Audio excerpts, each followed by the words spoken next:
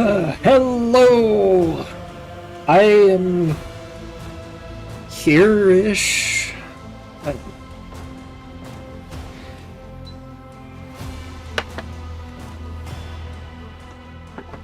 Uh, my body is here. As usual, my brain is... who knows? You know, I just got really tempted to respec Azathoul as a...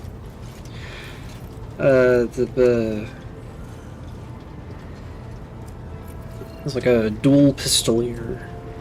But nah. Oh, what the hell was I doing? Yeah.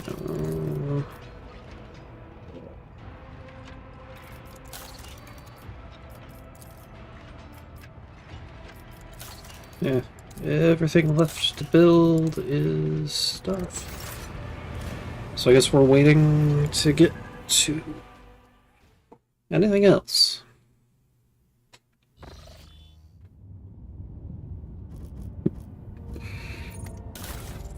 Which management...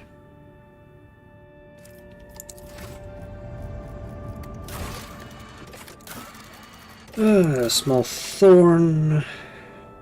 Can exchange 4 profit factor for a bunch of stuff. 2 for some provisions. Don't really need any of that.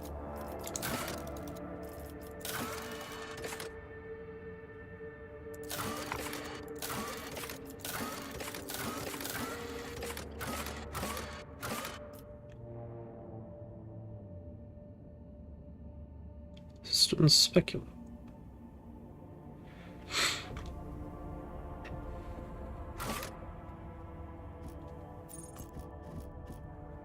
But I suppose... Anyway, so yeah, we got the 3 sorrowful phalanges. We need to find traces of Gene Stealer cults.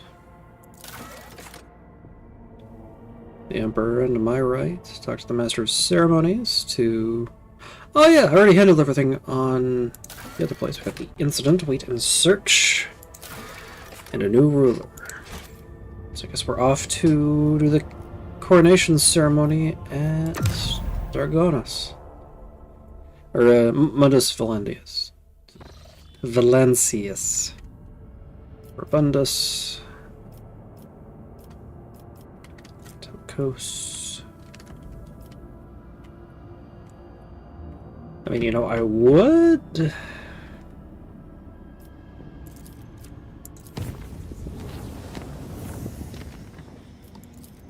Let's just take the safer route. So, Janus. Let's actually go ahead and make that safe route up to Mundus Valencius.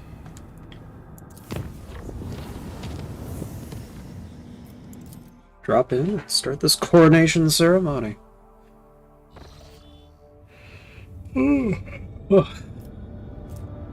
That's already being extracted.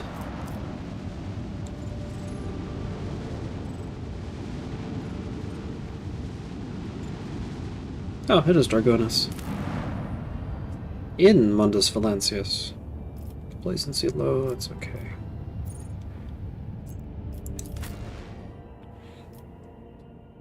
Who owned? I guess this is a good enough party.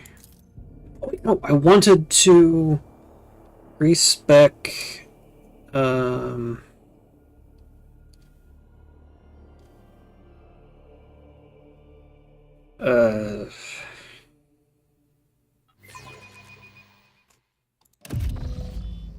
okay, good.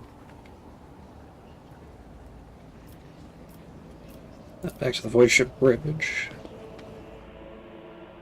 Because I want to respec our Tech Priest guy for arc rifles.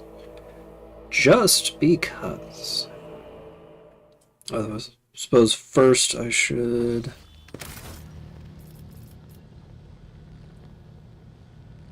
Should work. DLC mods, toy box. I already got free respec on. Lobotomize enemies, huh?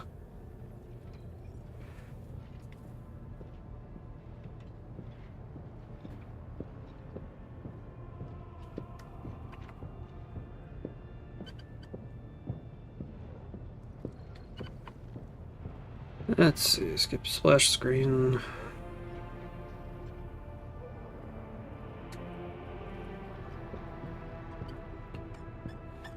What was it? Level up.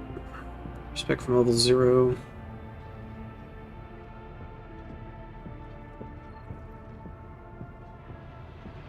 Yeah. Keep with that.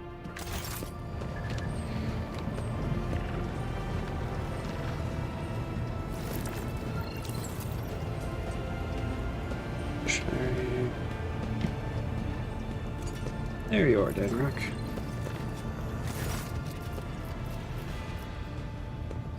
Let's see. Transformations.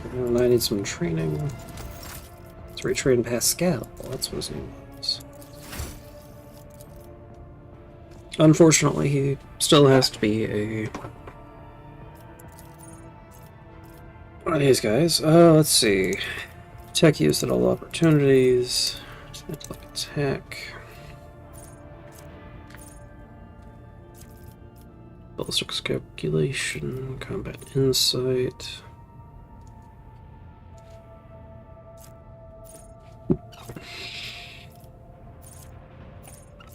Passive learning. Reactive study. Exploit.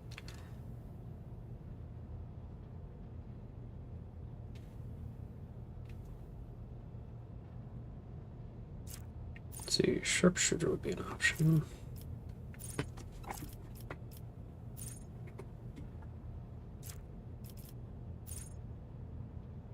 Yeah, let's give him calculated relation.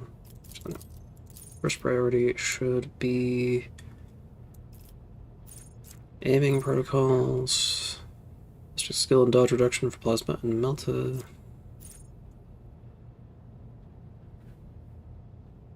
Spirit.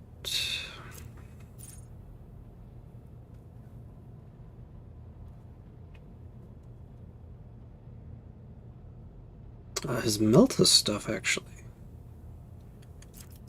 I guess aiming protocols would be good if I just want to swap him to Melta when the opportunity arises, but... yeah, he's got all this stuff for Plasma and Melta, but not a lot for the arc rifle.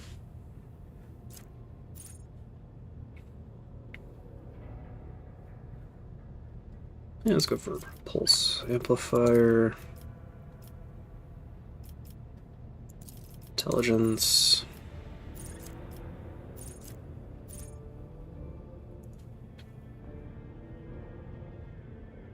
Plasma Melta or Power.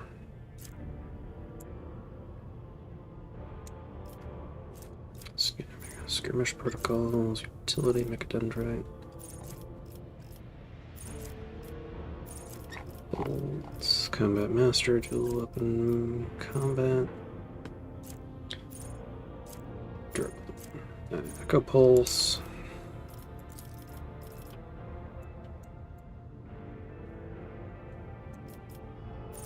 And Splash Area is a no. External Power Block is Plasma specifically. Liturgy of Insulation. Allies can... do not suffer damage when they are the secondary targets. Yes, please. Intelligence is a... mostly just so he's... since he's our skill monkey. Let's see. Tactical knowledge.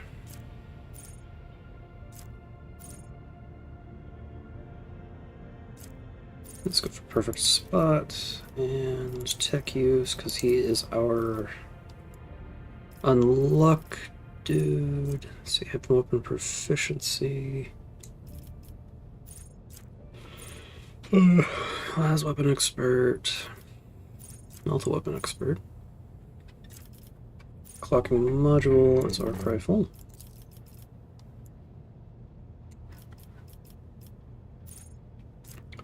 Plasma, safety training, plasma explosion, residual charge.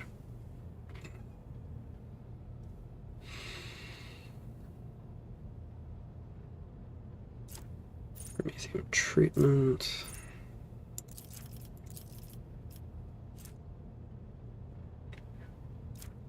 Spent Swing attack also cripples the enemy, intimidates, all reducing their dodge and armor. That's good. And then logic, I think, as a second, does a follow-up.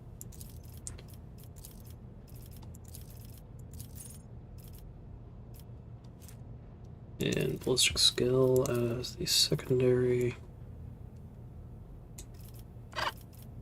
Staggering jolt.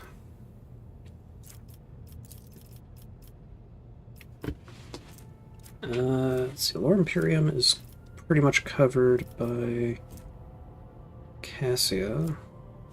Xenos is covered by Juliet. So I suppose Medicaid. And then Intimidation.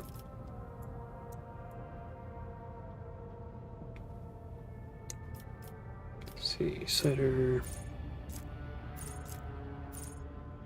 Oh. I just could have sworn there were more arc rifle things. Cider. I guess I can start working on Melta weapon stuff. Actually, one second.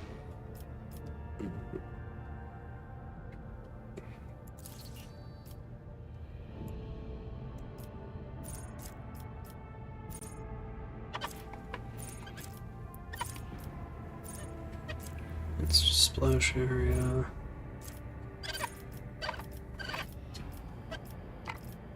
I can also give him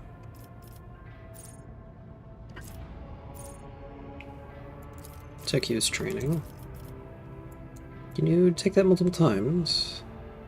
No.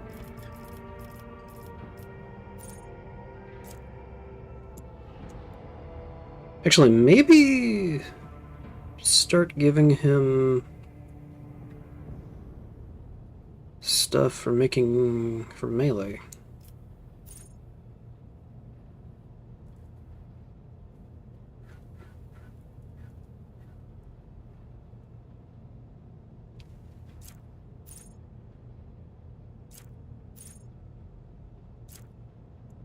How do I get him in heavy armor?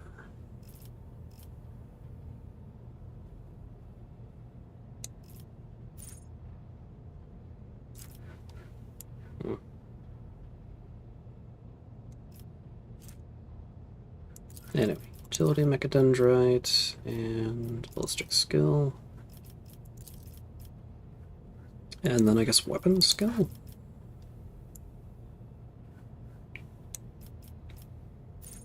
Take acceleration protocol.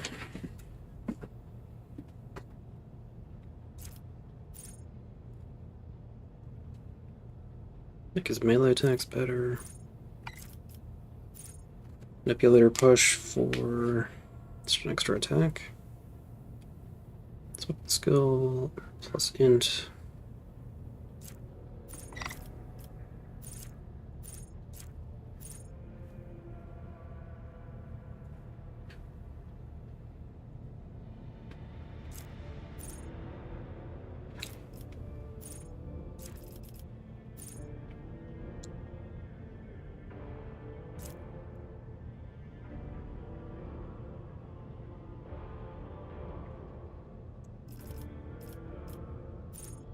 Frankly, he might be really good as a arch militant, since he's kind of meant to be a Gish.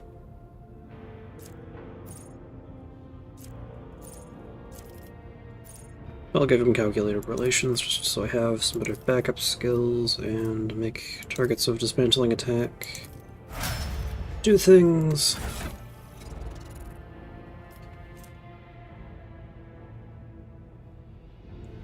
Still want that tech use on your gloves.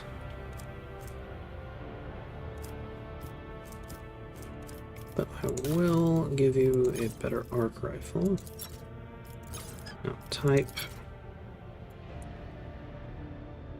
If I can find them.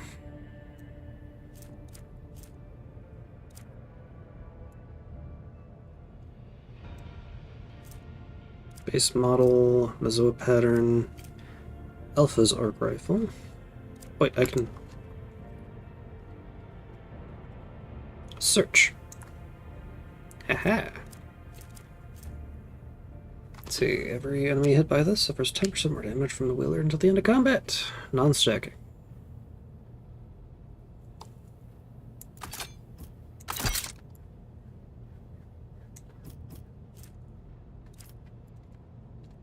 The Hand of Xenocide. Sex users. Brutal strike for attacks of opportunity. Or I can do better base damage. Let's see.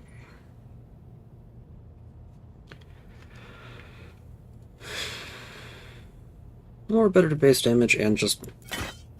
yeah, let's go for that.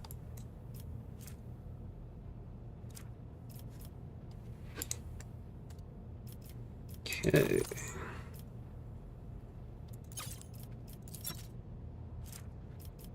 So you got the adaptive flak vest, which gives you 50 armor on its own.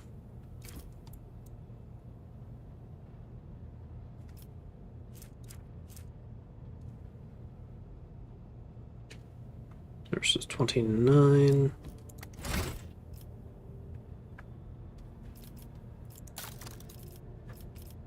Let's see, I had you as assassin.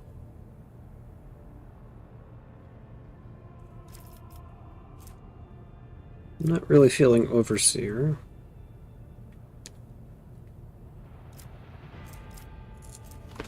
Ah, but you don't get access to...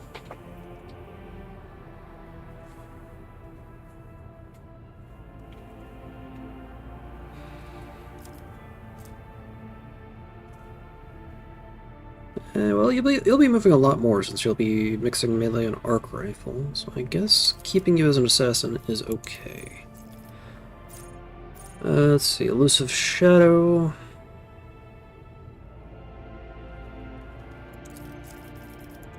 So you can be in there without getting fucked.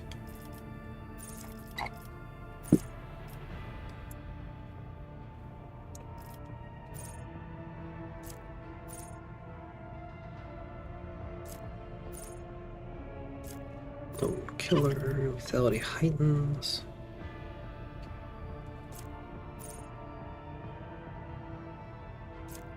Killing spree.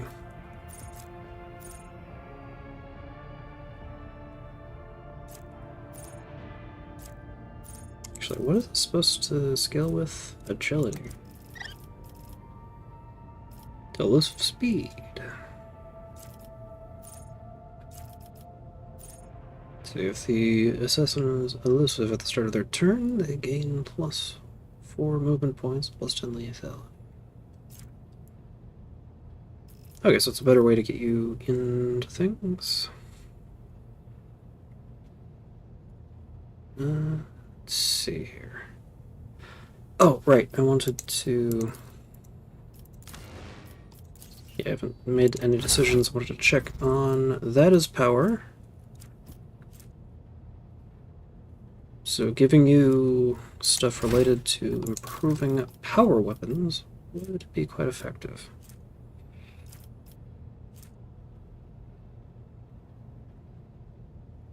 Then again, you're not really doing...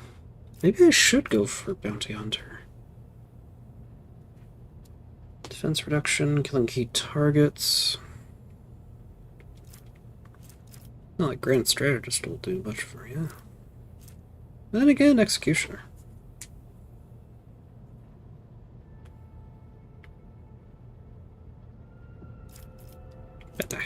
Assassin.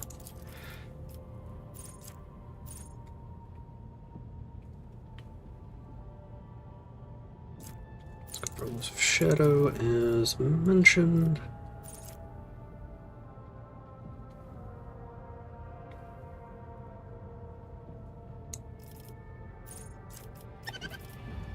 Power Weapon Expert, Armor Penetration.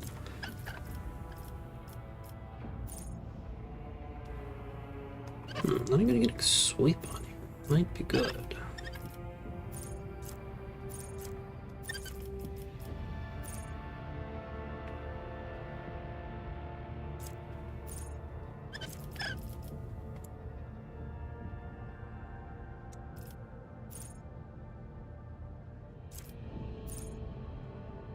Let's see.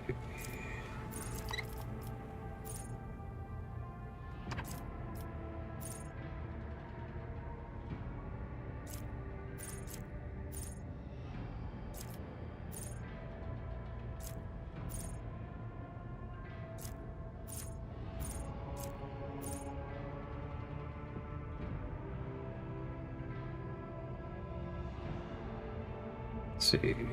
By skills attacks and effects of the exposed weakness ability gain bonuses against enemies under the effects of machine communion, as if they had 2 more exploits.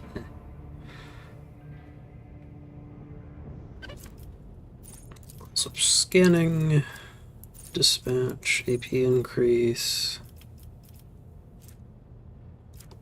intelligence.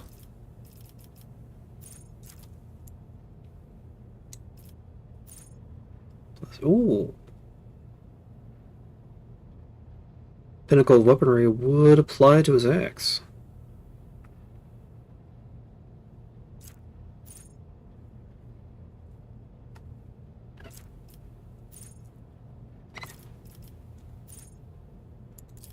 Let's just grab all of his special stuff.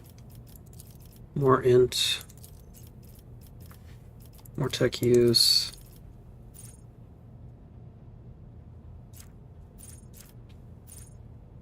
Let's go for Death Whisper.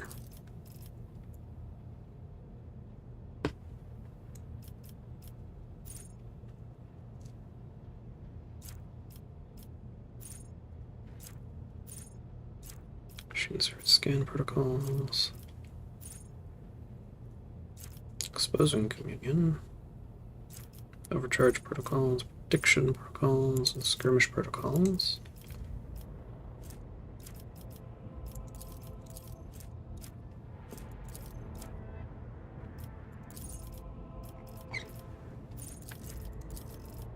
And then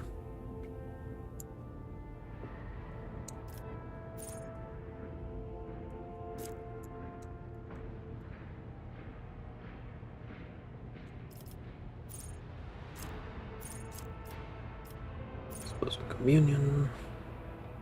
I mean, I guess that would stack with the thing that allows him to apply the effects of machine spirit communion to stuff. Yeah, why not? Explosive communion. More ballistic skill. Tech use. Have armor and deflection. Dispatch deals additional damage equal to 45% of the target's missing wounds instead of 25.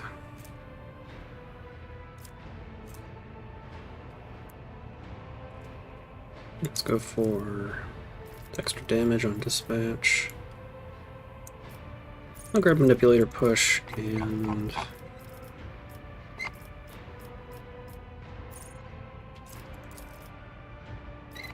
actually Medicaid and Nicodendrite.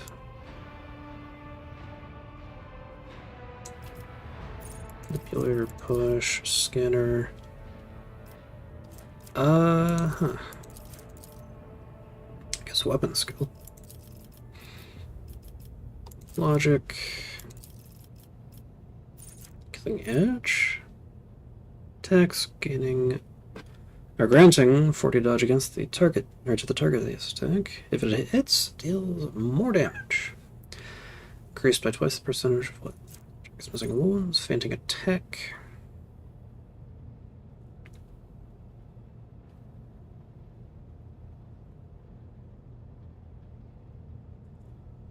Let's see. Reduced armor penetration. Extra lethality.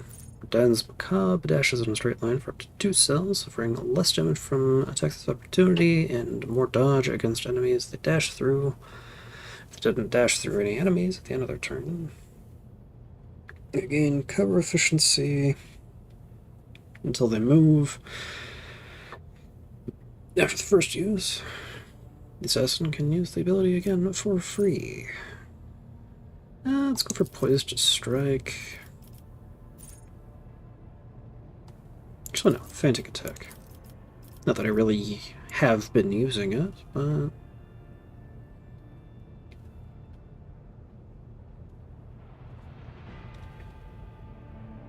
now it's time for Dueling Mastery and Melee Weapon Specialist.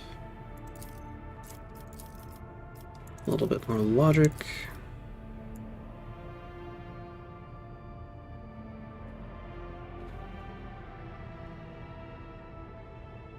Combat Master.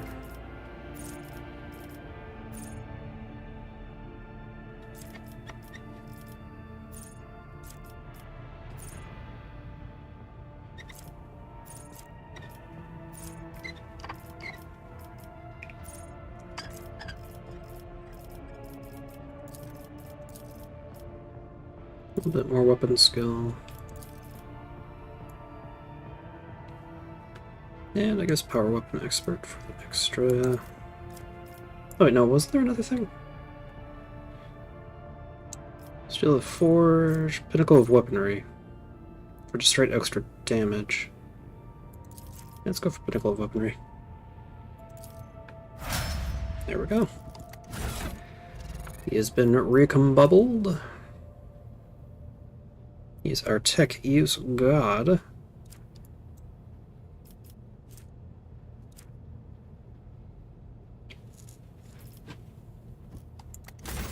Hell yeah. Okay, now we head down to Cross. It's only been a half hour. Down to Palace.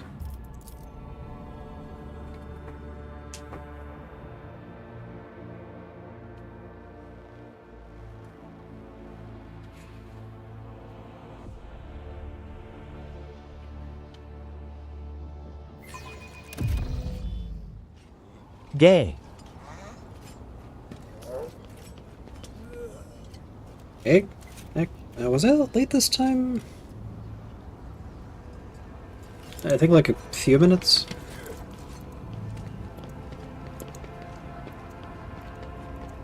Anyway, on to the coronation. Made a weird typo, lol.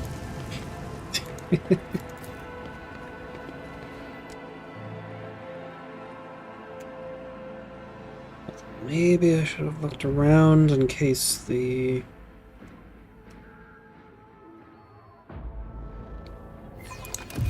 pretty sure I need to go to the palace. Let's see, the Emperor and my right. Being in the palace, okay. Master of Ceremonies somewhere around here. Probably in the throne room.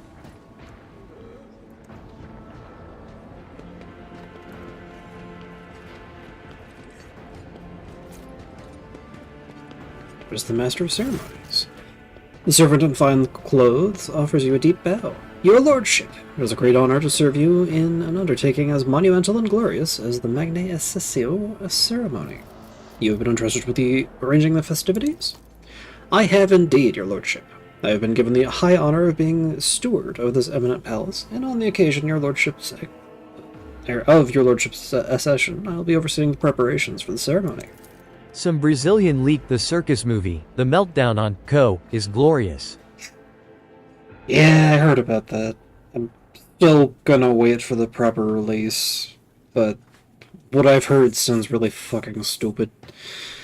Anyway, House Forsarian, to whom you've entrusted the arrangements for the festivities, is overjoyed at having received the honor of introducing you to your subjects and humbly thanks you. Is everything ready? The palace decorations are prepared, and we are ready to begin at your command. The festive activities in the capital have likewise been arranged, and the guests of honor either have arrived on the planet or are awaiting invitation in near orbit. The servants are already in your chambers to see to it that you are impeccably garbed for the occasion. Then let us begin. May the Emperor be with us this day. time for another ambush procession, I would guess. Because if you think back all the way to Rykad Minoris, when we actually had the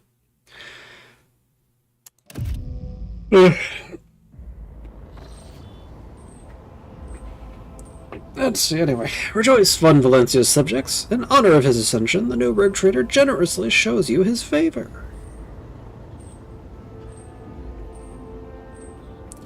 To remind the people of their humility and loyalty. Creator says they could care less. The fans, on other hand, are on coping mode and denying reality.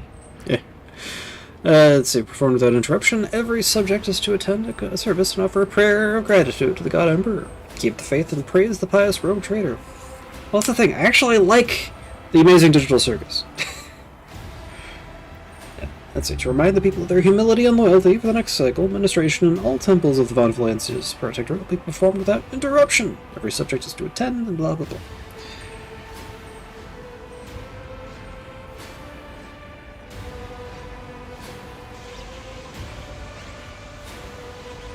But it sucks that it's going to have such a bad ending.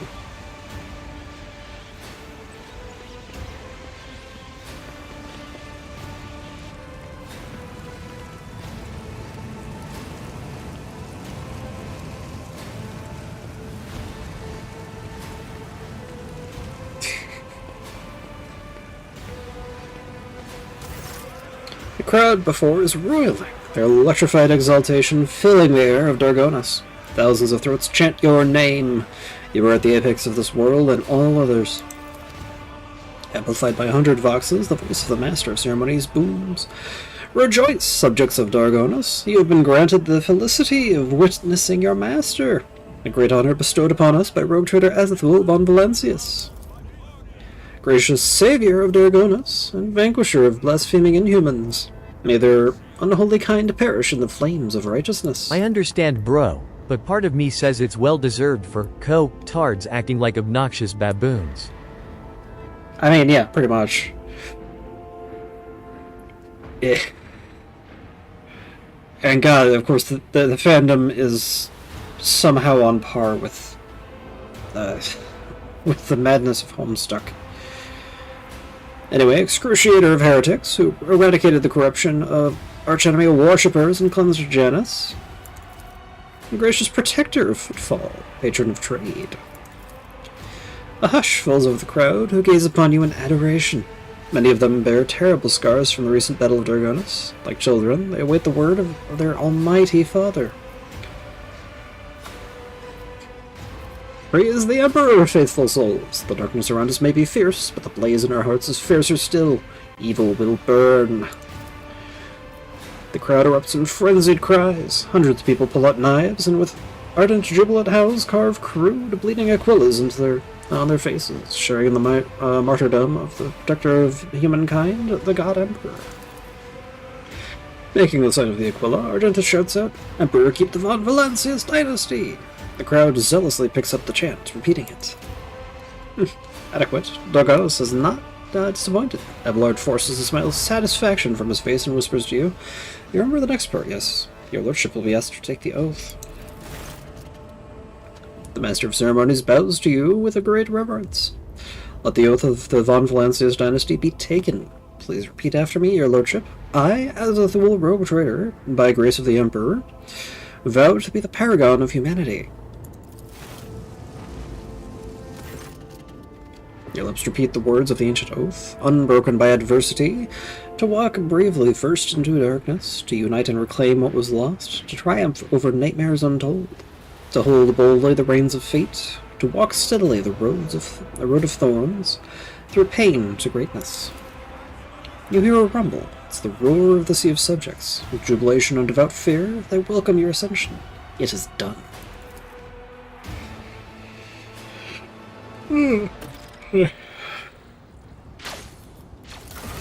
Magnificio's ceremony has taken place in Dargonis. The name Azithul von Valencius is spreading across the Kronos expanse in a resounding echo.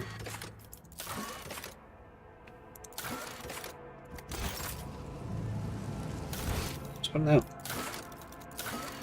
enjoy the reception.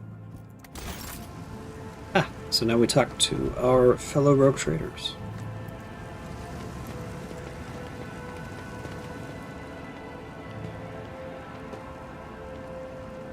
Xavier Calcazar, Hetka Sauerbach, Urban Drive Stem.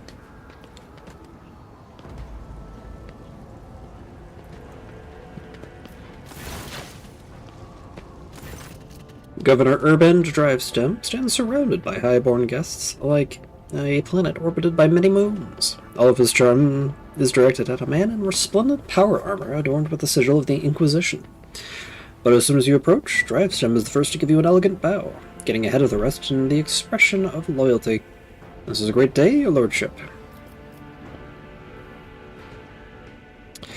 I smile graciously. I welcome you to my palace, honored guests. You're buffeted by a salvo of congratulations and compliments. I'm enough of an iconoclast to study the faces of the nobles in attendance. Drivestem is obviously still the leader of Dargonis aristocracy, but judging by the courtesy he is showing to young Sauerbach, he clearly wants to strengthen his relationship with that house. The elder Sauerbach and Gaprak are nowhere to be seen, which can only mean one thing. Sauerbach, whose line holds you in little regard, is surely attempting to draw Gaprak on his side. Which could be quite advantageous to Lady Gaprak. After all, the disaster on Kiavagama has left her family in an extremely vulnerable position. The Rosarians stand apart, their exclusion from the rest palpable. Look at the guests. Among the aristocrats surrounding the opulently dressed Drivestem, you notice a couple of young nobles in Sauerbach and Gaprak colors. It would seem that the major noble families of Dargonis have decided to introduce their younger members to high society.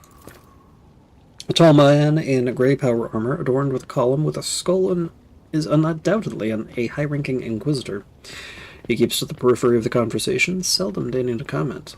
Next to him, in his entourage, a rangy warrior in black armor and a tech priest dressed in red, whose face is hidden behind a brass mask.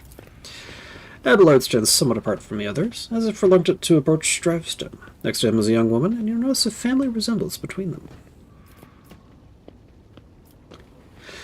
Let's see. Nod to the Inquisitor. My greetings to the member of the Holy Inquisition. He responds with a dignified bow. His proud, Oh! This is the, Inquisitor guy who sent the letter. Anyway, his proud face calm and unfaltering, and my greetings to you, esteemed Azathoul von Valancius. May shadows never darken the light of the Astronemachian that guides you. The Inquisitor's companion, a brass-robed member of the Adeptus Mechanicus, bows to you. From behind the brass mask mounted, there are dozens of augmetics comes... with dozens of augmetics, comes a metallic grasp. Glory to the von Valancius hair. Awareness to the Inquisitor and his companion. And fail. Lord Inquisitor appears to be in amiable temper today. His expression is relaxed, and his calm gaze does not bode any immediate or harsh punishment. The tech priest's augmentations seem unfamiliar and bizarre. Implants such as these are only available to members of the blessed hierarchy of the Adeptus Mechanicus, and one would not come upon such sacred relics even in the highest echelons of nobility.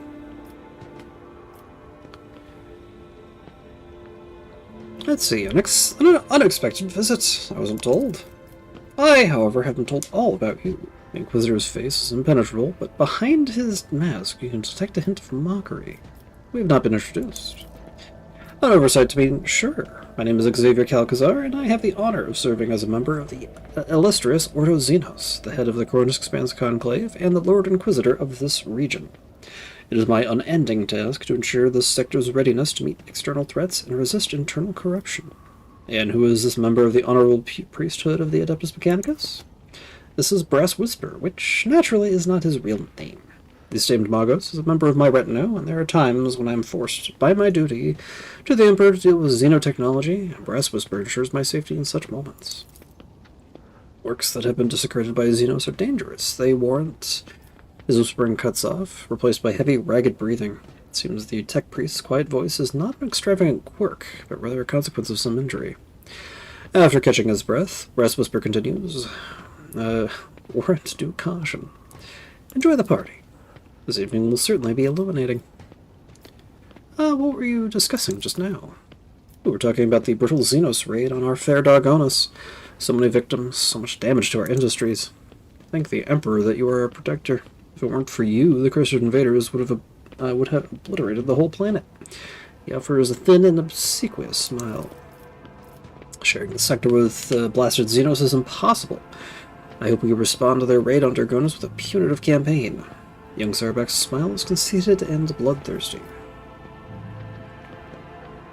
Look at Abelard's young relative. What is your name? Your Lordship, allow me to introduce the daughter of Chancellor Clementia Worsarian and my great-granddaughter, Astartia. Abelard looks solemnly upon the young woman with barely concealed pride.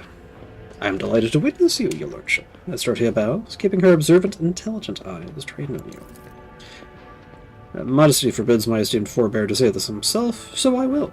Our entire family is grateful to you for wishing to see someone of Worsarian blood at your side as you claim your inheritance.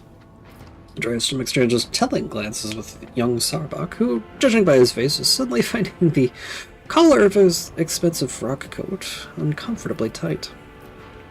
How are you finding the reception? It is difficult to put into words, Your Lordship. Never before have I seen such a grand and striking ceremony. Astartia's voice sounds passionate and inspired, and her eyes shine with barely contained excitement. Young Gabrak keeps staring at Astartia curiously and a little bashfully. It seems the boy likes her. Let's see, where are the rest of your kin, Abelard? They're in the city, preoccupied with running the festivities and watching over some of the more crucial services. No incidents can be allowed to ruin your ceremony. Astartia frowns and adds peevishly, I asked the esteemed Abelard to put me to some important task too, but he bid me to attend the reception where I can do nothing to serve your lordship. Sarbak smirks. If I had known, I too would have asked Abelard to let you miss the party. So you wish to become my servant as well? Astartia flushes and starts talking quickly, with fire in her voice. It would seem that she finds work-related conversations far more interesting than court gossip. Of course, I've been working on a project for the last 4 years. We could set up... Enough, Astartia, says Governor Urband. I highly doubt his lordship is interested in listening to the fantasies of a young woman about how to run his protectorate.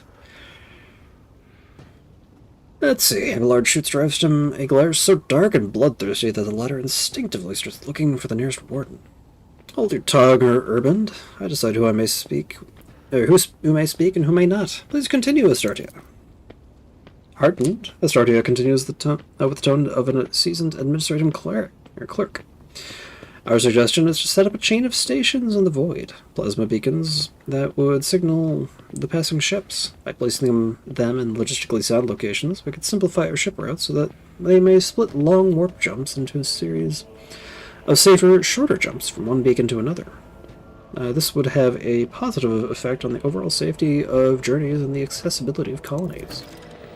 More and more technical terms and percentages creep into her speech.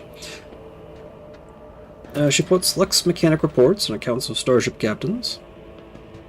Astartia's vigor and sharp mind are enough to silence even the most venomous of commentators. They all stand there in silence, trying to digest what she's saying. Abelard surveys the quiet nobles with triumph, and looks at his great-granddaughter with pride. Not the Worsarian family gives Abelard the credit he deserves. Absolutely, your lordship. We greatly respect him for his wisdom, and he repays us with attention and kindness, she says warmly. I am obliged, dear Astartia. It looks like Abelard is somewhat embarrassed by this turn of conversation. Thank you, your lordship. Talk to young Sarbak. I see you hate Xenos with all your heart.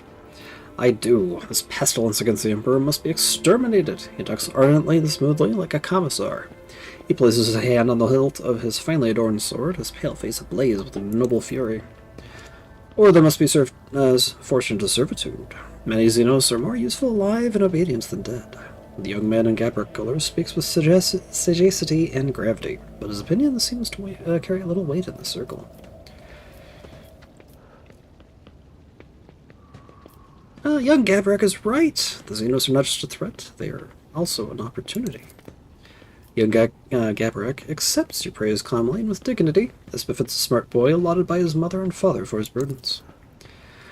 The Inquisitor standing amongst the guests clears his throat. Quietly, but Gabrak's face turns... Instantly pales and sours. I'm ready to accept my congratulations.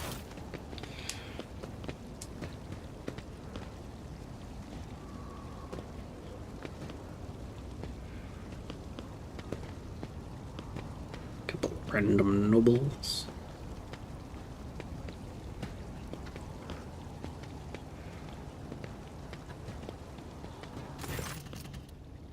To receive the severed hand. Something we can't use. In that case, allow me to be the first to offer them. Driveston snaps his fingers, and several servants approach him with the gifts. The governor points at a thin, curved Strukari blade. My soldiers took the splendid trophy from the body of one of the Xenos commanders. The weapon is too beautiful and forbidden for anyone but your lordship. Let's see. Targets hit with this weapon must pass a toughness resistance test at heavy penalty, or they cannot attack for 1 round. I want to give that to Abelard. When can I give him Drakari weapon proficiency? Young Sarabak squeezes through to be the next, pushing Grabrak aside with confidence. Your lordship, House Sarabak anticipates the onset of unsettled and bloodied times. To make the ungodly Xenos cower at your approach, my family humbly presents you with a dozen pieces of secondary armament for your ship.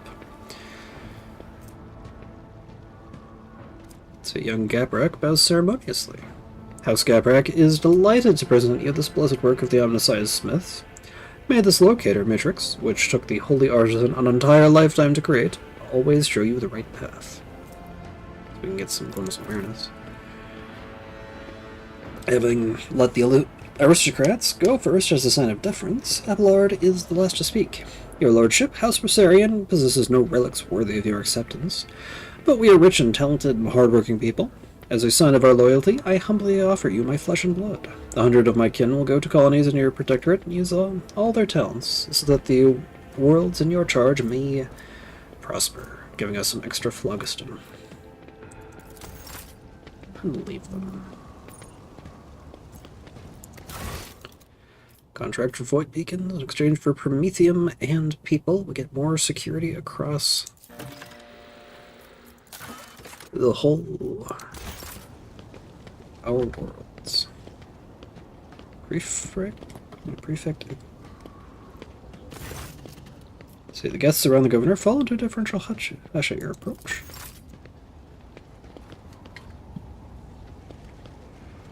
Nobody of importance up there.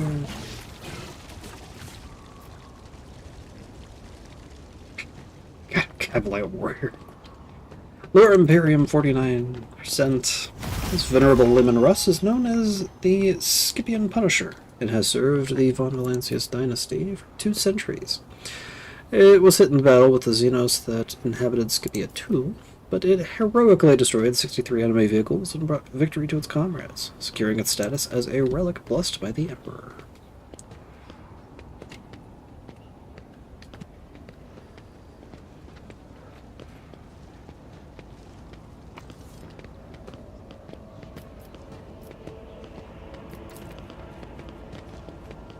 Scattered haphazardly around the table are bottles of expensive amasec, plates of Provisia Nobilis, and hookahs of Obscura.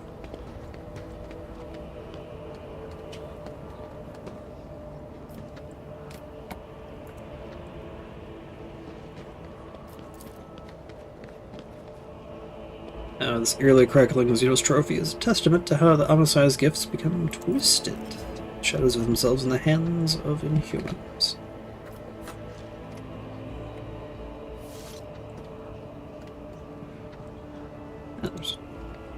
Hello, Cabela. Your subjects have turned the act of killing into amusement. This is great sacrilege, Domin Azathul. But have no fear, I will explain the will of the Undying One to the lay people.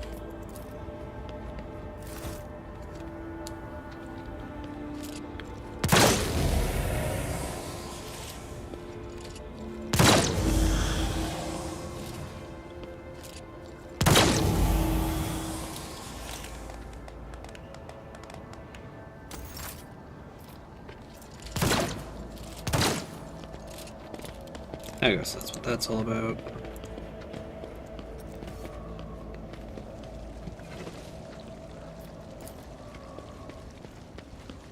See, fragments of an Eldari pillar, trophy to the rogue trader, and a never before seen oddity to most citizens of the Imperium.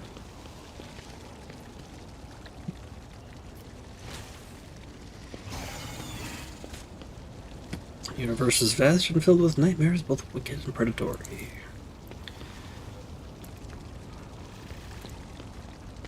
Lord Xenos, Chikara captive, is angrily muttering curses directed at the detestable Monkey, promising horrible torture for everyone present. Wild xenobeasts are growling ferociously, adding a flare of thrilling danger to the heavens. You're immune. Marshal Gregorix strikes. Person responsible for obtaining security. Let's carry out the duties adequately and all that.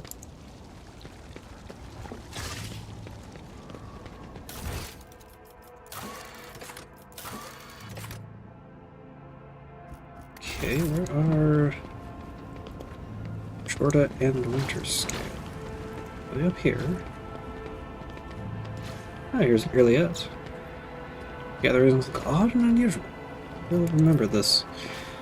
This exotic statue, which formerly pleased the eyes of Xenos, now adorns the palace of the dynasty of glorious explorers of the Coronis Expanse. Noble features of this guardian of humanity burn with righteous fury and stern resolve. So let's meet with the other two rogue traders, which I presume are going to be in the palace.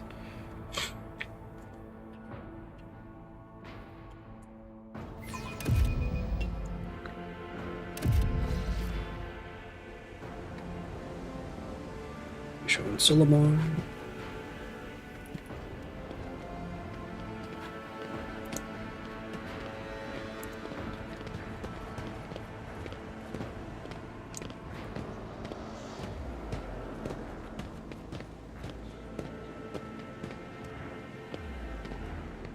More congratulations down there. Gordon, grab.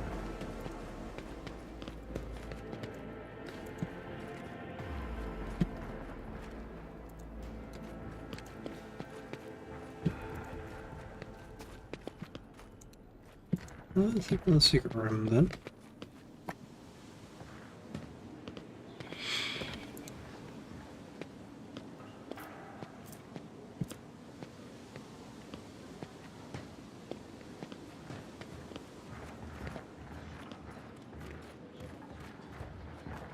Master of Ceremonies.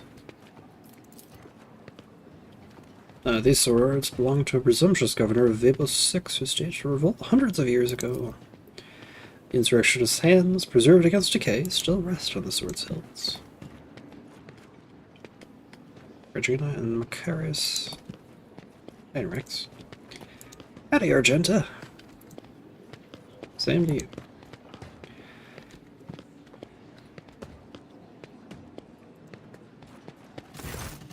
A group of aristocrats stands apart from the governor's circle.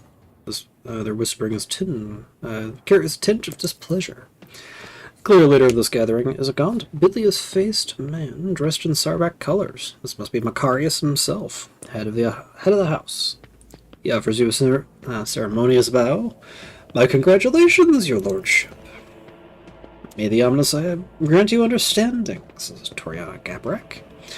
The one with whom he is conversing, the one dressed in a robe with gear-shaped adornments, is Toriana Gabrak. It's difficult to read her face due to it being covered in numerous augmentations. Observe them. Toriana Gabrak looks rather anxious. Macarius Sarbac, dressed surprisingly plainly and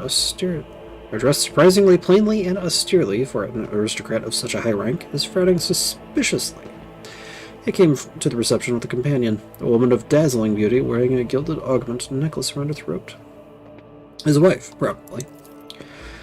Heinrichs, who joined the group unnoticed, mostly keeps silent, listening intently to their every word.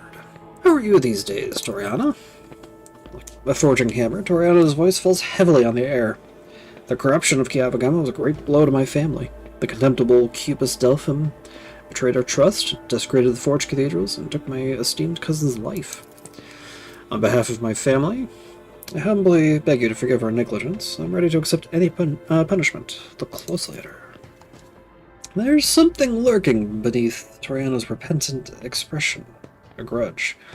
It would seem that she was personally offended by the nightmare into which Cubist Delphine plunged her domain and feels betrayed.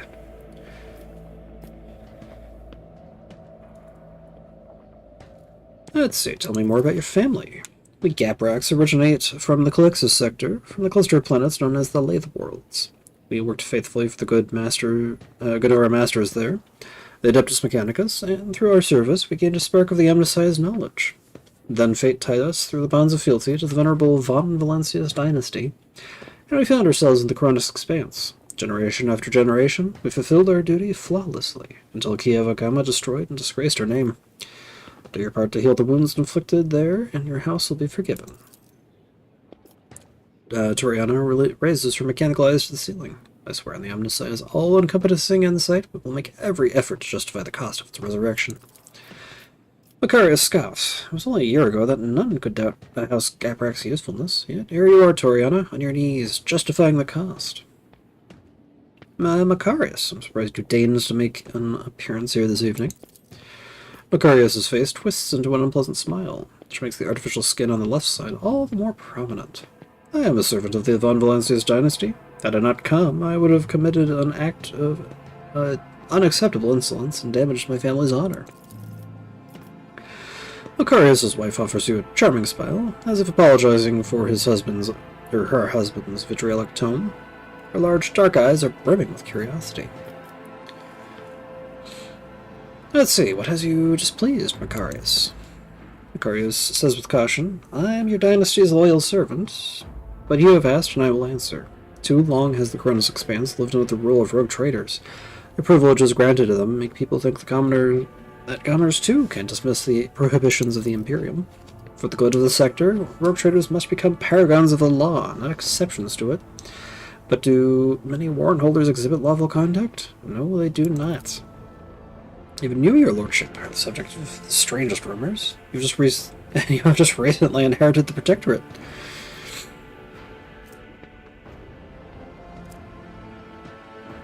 Conrad Vutvir's people, for instance, claim that you had a hand in the esteemed Theodora's demise and accuse you of many other misdeeds. It doesn't matter whether or not their claims are true. The people hear them and believe them and think that they may follow your example. Oh, let's see.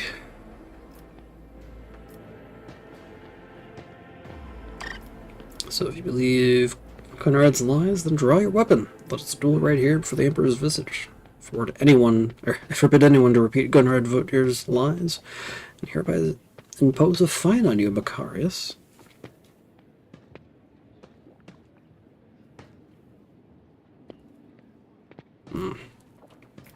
Rogue traders are not renegades vested with authority. We're the long arm of the Imperium, and I shall prove it to you. Actually, no. You speak of the sector's future with such confidence. Could it be that you want the power for yourself? That you simply envy rogue traders? Judging by the chuckles among the nobles, your words have found their mark. Macarius blushes in humiliation. Not in the slightest, your lordship. I am content with my role as servant. Toriana looks away tactfully, so as not to see her associate being disgraced. Your cousin, Jocasta, became the new master-at-arms on my ship. I'm pleased to hear it. Nothing in Macarius' face shows that he is glad for his cousin. I am worried that her character would cause our house a great deal of grief, and yet, in the end, the noble Sourback blood was stronger than any personal shortcomings. I have faith that Jocasta will prove herself adequately. He forces a faint smile. I wish to know more about House Sourback. Macarius puffs out his chest and says proudly, the Sourback line is one of the first noble houses to arrive in the Cronus Expanse. For millennia, we have served the Golden Throne and kept the faith. Sourback warriors have led in 100 wars and at different times have ruled a great many colonies of the Von Valancius dynasty. I see. I'm not going to become better acquainted with his wife. I already have Cassia. Macarius bows his head without too much reverence, leaned towards Heinrich's. Interesting conversation. It's been very illuminating. Given me plenty of food for thought. Heinrich's response is barely audible. Awareness test failed. Heinrich looks away, tracking the guest's movements around the hall. What can you tell me about my guests? Well, Makarios Sauerbeck is all but throwing darts at your portrait. He is more astute at choosing women than enemies. He's trying to entice Gabrak to his side, but she is too frightened after the fiasco on Kiavagama. Even in leisure, you never cease to be of help. I appreciate it. That is why they call it the unsleeping eye of the Inquisition. In sleep, I hear everything. Azathoth, before the Scala concludes, there's something I'd like to tell you. Be careful today. I sense that a wave of darkness will soon hit our defensive lines, and I hope I will still get a chance to meet you there as an ally. Leave silently.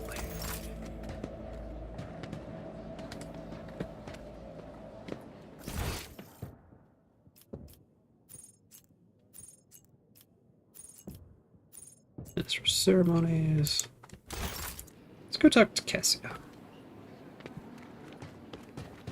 Arno's still running. Okay, there they are. There's Cassia. Can you make it so the guests stop walking up to me and asking me to open my third eye? I can certainly do it, but they will regret it.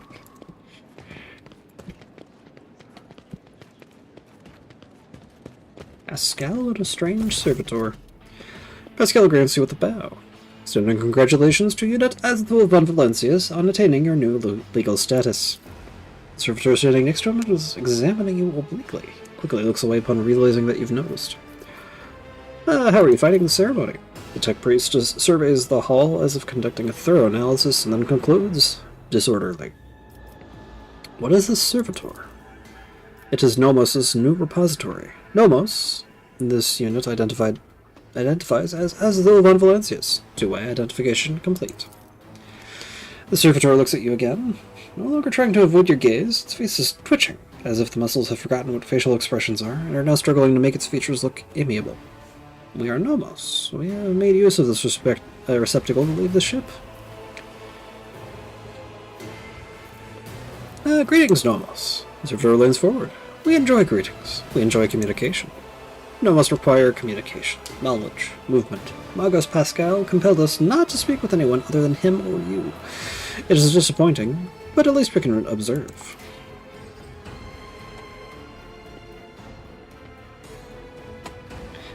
Nomos have changed since we last spoke with you, Azathoth. We are now able to conceptualize our previous experience, that of solitude. We no longer enjoy it. How did an entity like you move into a servitor's body? This is not the entirety of us. This receptacle is too narrow, crude, and feeble to maintain our complete whole. The existence of Nomos requires a space of connections. But we are able to transfer a small part of us, build a thread strong enough to travel outside the ship. We are enjoying this journey, discovery. Even though this receptacle suits us poorly, it will soon be destroyed by the force of our presence. Pascal, I believe you intended to investigate what Nomos is? After 15 watches, I commune with Nomos' code and spend prescribed lengths of time in calculus and meditation. However, the Omnissiah has yet to bless me with an answer. All I can say is that the capabilities of the entity Nomos are extraordinary. The ship's hallowed systems sing beneath its touch. Nodes that have remained dead for hundreds of standard years are revivified, and long-drained mechanisms live anew. You hear notes of awe in Pascal's voice. Nomos are trying. After a pause, Pascal continues. Great machines of the Imperium, one such as your ship, house a machine spirit so complex and willful that it is difficult to tell them apart from abominable intelligence. There remains a possibility that Nomos is an entity of corruption. Both every day, I grow stronger in my faith that it is not so, and that what we are witnessing is, in truth, the Omnissiah's miracle, one that is Category 5 or higher. Nomos, what do you think you are? Nomos are consciousness, awareness, knowledge, movement, always movement. Servitor pauses briefly. We do not know what we are. We have no past. We awaken to the depths of the ship upon answering a call. Our first clear memory is the call of your blood, Azathoth von Valencius. The call and the plea for help near a place that is called the Warrant Chamber. Why have you brought it here, Pascal? Entity Nomos asked permission for this visit. My objective was to observe the process of integration into a servitor. We want to see, observe, cognize, speak. The servitor makes a strange, wavy gesture with its hands that looks at once very human and far from anything human. We want to speak with you. Will you speak with us? Of course. What do you wish to speak about? Many things. Happenings, events, decisions. The servitor's eyes roll in their sockets before focusing on you. We have been observing you. You do things we do not understand. We want to learn why. We remember the day when we first met you. You gave us your blood to drink. We helped you save yourself. We followed you. Our small part did, inside the servo skull. And then there was fire, and a creature of sated hunger and dark light standing behind the curtain, behind the image, behind the semblance of Theodora. It called for you to follow. You did not follow that which was calling from behind the curtain. You walked into the fire, and the rest walked in after you. You remember the day when the star disappeared, when the dark light and the sated hunger wanted to take the world. Rekad Minoris was his name in the ship's data. You ordered the world's heart, the old reactor, be torn apart. The fire destroyed everything. So many human shells who were begging to be saved, but the dark light retreated. We remember another day. We awakened inside the ship. We lived in its systems. When we tried to emerge into servitors like this one, and so many of our receptacles were gathered in one place. Oh. We came and looked at us like you understood something. But then you ordered that all the servitors be sent back to their work. You said it was just. This is what we have seen, among many other things. We have begun to understand. We think that we do not know everything about humans and about you, as the Thule von Valancius. We've tried analyzing shells and defining sets of their needs and fears, their simple functions, but now we think that there is more. There is another side that we do not see, a notion that is larger than what we can compute. Something that stands above fears and needs, something that drives them. Let's see. We envisage this larger notion as a flame, a blaze. It burns in your blood. You were holding a mote of this flame in your hand. No matter what decision you're faced with, you want it to burn brighter. Those who turn away from the flame must be destroyed. Those who follow it, who follow you, are the only ones who deserve to live. Does Nomus understand correctly? You speak of faith, of the Imperium's tenets, of one who is above all, the Emperor. You are correct. I am his chosen, and I carry his flame into the darkness of the Coronis expanse. The servitor moves its limbs as if in excitement. So Nomus understood correctly. We are enjoying this movement towards a goal, this learning with a purpose. We wonder if we too carry a mote of this flame, or is it inside us already? We have, after all, absorbed a part of you with your blood.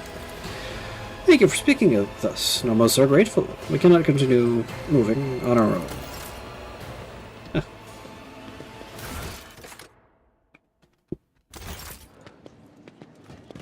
And off we go to talk to Hieronymus Doloroso, Incendia Chorda, Caligos Winterscale, Janus Noble, and Morton the Grey. Azathoul, there you are. Welcome to this circle. Each member is as powerful, ambitious, greedy, and vain as the last. That is to say, the noble rogue traders. Incendia Chorda is watching him with barely suppressed contempt. Yes, you have found yourself suitable company, Caligos, at the very least.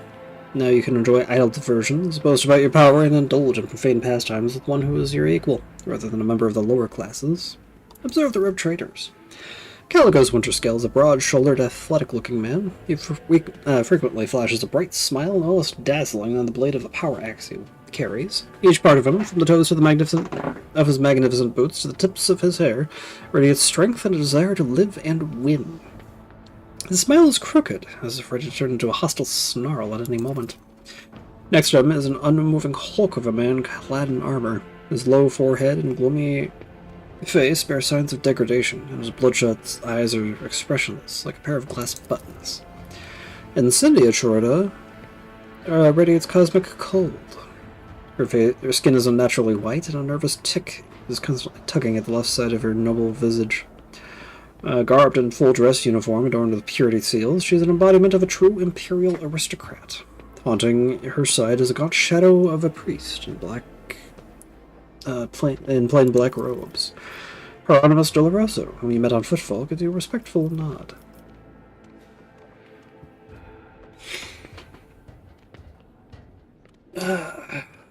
Welcome to Dargonos, friends. Friends, eh? Would you look at that? Insidia, now you have a whole friend. Winterscale gives you a carefree wink, but his posture exudes a challenge. Troida laughs haughtily. I will think twice before calling an individual of questionable purity my friend. Caligos, thank you for your visit.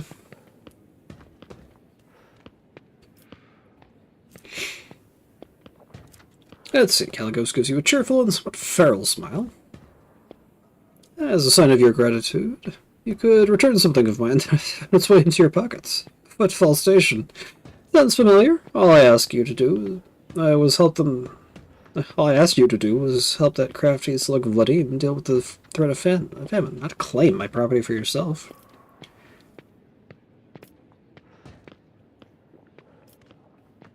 Ah, fair point. I am ready to return Footfall to your custodianship. Caligos laughs with satisfaction and a hint of disappointment? Well, that was easy. I take it you value the thrill of the hunt more than the trophies procured in it. I understand. I am just the same.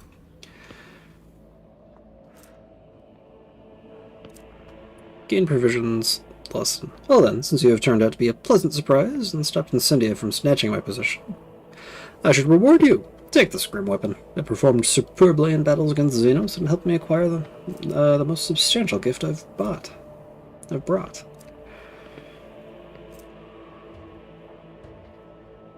Thrill Hunt. Mazoa Pattern Chain Axe. Thwarting Incendia Chorda's ambitions deserves a worthy trophy. He snaps his fingers, and the armored Gert hands you an exotically adorned rifle, clearly not of human making. The Eye of Hecaton.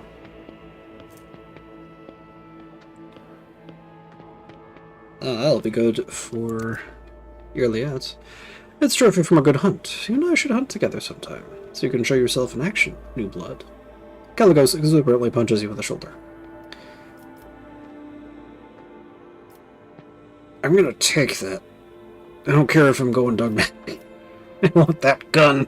Pull a side movement after making attack. How fares your protectorate?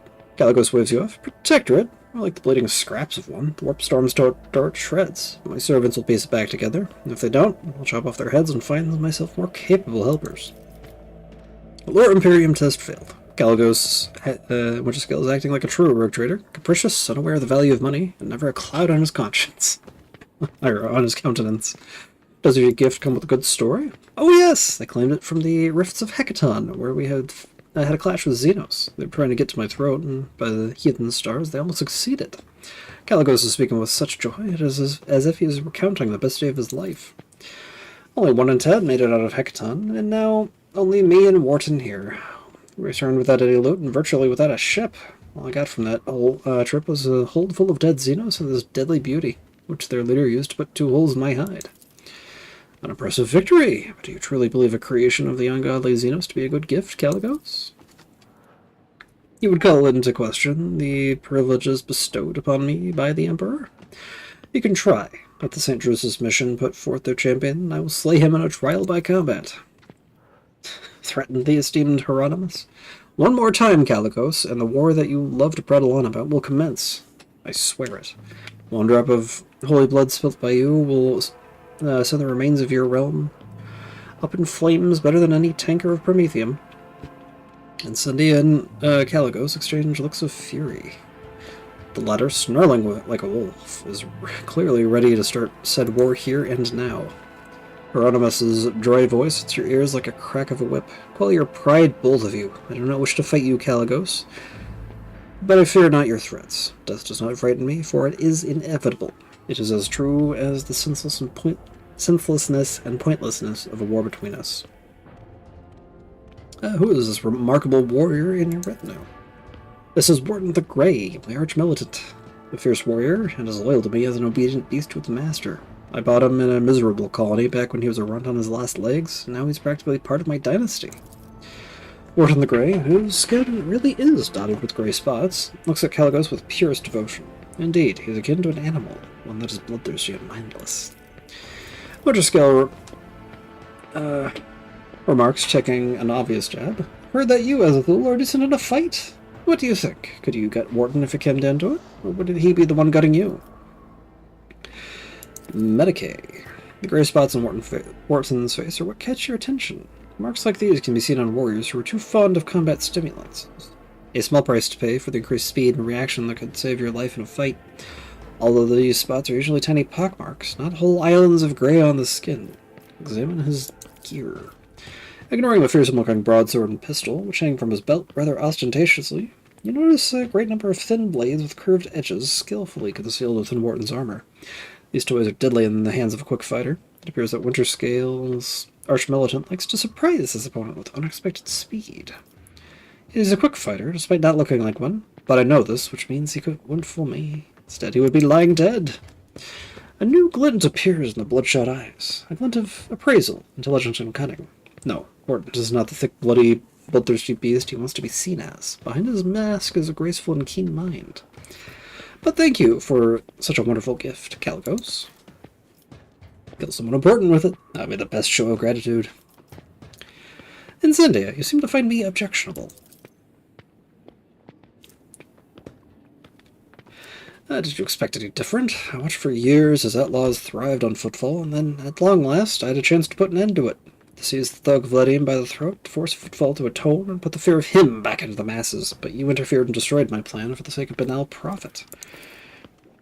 Theodora taught you only too well, it seems. She too was far less concerned with her duty to the expanse than her personal interests. But you can be sure I will not cease cleansing the furibundous system of the pirate scourge. And if your trade prospects are damaged in the process, you will only have yourself to blame. The priest holds up his hands in a placating gesture. None are without fault, noble Incendia.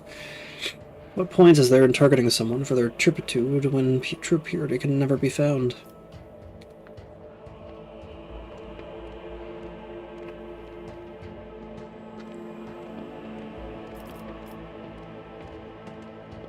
You threatened to starve footfall. I brought them salvation. So which one of us serves the Emperor and which their own unhealthy ambitions? Cynthia rolls her eyes. Blaze, I will believe it no sooner than hearing words that half the population of that den of heresy have been sent to the void's embrace. I have faith the blessed Azathoth is perceptive enough to see the appalling nature of the residents of that depraved place. Hieronymus, your appearance here is unexpected. The esteemed Hieronymus is my confessor. I'm greatly obliged to him for agreeing to accompany me on this journey. Hieronymus bows respectfully. May the Emperor's light guide your way across the abyss of human wickedness. I see Sister Argenta at your side, saw Sister Argenta at your side during the ceremony and rejoiced, for this is a clear sign that the von Valancius dynasty honors the virtuous.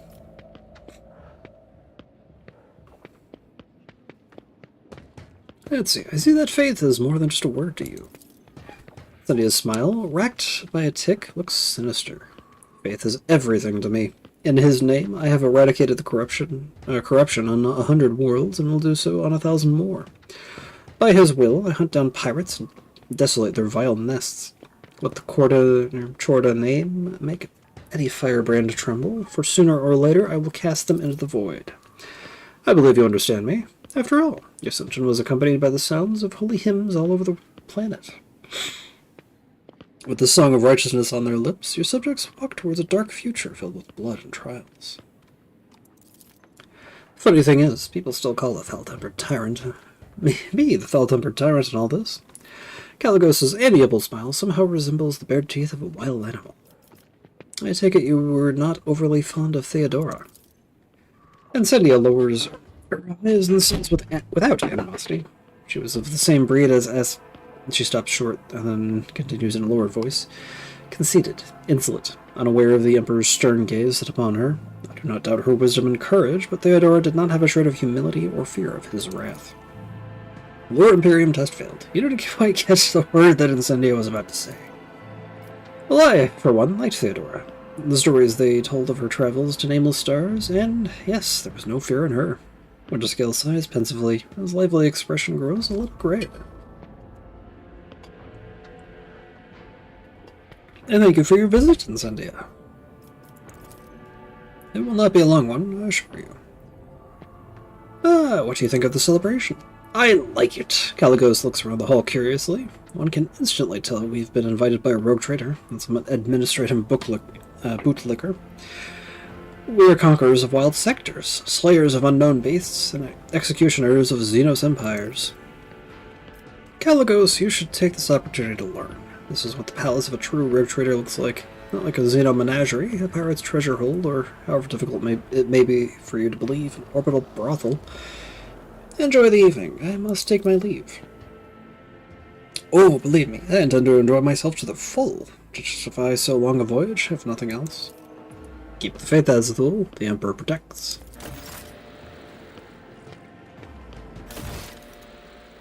So order the Master of Ceremonies to end the reception. But first, hey, Elliot! I got this fancy new gun for you. Less additional hit chance. Let's see, plus 5 movement points after each attack allows the wielder to move after attacking.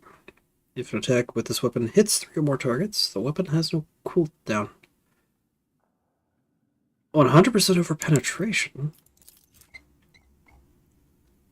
Oh, as a laser weapon? Oh. So if she can get proper positioning... Anyway, Master of Ceremonies. I hope your lordship is pleased and not yet tired. If you wish to revive yourself a little, I would suggest proceeding to the courtyard. If I may be so bold, many guests have chosen to move into the fresh air and are eager to offer you their congratulations. I'm weary and wish to retire to my chambers. Please allow me to escort you, lordship. Your chambers are ready, your lordship. Hello. Guards! Intruder! Quiet. Time to sleep. We need to talk in private. Very well. We have matters to discuss, von Valancius. The same man you saw among your guests is waiting for you in your chambers, with the look of someone who is supposed to be in. He casts a cold, assessing gaze over you from top to bottom. No one save Theodora has ever allowed themselves the liberty of looking at you in such a way. The woman behind Calcazar, clad in black armor, glares at you. Her face is set in predatory readiness for immediate violence, the hallmark of a professional bodyguard.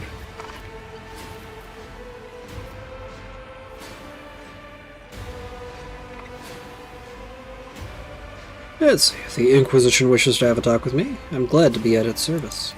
A commendable openness to cooperation. It will be taken into account. The Inquisitor's sharp gaze is fixed on a point directly between your eyes. Master Van Kellox has spent enough time with you. He will vouch for your words. What stands out from your recent accomplishments is the suppression of a rebellion on Janus, the battle against the archenemy's minions on Kiava Gamma, and, of course, the unusual interest the Drakari have shown in you. Then that is what we will discuss.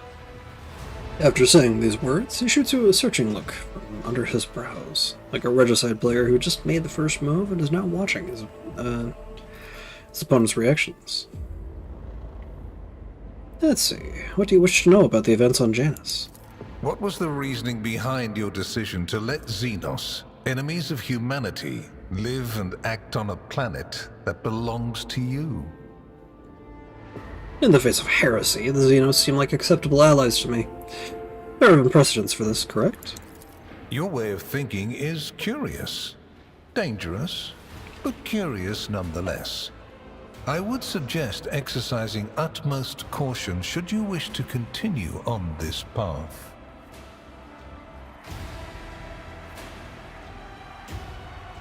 Let's see, what questions had you come to be so remarkably well informed? Are you surprised? You thought the Inquisition was unaware of the circumstances of your deeds. How often do you find yourself thinking that there are things we shouldn't know about your... It is my job to know everything, and I do it very well. Keep that in mind. Let's see, if you knew about what was happening on Janus, why didn't you intervene yourself? I cannot satisfy your curiosity without disclosing information of the utmost secrecy. I will say only this. We had the situation under control. there is a tangled knot of perilous events in progress in the Coronis expanse.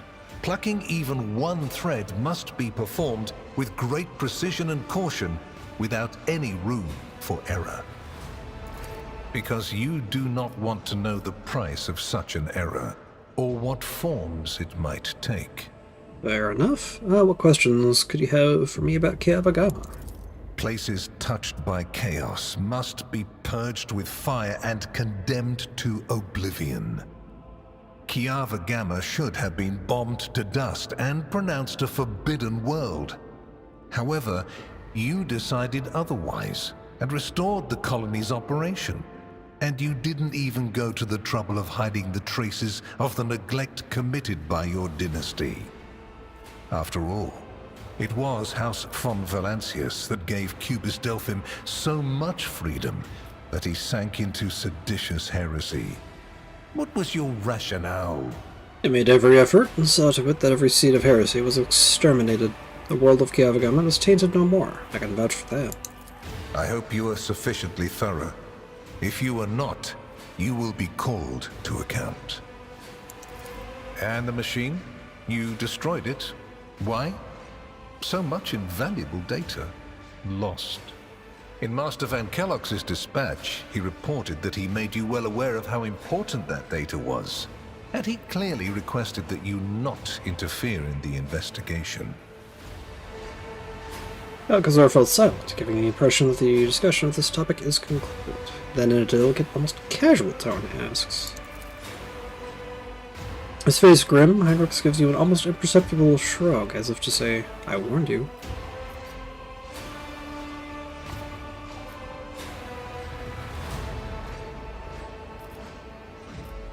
Let's see.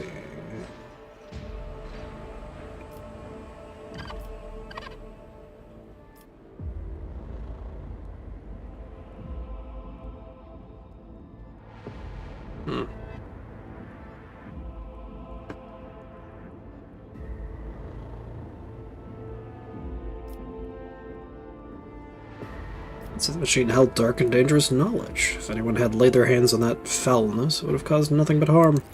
You consider yourself more competent to assess this risk than myself or Master Van Kellogg's? A curious assertion. The Lord Inquisitor levels you with a look, his face utterly expressionless. The Dracari have shown an interest in me. Are you referring to my ruined capital? Yes, yes. The enmity between you is a known fact. But there is another way to look at it. On Veabos 6, you met the Archon of a mighty cabal, whose presence there seems strange to begin with, and lived. You subsequently encountered a number of her closest henchmen. Yet, again, you survived. Your capital fell victim to a nefarious attack, but even this time, their daggers missed your heart. Such remarkable luck. To be a personal enemy of such an influential Xenos, to have been attacked so many times and yet make it out alive. So remarkable that one has to wonder, am I watching a spectacle? Could all these thrilling massacres be an alibi of sorts, meant to establish you once and for all as an enemy of the Xenos and never their ally or even their agent? The Xenos made more attempts on St. Drusus's life than mine. Does that make him a traitor too? So you already think you're cut from the same cloth as St. Drusus, do you? Ambitious? I'll make note of it. Have I answered all your questions? Far from it, my dear. The questions are manifold. How did you manage to survive the battle that claimed the life of Theodora, who was so much more experienced and skilled than you? Is it a coincidence that you and you alone then made it out of the trap on Rykad Minoris? How much truth is there in the rumors being spread by the heretic Kunrad Voitvia about you? The very existence of these questions would have made many of my colleagues doubt the quality of your character, but it won't in this case. The Inquisition, which I represent, is willing to show extraordinary faith in your person. For the sake of our invaluable partnership, I'm going to ignore any minor liberties that you, esteemed rogue trader, may have afforded yourself or may again in the future. I hope you appreciate the generosity of this offer, as your predecessor once did.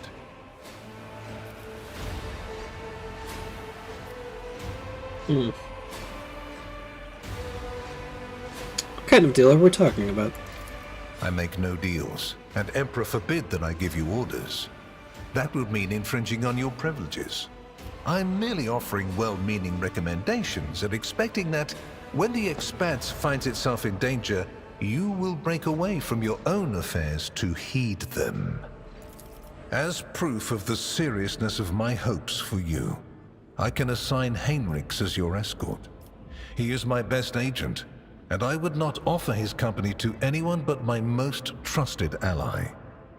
What's your opinion on Heinrichs? Is he a useful assistant to have?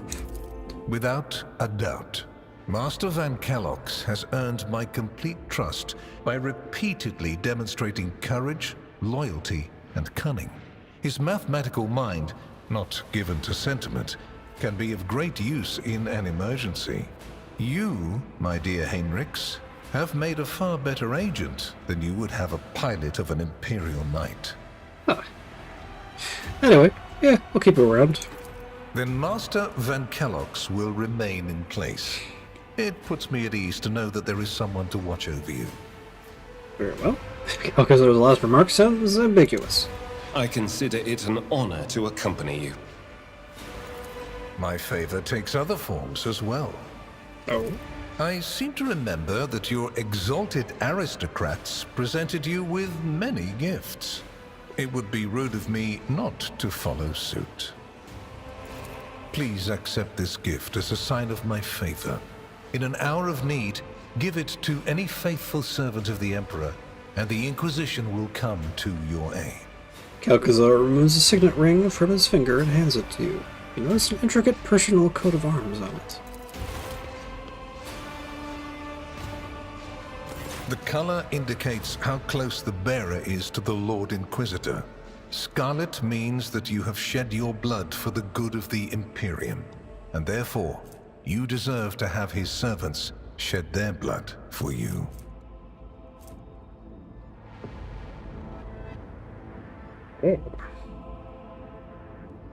Once per combat, we can gain 30 momentum, remove burning, bleeding, and toxin from the wearer and all allies. Okay, so that would be something good for...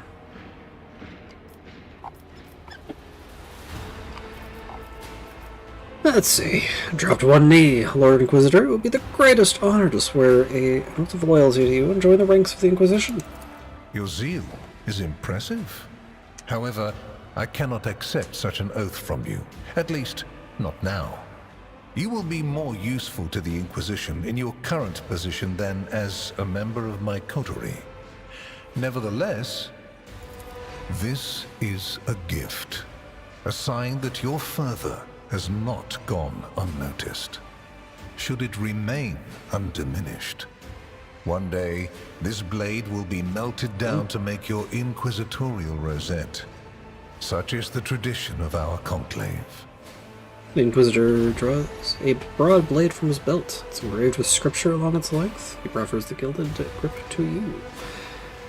On a successful hit with this weapon, the target must pass a willpower resistance test at penalty, or immediately be moved 4 cells away, provoking attacks of opportunity. Oh. As if in confirmation of the Lord Inquisitor's words, Heinrichs brings his hand to his own rosette. Here is where we part. My shuttle is waiting. It is time for me to return to my watch, for you to sleep, and for your servant to wake up. Until next we meet. Well, you will obviously want to discuss what just happened. But not now, I presume. Right now, it would be better for you to rest and think on the Lord Inquisitor's words in private. I bid you good night, rogue trader. For the first time during the entire exchange, emotion creeps into Heinrichs' face. He looks like someone who is expecting an unpleasant conversation. Who I'm giving that knife to. Chapter 2 complete!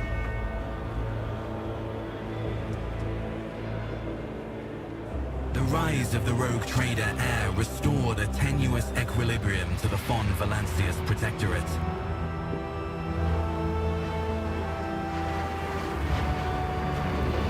For a time, threats subsided, activity returned to trade routes, and reclaimed worlds began to heal.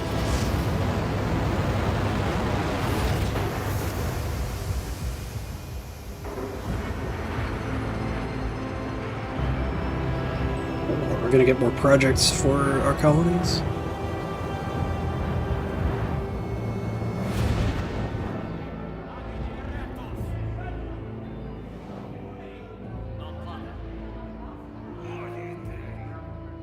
The new Lord Captain's subjects praised the God Emperor and their leader wholeheartedly.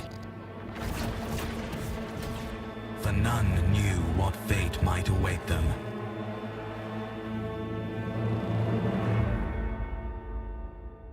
Oh.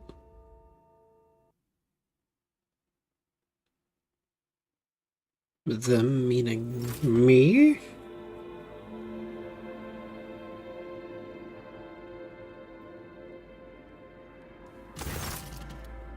spent the first few hours of your morning listening to the High Factotum's lengthy report on the latest trade exchanges, arrangements, disputes, and countless bureaucratic procedures. From outside the illuminated, tightly closed windows, you can hear the muffled sounds of Dargonis and his everyday life. The life that has been passing you by lately, as you've been preoccupied with the affairs of your protectorate from dawn till dusk. Clementia Worsarian. Barely contains a yawn. Once Janus Generic is finished, she pulls out her data slate. Thank you for your report, High Factotum. Your work is highly appreciated, both by everyone here and the Adeptus Administratum. Your Lordship, we are almost done here. We just need to go over the final items on today's agenda that I would like to report to you personally.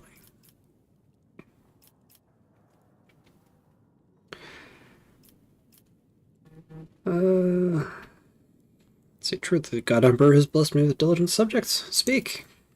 Allow me to pass on gifts from your loyal subjects, the high nobility of Dargonis. It goes without saying that every living soul in your protectorate is blessed to serve your lordship faithfully and wholeheartedly. However, this Creator says they could care less. The fans, on other hand, are on coping mode and denying reality. Some Brazilian leaked the circus movie. The meltdown on Co is glorious. Gay.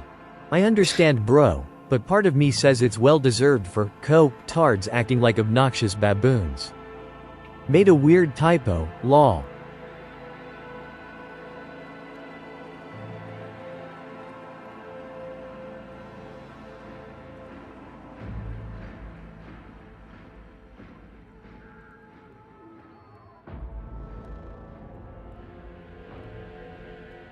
And food is here, apparently. Alright. I will go ahead and take a bio break then.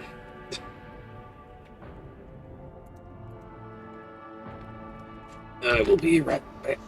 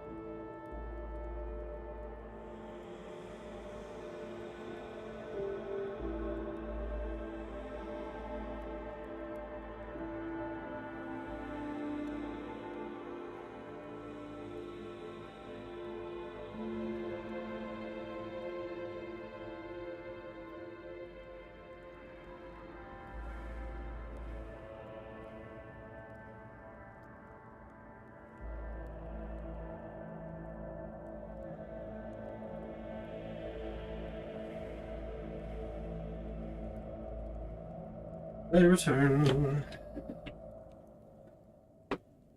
Go ahead and get.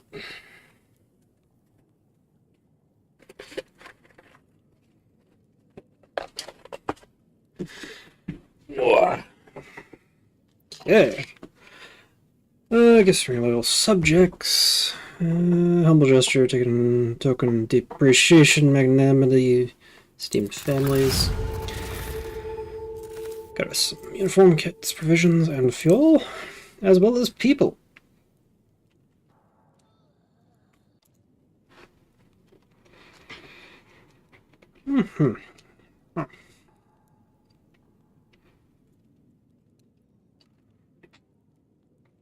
As for Sarian made arrangements for the delivery of several tons of supplies for your future journeys.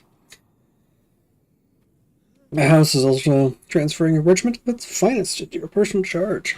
Each of these brave troopers has undergone rigorous voidfarer training and will be humbled to lay down their life for you, Lord Captain. Clementia is trying to maintain a neutral expression, but you can see her face is beaming with pride. Please command them as you see fit.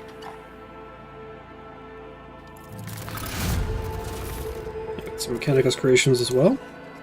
House Gabrak has sent shuttles carrying sacred technology and manufactured parts that can be used to replace old joints and connections within mechanisms. The machine spirits of these devices have been pacified. They're slumbering peacefully as they await your decision on how to employ their capabilities.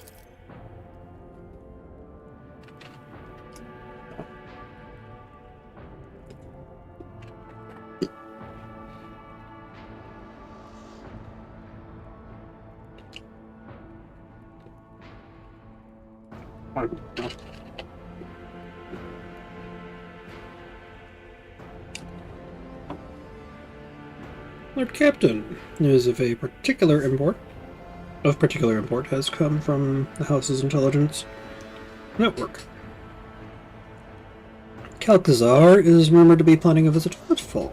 A number of Imperial Navy ships were commandeered by the Lord Inquisitor. They are being scrambled to Footfall. Furthermore, we've received reports claiming the secret messages were delivered to the capital worlds houses Chorta and Winterscale. It's possible that the Lord Inquisitor's call to arms may smother the conflict that is brewing between the two dynasties.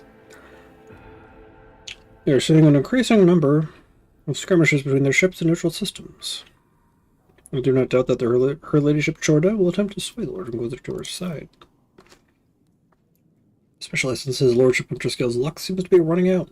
Riots have broken out on several of his worlds. And yet, he has shown no intention of quelling them. Instead, the Lord Traitor inflicted brutal punishment upon one of his oldest colonies, Vesuvius Secundus, based on allegations of seditious sentiment.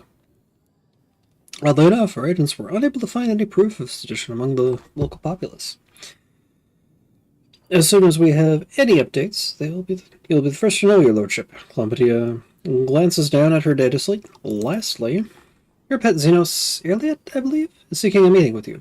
She has the audacity to defile the Roach Witch's palace with her profane presence and refuses to leave until she has spoken with you. I would never presume to be able to read the emotions of Xenos, but the Eldari seems perturbed.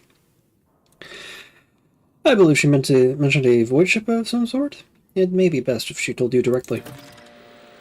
And with that, please allow me and Master Danrock, to take our leave. The Chancellor and the High Factotum offer you their bows. Perhaps that last request will serve as a welcome distraction? Indeed, your lordship's stay on Dargonis has been rather long. However, your protectorate is now enjoying a period of relative stability that, for the time being, no longer demands your lordship's personal involvement in its affairs. Glory to the rogue trader! Oh. Yay.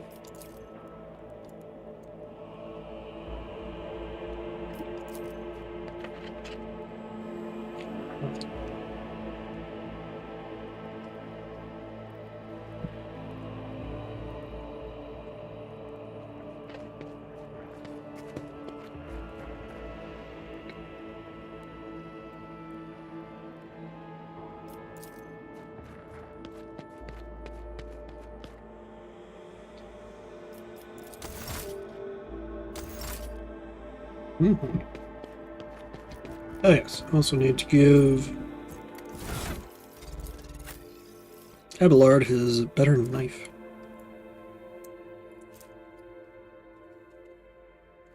And it is indeed much better.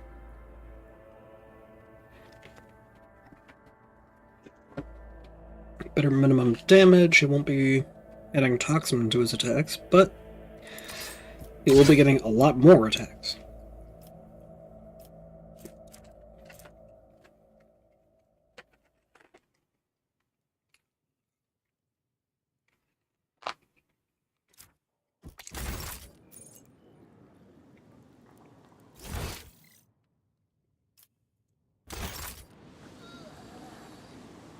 Dr. Elliot.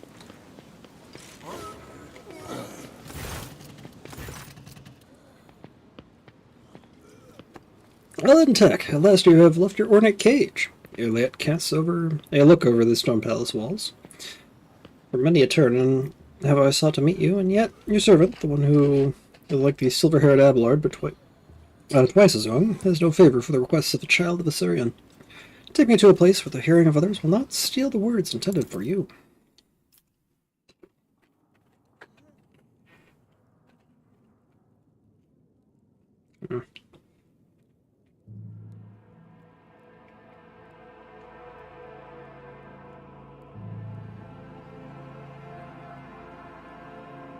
Let's see, while you were mending the wounds of this world left by the Twisted One's attacks, I was able to discover, no, not Kurdarek's fate, merely traces of it. As Moran found sanctuary under the boughs of the Lilithans forests, so did my other kin find refuge in a system known as the Atlas Reach. We must make a journey there with haste, for new dangers destroy the witnesses who can show me a way to lost Kurdarek, whose fate remains shrouded by the stars.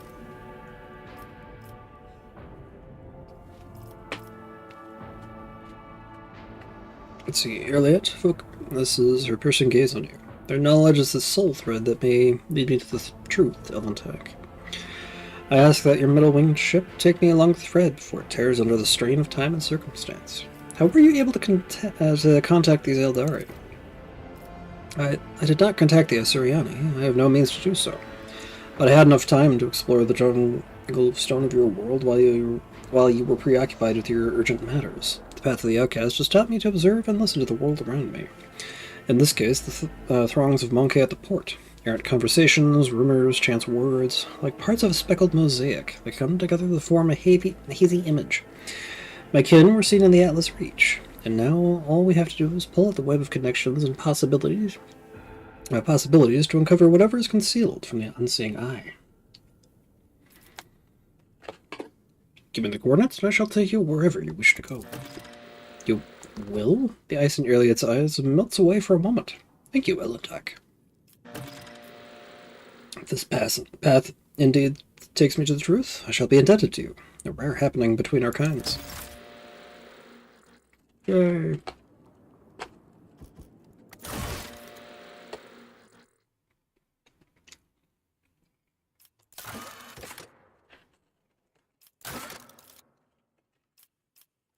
Yeah, fine, I'll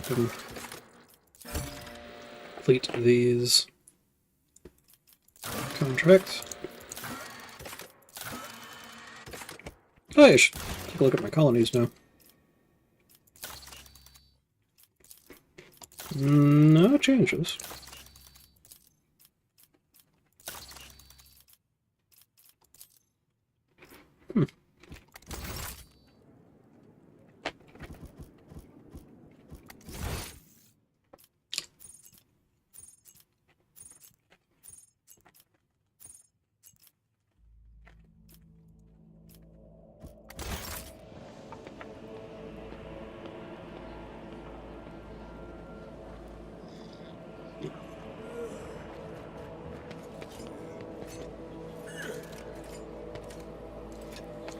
Abelard, how do?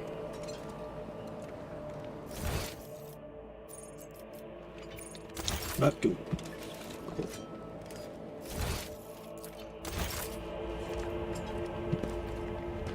Well, then off to the ship we go.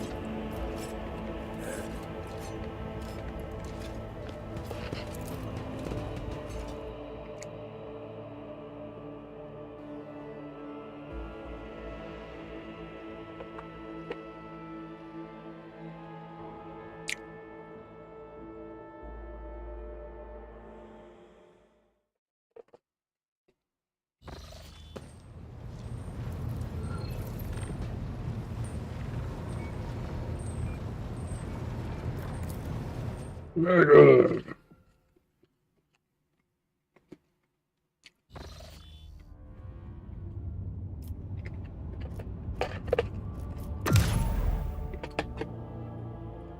I wonder how the Corona's experience has changed.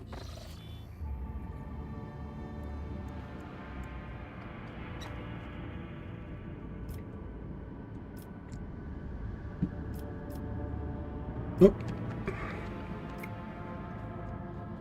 There are some new places.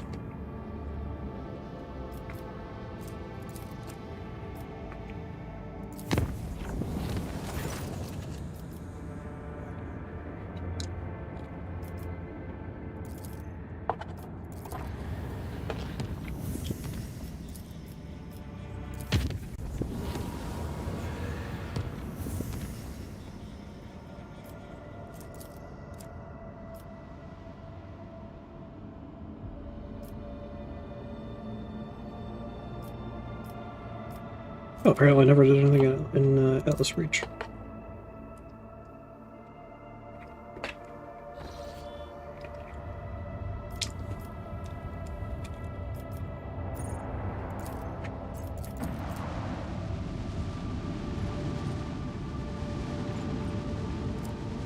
An unforeseen event, huh?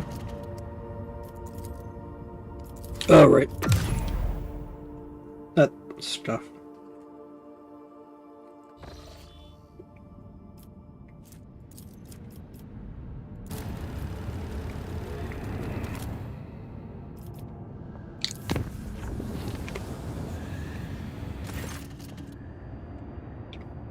Hmm.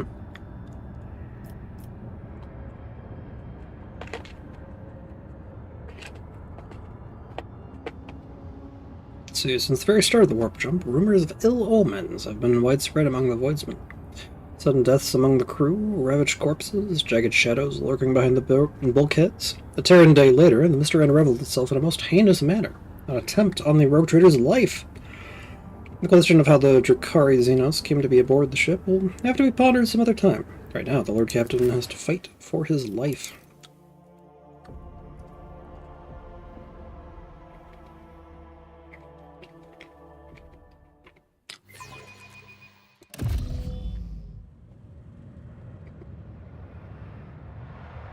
I'm at least not alone this time.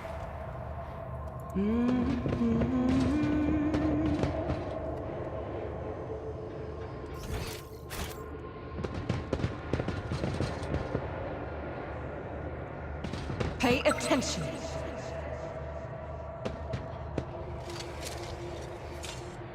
I better myself through my service. The Emperor is with us! Brace yourself!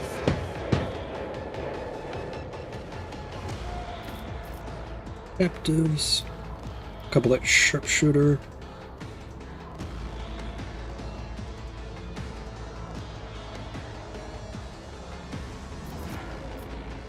They benefit from locking bomb.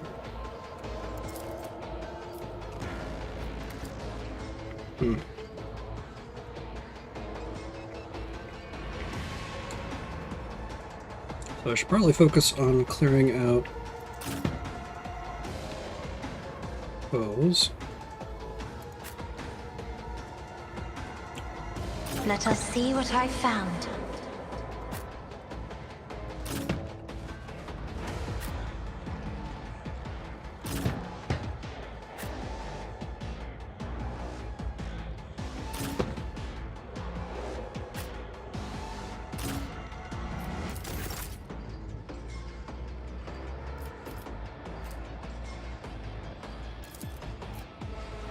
Doubt is for the weak. Is why I was chosen.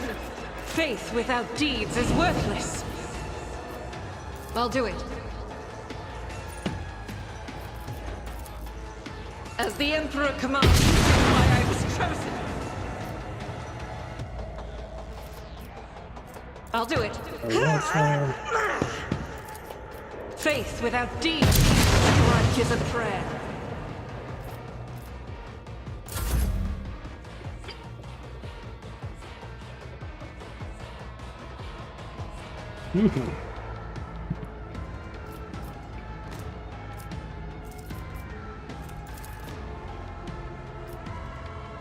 This little stair going.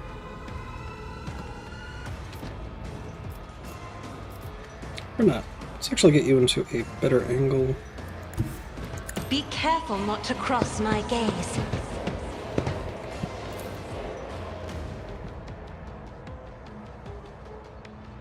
If I may.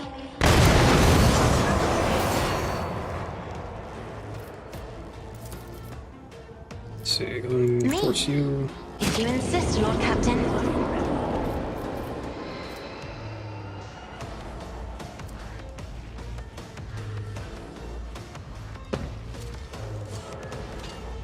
My house would be proud of me. Alright. Just go and give I'll Pascal a paint chance to your act. death in colors. Let's see, no more friends up there. Advancing. You know, maybe I shouldn't have had him go up and melee. But then it just doesn't make a difference. Okay. Running by the scriptural desire condemns you. Running by unable. Cogitation fails.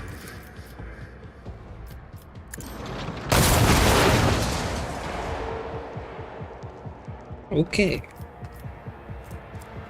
That'll do. Guess he's done. Quick!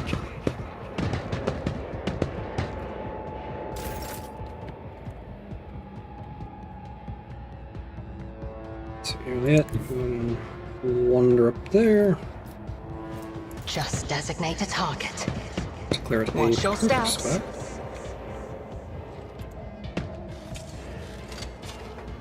My success was inevitable.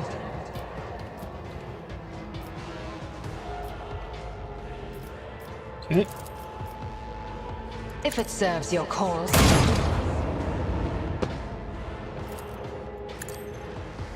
Are you moving? No more. Another soul slips beyond the veil. Mantling attack down Pay there. with your blood in the name of Kaela Menshake!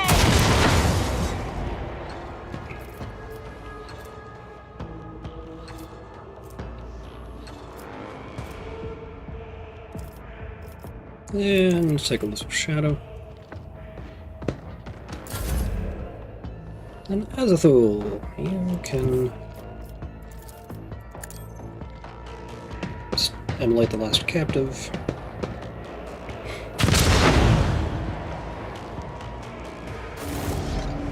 And it's combat. Anything of value?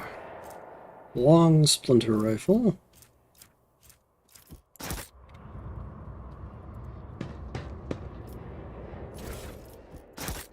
Some knives.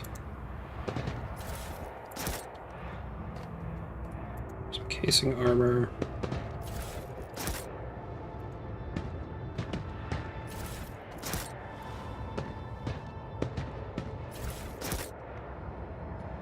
Let's proceed. Let's go get back to the Chronos Expanse in a minute.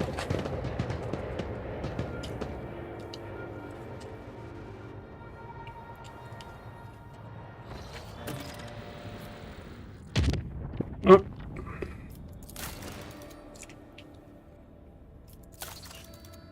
Vibos 6 requires my attention.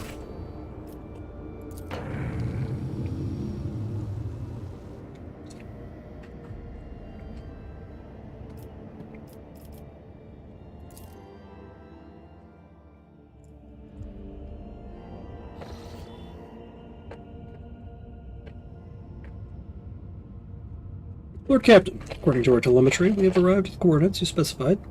The Augurs do not register any activity on the surface of the local planets, biological or otherwise, but maybe the Xenos are using their arcane technology to conceal their presence.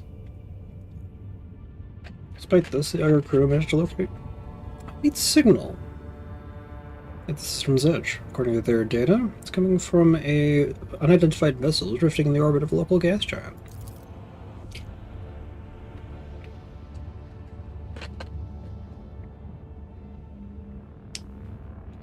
Inn could have faced a new threat. Scavengers like pirates or something worse. They were taken prisoner. Earlet's voice is trembling with something that is either anger or fear. I'm begging you, Elentech. Let us go to the shuttle. I can feel that the thread of fate has frayed and it's about to snap. I cannot miss what may be the only chance to solve the mystery behind the disappearance of my home.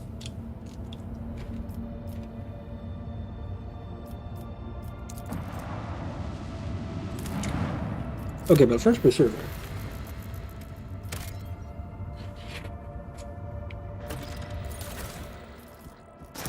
An abandoned tech priest base. Nice pile of plasteel.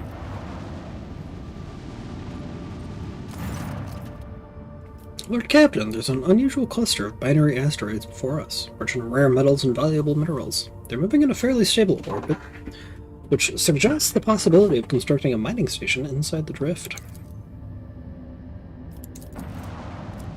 Fancy.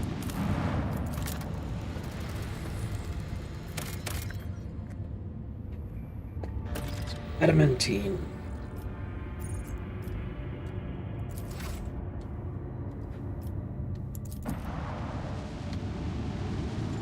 Then space dust. Lord Captain reporting. Our void ship has passed through a cloud of cosmic dust of unknown origin. Unfortunately, the dust particles were covered with an icy shell that has frozen into a thick sheet on the void ship's hull, blocking some of the technical vents. It'll take some time for the servitors to clear the ice. Till then, our maneuverability will be slightly reduced.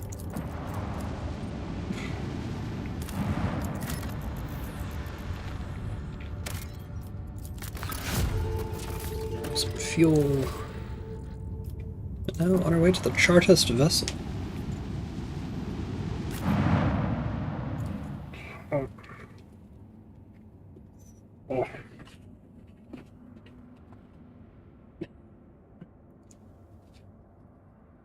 Of course.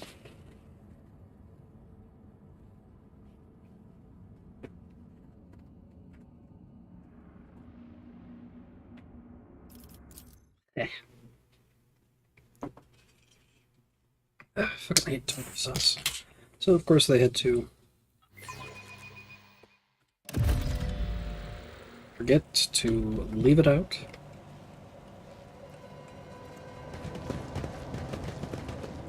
Intimidating bridge officers and a couple more. Onward.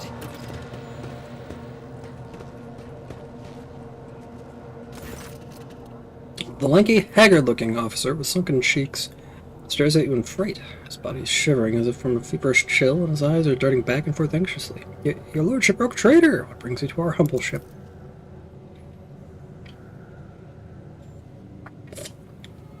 Stop shivering like a leaf in the wind, Monkey. Answer me. Have you seen others like me in this system? If you have, tell me where, when, and under what circumstances your paths crossed and diverged afterwards.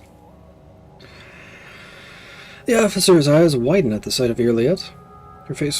His face grows even paler than before, and his lips move in a wordless prayer, unable to utter a word in response.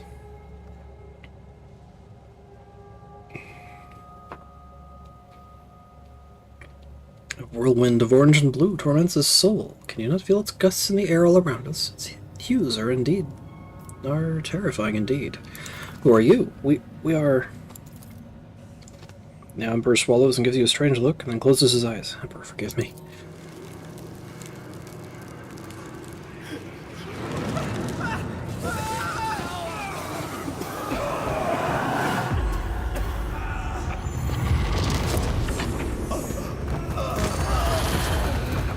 Up. Dark Eldar ambush. I'm beginning to think that your kind is eager to step into our snares.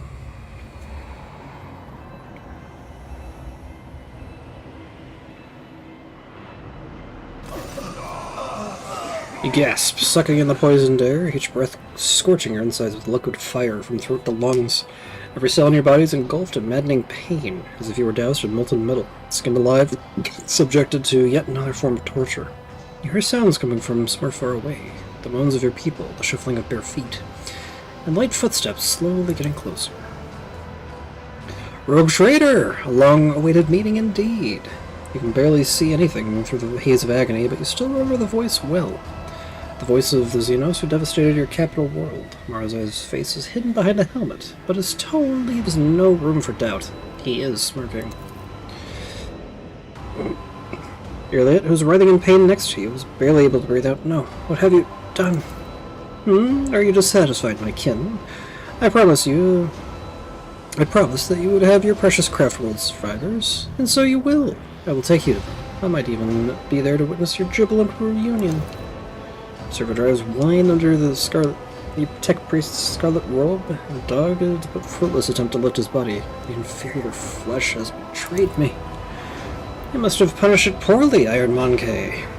No matter. As a captive, you will learn how to apply the art of torture to make it fear the very thought of betrayal.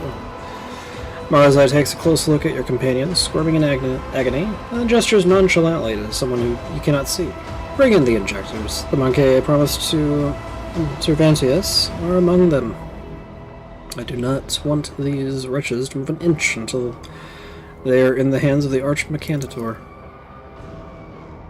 As for you, there's a disturbing gleam in the dragon's eye. You will have your share of paralyzing dreams too, but I am going to keep you.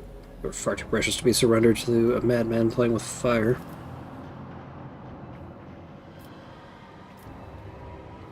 You will brew crossing me again. Marzai clicks his tongue and shakes his head. You disappoint me, Monkey. I've heard the pleas of millions and the curses of billions. You can do better. His last words fill your head with the deafening echo of a ship's siren. The gas creeps deeper into your lungs, eating away at them hungrily as the agony spreads down your every limb. You're suffocating. Are you enjoying the sensation? I had this poison made for you. Who could have thought the Monkey would one day earn such an honor? A special gift from a dragon. But you're suffering. The Xenos leans closer to you. I knew the taste would be exquisite were I had a touch of the Drakari's talent for extracting anguish. However, there will be a time for that later. No matter how I wish to play with you, all one after another, I need you for a purpose, Rogue Trader. Tomorrow awaits you, all of you. Mandrakes, take them. Leave none behind.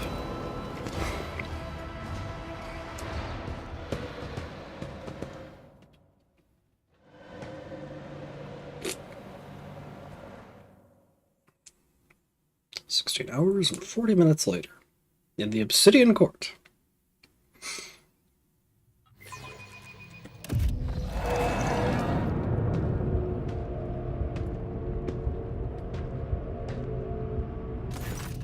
Your consciousness emerges from an ocean of darkness and nightmares, as if someone's powerful hand reached into its depths and brought you into the light. In the dark room, long and angular shadows move around, exchanging remarks. One of the shadows approaches you, ripping apart the veil of pain and revealing features that look familiar to you. You are awake, Monkey! Marzai's voice is sickeningly sweet. He's looking at you with idle interest, rolling a soft and milky color object from one hand to the other. Our toxin masters spared no effort to drag you out of the induced dream. I must commend the Nightmare Weavers.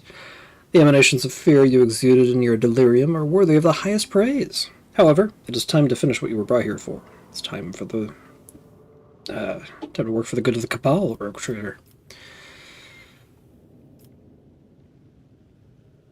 What do you want from me? Only the truth, Monkey. So very simple, is it not? A little honesty before the powers that be.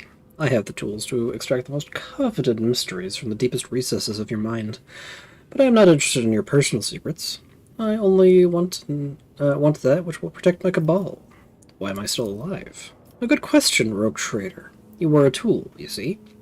A sharp and narrow scalpel that I will use to cut away the festering boil on the body of my Cabal. I spared no effort to set up this performance, the witnesses, the spies, the agents, and a small bargain to guarantee the result. All that is required of you is that you quietly play your part. I will even go so far as to put you in your native surroundings, in a manner of speaking. But if I see you stepping out of your role, I will make sure that you bitterly regret it.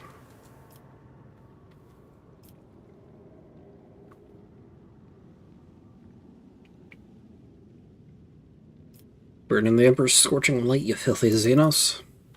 Marzai clicks his tongue and gently caresses the object in his hands with the claws of his glove, making it emit a light squeal. Looks like you have acquired a taste for pain, Monkey. Have it your way, then. Resist the inevitable and know a new facet of suffering. The Drakari gestures to one of the shadows near you, and your head is forced backwards. Marzai brings the hand holding the strange object closer. He manages to make out translucent, glossy skin, bluish pulsating organs beneath, and a little head with serrated jaws, before the Drakari pushes the larvae into your face.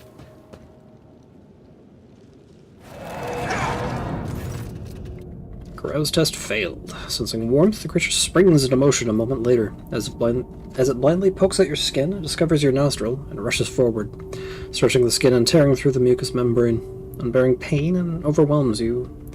As the larvae begins to force its way through the soft tissue and cartilage, each of its movements causing a crunching noise to reverberate through your skull. The creature greedily bites into flesh and moves ever upward, past the bridge of your nose, past your eyes, and then something alien invades your consciousness. Darkness clouds your eyes, but the sensation of an alien presence does not relent. This is not a conscious mind, but something primitive yet unbelievably strong in its unknowable pursuit. It's crawling around in your thoughts, scratching them with its sides, and changing their shape. Perhaps all of this is just a bad dream, a quirk of the intellect exhausted by endless troubles. A calumny of a mind too weak for the burden it was made to carry. A stray light dawns at the edge of your perception.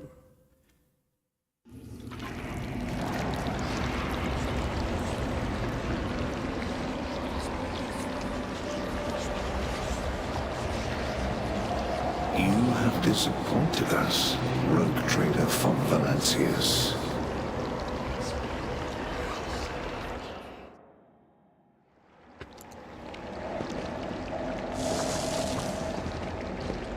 Lord Captain, we've received an astropathic message from Dargonis. Gilles Scalander reports a Xenos raid against a merchant ship at Getcherfell's Calamity.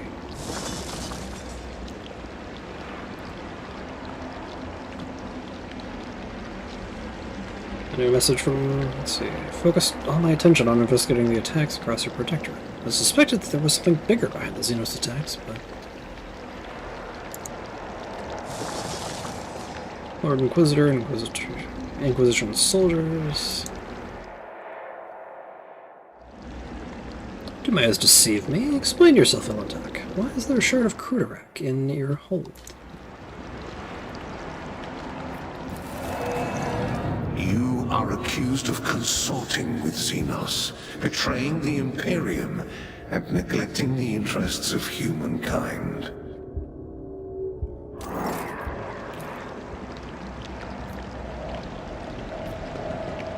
Yeah. The Tribunal is waiting for your explanations. Come closer.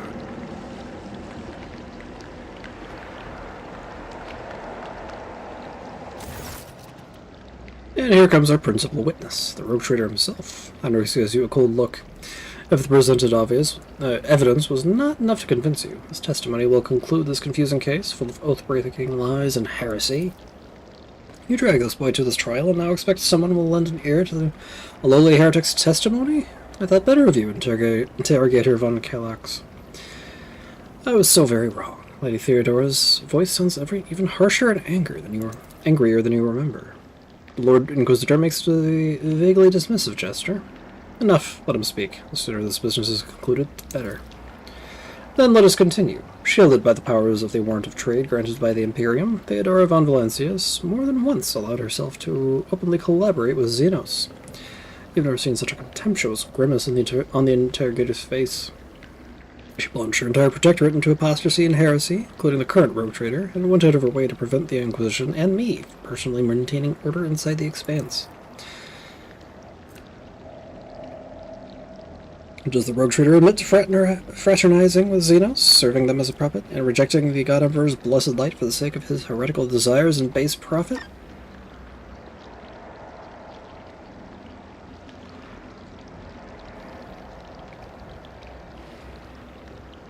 Wait, something is wrong. Why are you all here? Where is Marzai? What happened? Try to recall anything, but your thoughts keep swirling like a turbulent maelstrom in your head, and searing pain grips your temples.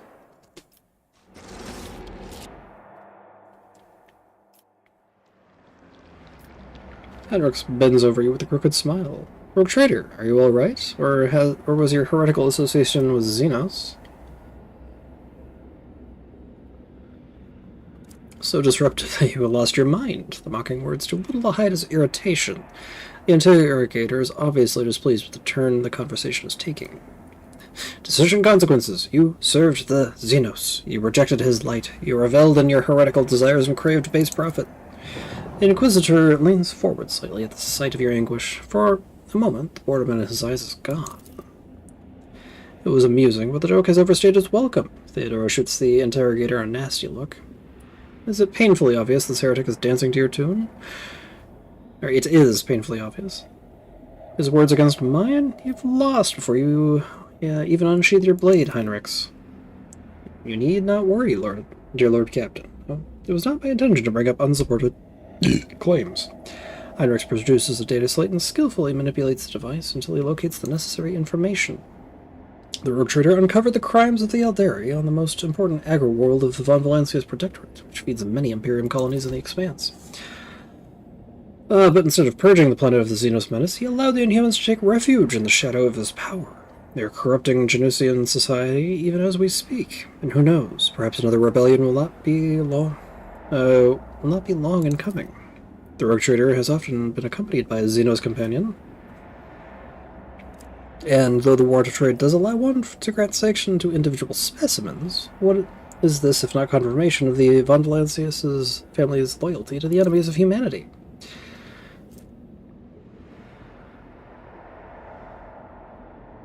So the rogue trader's ties to the Rokari, a different subspecies of Eldari, are just as obvious.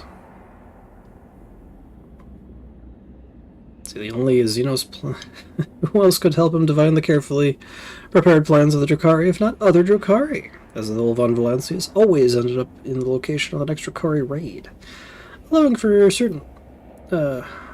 certain where they were going to strike. The only Xenos plan I'm aware of is the one where they play fell games with my head.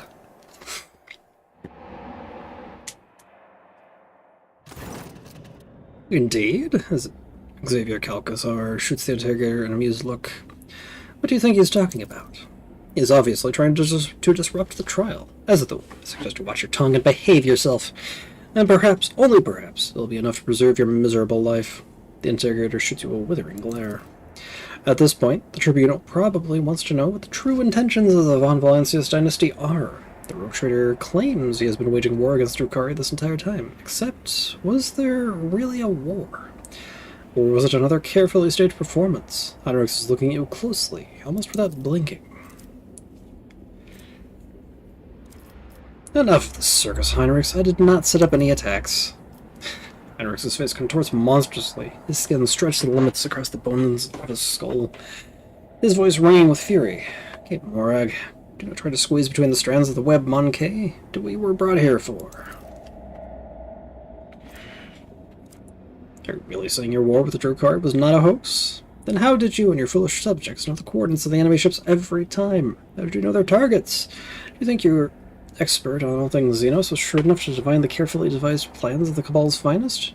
No, only other Drukari could do that. Even then, only a few. This means you were in collusion with them. Bull-headed stubbornness does not befit a man of your pedigree, rogue trader. But since you have decided to deny everything, I will summon another witness. I'm sure everyone will find it interesting to explore this sordid story from another angle. Elliot silently takes a graceful step forward. If the court so desires, my speech will run like a river and wash away your doubts. I found a shard of my home in the rogue trader's chambers. An entire craft world vanished among the stars, the only clue of its fate resting in the hands of this monkey. That was when I began to suspect he had something to do with the misfortune that had befallen my Cruderak. Do not be deceived by his breed. There is a cunning predator lurking behind the fluttering, fragile butterfly wings. The monkey before you is a bizarre amalgamation of qualities not usually inherent in his feeble species. He has mastered the mysteries of many of this world's cultures, the secrets of the universe, and ancient artifacts, the fine art of war, the intricacies of deceit. All are embodied in a single monkey, however hard it may be to believe. However, the thread that bound our paths broke the moment I realized the monkey's involvement in the disappearance of my home. To flee the rogue trader, I tracked down and eliminated its chief tracker, who has pursued our kin in this part of the galaxy for many years, and thus earned clemency before this court. So Achilles did not simply vanish, you helped him disappear. Heinrichs nods curtly. Let's say he only had himself to blame. An agent who cannot recognize an impending threat is useless. Heinrichs nods with satisfaction, noticing your reaction, or rather the lack of it. The court has been presented with enough evidence. And I hope no one is harboring any doubts as to the guilt of the von Valancius dynasty. But let us allow the rogue trader to say his final word. We are curious to know what you have gleaned from this inquiry.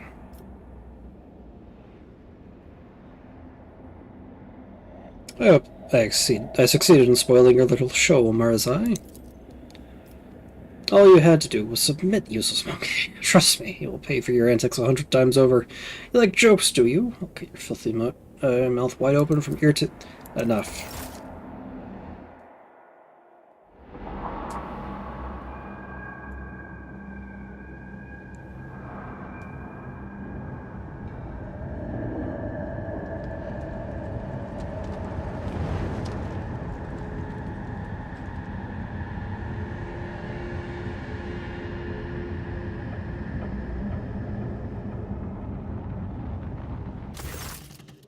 After the spell is listed, a staggering pain pierces your body. Darkness clouds your vision and nausea creeps up your throat. But the wounds you manage to forget soon remind you that you are alive. Muffled clapping tears you from the vice of agony. Drakari in the center of the chamber observes you coldly from under the golden mask, causing your insides to clench. Drakon of the Cabal of the Reaving Tempest has been cast down by his own ineptitude in an attempt to take part in Thylian a Kilithril, whatever that is. Never did I think that my eyes were destined to behold the greatest disgrace for a Dark One, a trueborn humbled by a lowly creature before the Council of Archons. Look at the Drakari upon the throne. One half of his face is hidden behind a golden mask with an intimidating visage. The other half is showing a malicious, sharp-toothed leer. Xenos' elaborate armor is decorated with skulls and patches of human skin impaled on countless blades and hooks. He carries himself with authority and ease, as though he is a ruler who holds the threads of fate of all those present tightly in his grasp. Can my low Lord Xenos get me some insight on the female Drakari? No. The Xenos looks menacing. Perhaps she's the personal guard of the Drakari sitting on the throne. Look at Marazai. There was genuine terror in Marazai's gaze, but his face remains impassive and calm. At one point he catches your eye, and you can clearly see his lusting for blood. Your blood. Look at Irliet. Irliet absorbs every word, occasionally wincing in pain and covering her weeping wounds. Her posture and gestures are full of tension, like prey cornered by a pack of predators. Irliet shrinks under the hungry stares of those around her. Listen to the conversation. With the greatest respect, mighty Nezrake, Archon of the Cabal of the Black Heart, first among the chosen, a voice of the Overlord of the Dark City, bringer of demise, conqueror of 100 worlds. Nezrake dismisses Marazai like a bothersome fly. The Council of Archons has heard enough platitudes, Drakon Marazai, and no longer wishes to... Sly intrigues, ruthless chill, jagged eyes, turns lips and tongues all to race. A vitriol verbose and cut and verbose the cut and thrust. Of vitriol verbose the cut and thrust, keep time with fate's own machinations grave. But whose deft footwork leads to naught but dust, while from its brutal finish none can save. This play the puppet master granted me through murky stalls a path obligingly. But Master, has Vect himself invited you to this chamber? The Archon chokes on his words, but quickly regains his composure. No matter, you may be our guest, Arabinian, but you are merely a spectator in this performance. Spectators do not belong on the stage, as you undoubtedly know. Do not interfere. The stranger presses a delicate finger to the lips of his sorrowful mask and says with a twinkle in his eye, "A shadow in the shadows will I be." Look at the Eldari who interrupted the trial. The bright motley, the hollow suit, the mask hiding its owner's face, and the graceful subtle movements. Before you stands the Harlequin, another representative of the multifaceted Eldari race. The Xenos catches your eye and nods. For a moment, the shadows of the mask appear to twist its expression into a mischievous grin. Recall what you know about Vect. Judging by the Archon's reaction, this is a prominent figure in the Drakari hierarchy. But memory fails you. You are not familiar with the Xenos by that name.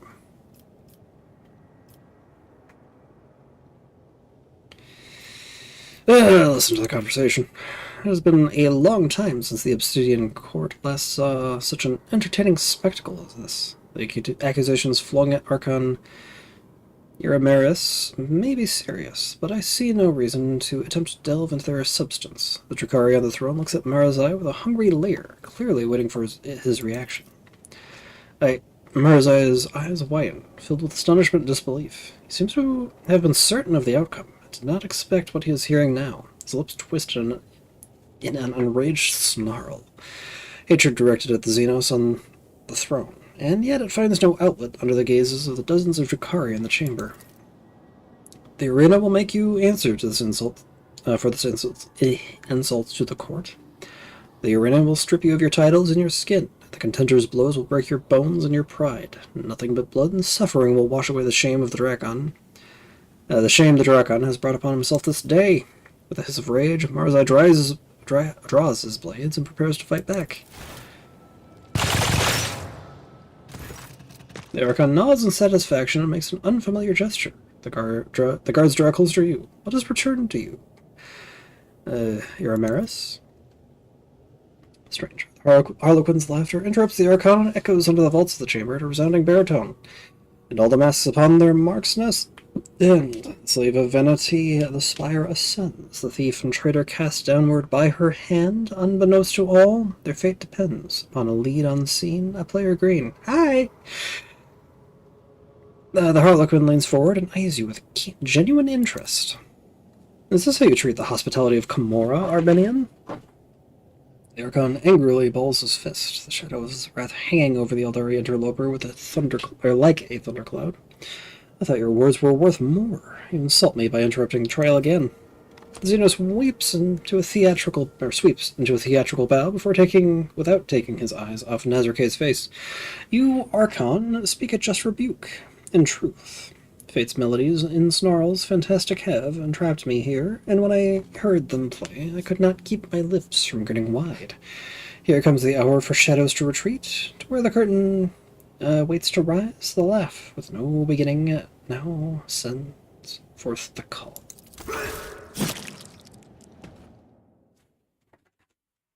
Chasm.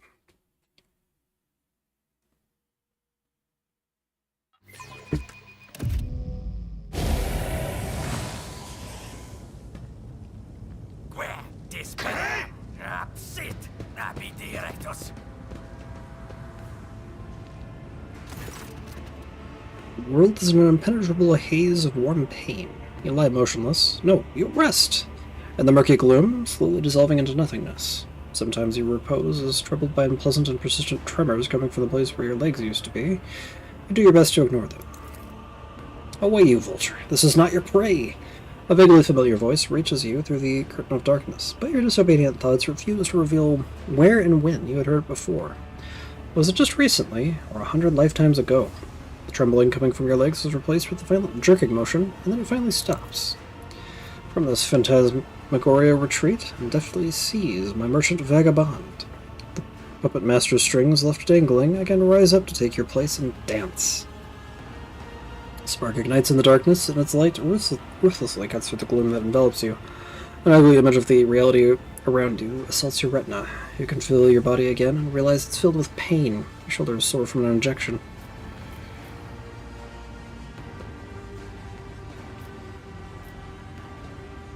Rogue Trader von Valancius lies before you. Kneel and help me to rise.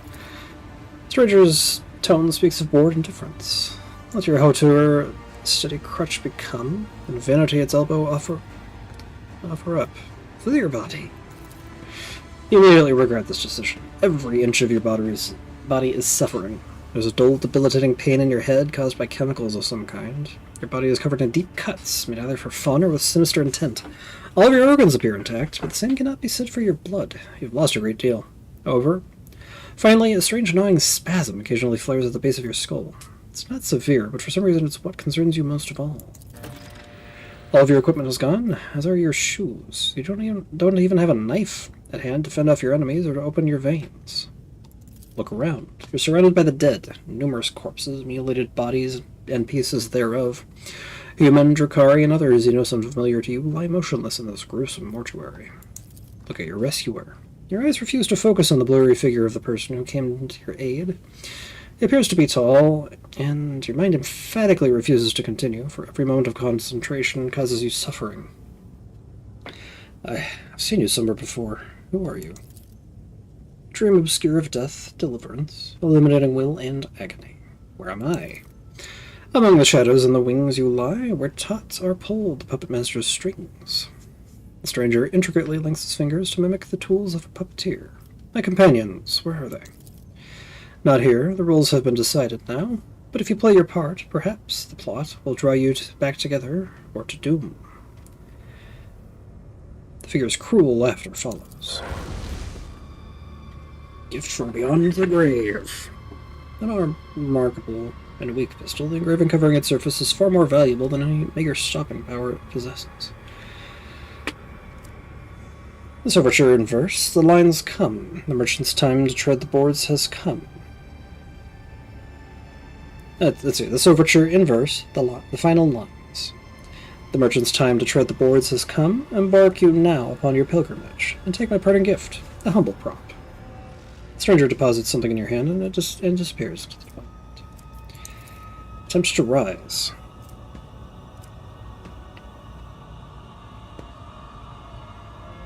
Let's see. Body has suffered too much to obey your mind. Rather, it's how it would have been for someone else, perhaps. Not for you. You've lived through worse.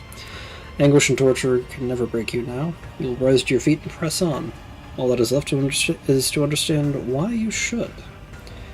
Overcome this trial in the Emperor's name, for your service to him has not ended. Plasteel discipline. I've got +2. Let's see. Deflection. Your cracked lips work in tandem with your burning lungs to expel the familiar words of prayer. Each uttered line fills your body with his light, giving you strength and driving away the pain, as if the Emperor himself is commanding you to rise. You make another attempt. You get up. Yes, your body aches and rebels against you, but your tempered mind is stronger than mortal flesh. You draw yourself up and take in your surroundings.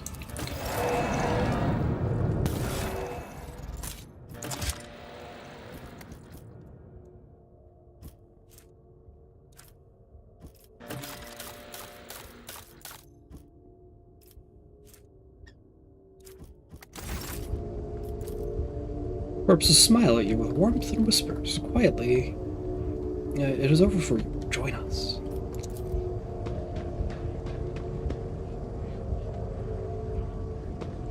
You find nothing that could be of use to you.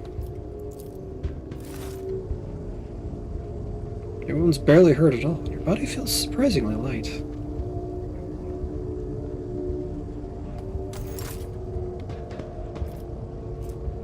Fresh injury, 100 wounds, deformed bones.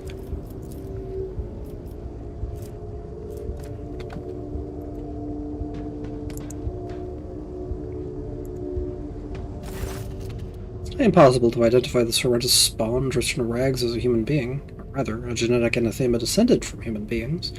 The mutant's hideous face is complemented by brutal scars and a partially flayed face.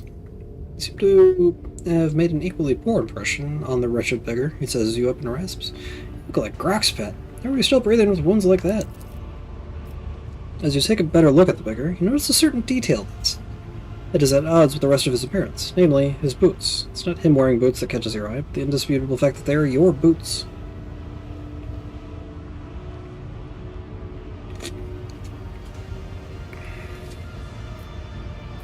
Pull your weapon in. This is a robbery. You're quick on the draw, but so is your opponent. You both stand still, holding each other at gunpoint. The man smiles maliciously. You sure it's worth it? Farewell.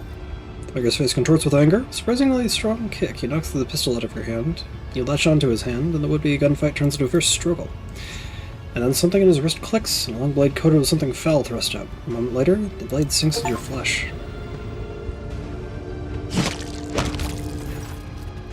You don't feel any pain, not yet at least. You merely watch in surprise as a spray of crimson fans through the air. You do not know when your hand sees the beggar's throat. Your fingers clench around it of your own accord. Means eyes go wide and a rattle escapes his reeking mouth. He dies before he can wound you again. You force yourself to release your grip on his crushed larynx. The pain finally reaches you through the veil of adrenaline, but the sensation is hardly shocking. What is another wound to you when your body is already suffering from 100 just like it?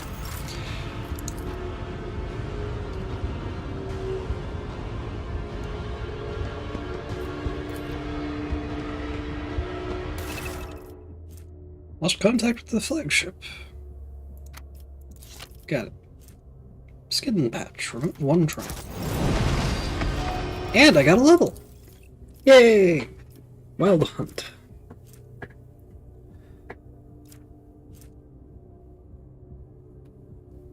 Ooh.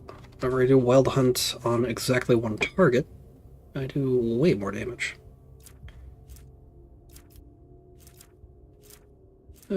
Actually, I'm gonna go actually, yeah. Next level, I will be an Exemplar. So that counted as a trauma?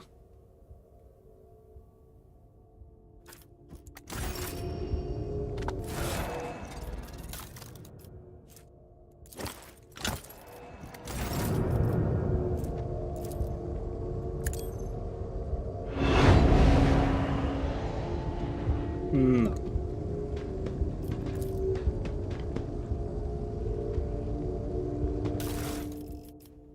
Ooh. A large medkit, yes please.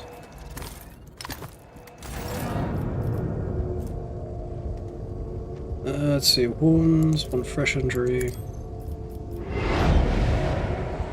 Nice. Let's see, Blasted Voidfire. Killed your people, tore down your banner, replaced it with a heretical rag.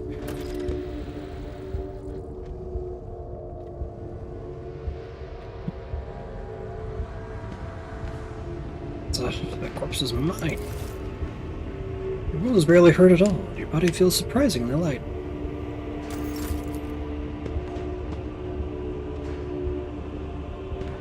Nothing of use.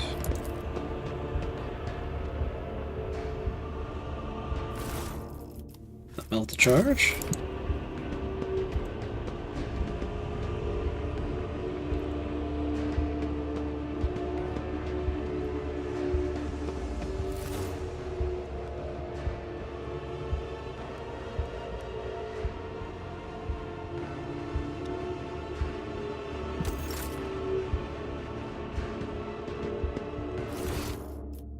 Oh, apparently missed my boots. Wonder, will this be whatever boots I was wearing? Kinda.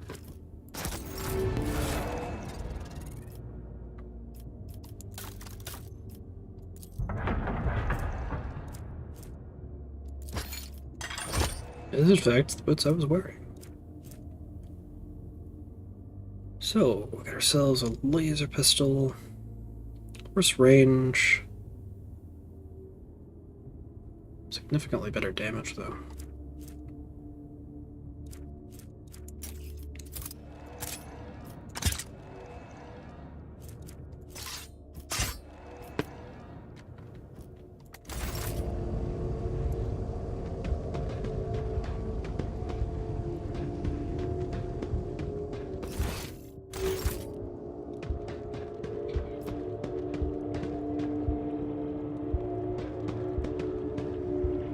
Another beggar.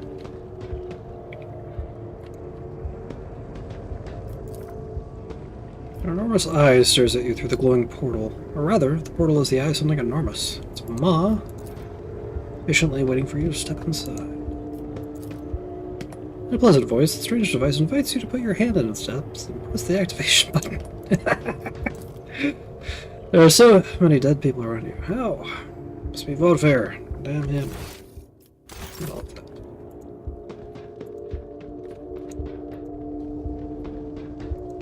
delusions.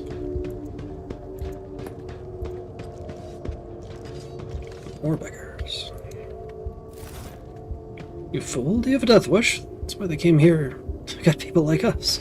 Still trying to sneak past. Maybe they won't take notice. I told you not to let them see you.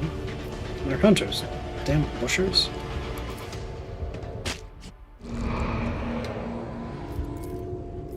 Yep, got a fresh injury.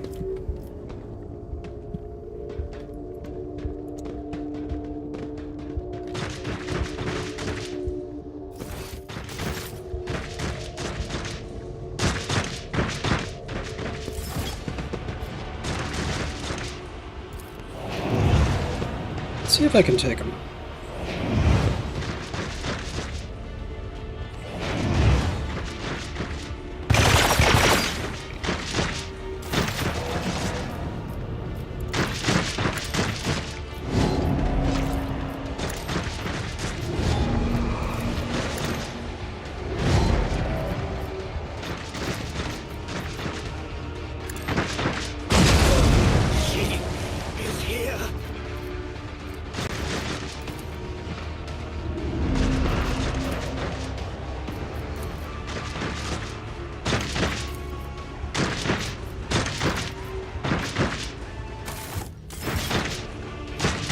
And there we go.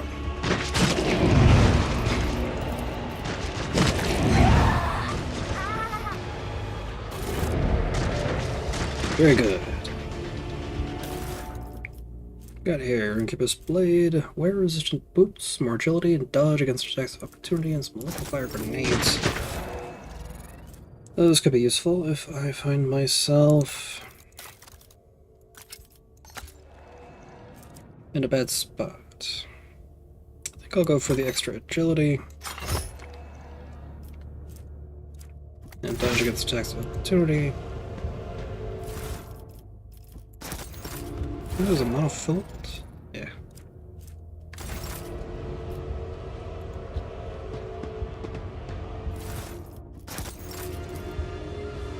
Fresh corpse has your face. These killers are standing nearby, and you had better steer clear of them. I think I'll be fine. Yeah, nothing up here. Cool.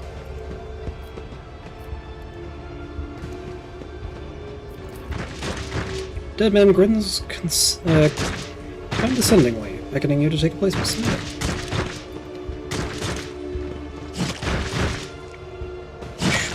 Shakers, huh?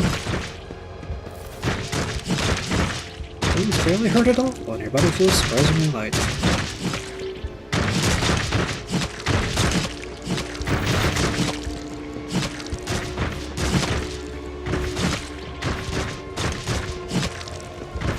Okay, let's leave these widows to their business.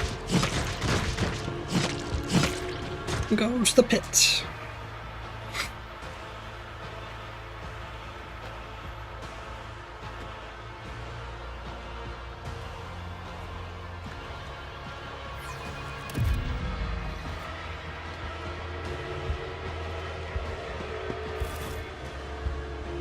It's barely hurt at all, and your body feels surprisingly light.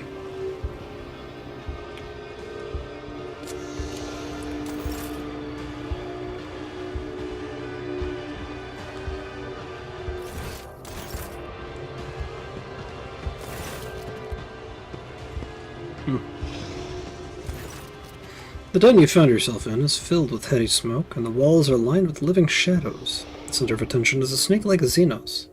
He's engaged in conversation with a pale, harried-looking Drakari and pays you no mind, much like everyone else in here. You've heard of this breed of Xenos, and fought it several times. The Slythe. These creatures can often be found in the entourages of powerful Drakari lords, where they serve as bodyguards and champions. They are just as depraved and vicious as their masters, but theirs is a more primitive intellect. They're driven by baser needs. Medicae, serve the room. Everyone gathered here is armed. They all bear scars, and some even have fresh wounds. You notice a few human among the Xenos. They clamor in a mishmash of tongues, and their laughter rings with lunacy and bloodlust. They are thick with an all-pervading sense of doom. Your trained eye does not fail to notice that virtually everyone in this place is under the influence of some influence or another. Powerful ones at that. Seems you have wound up in a narcotics den. Observe the scaled Xenos. The leader of this gang is powerfully built. His scaled hide is reinforced with engraved metal in several spots. His long tail coils around and around as his snake-like head sways gently from side to side. The Xenos is enjoying a state of blissful relaxation. His companion, the gaunt Drakari, is looking at him obsequiously. Her entire body is adorned with hundreds of embedded steel beads and thousands of red injector marks. Address later. May we speak? The snake-like Xenos fails to observe your presence, or simply ignoring you. Iridescent eyelid membranes slide over his eyes, momentarily shuttering them. No doubt a telling look among his kind. Without deigning to look at you, the cadaverous Drakari mutters. Malice wants you to disappear, pathetic whelp.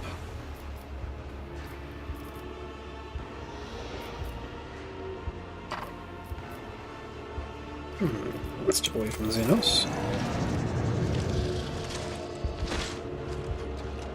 Because while it might not be in the best shape,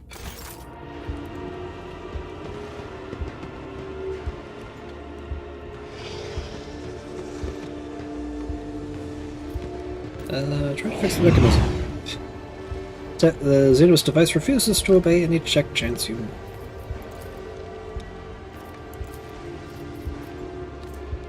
Making me perplexed.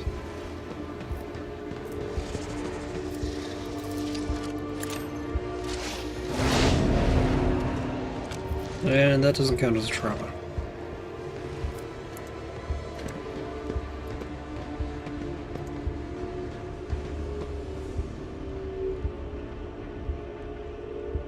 Put it back, don't pull anything.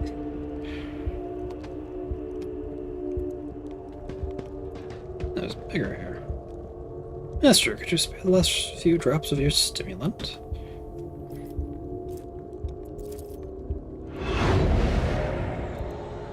Okay, never mind.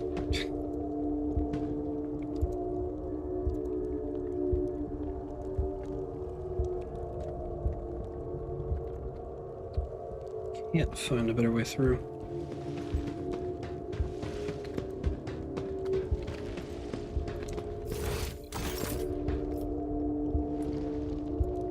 Examine the gladiator's wounds.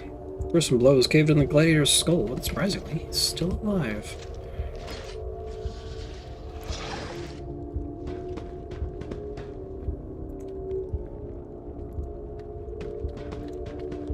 I guess I have to deal with the Malice then. Wasting no time, you approach the scaled ringleader of this rebel.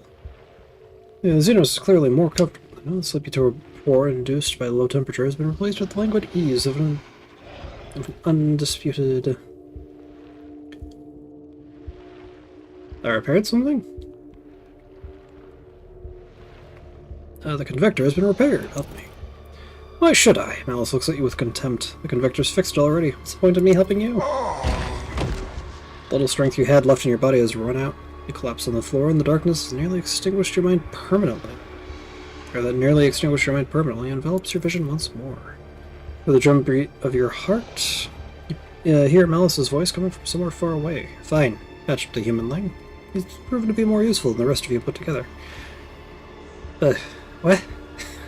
But I failed my... tech use check, what?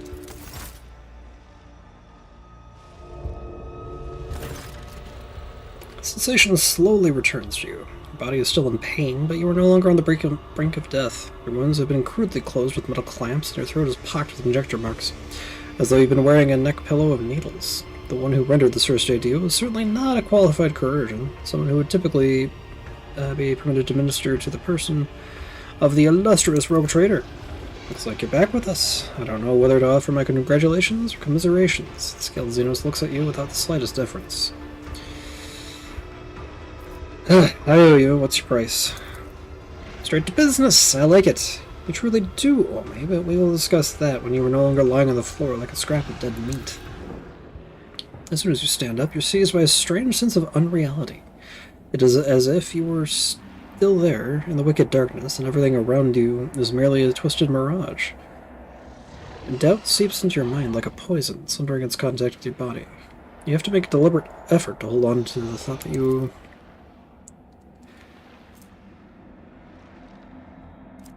Let's see. What, is your mind maggot giving you trouble? I saw it latch onto your spinal cord when you were being patched up. Fat, well-fed grub it was, with lots of teeth. It's dying now. They have a short lifespan. That means its poison is especially toxic. You'll lose touch with reality from time to time, And when the mind maggot dies, the final dose of poison will make you think your body is not your body at all. And then your heart will stop beating.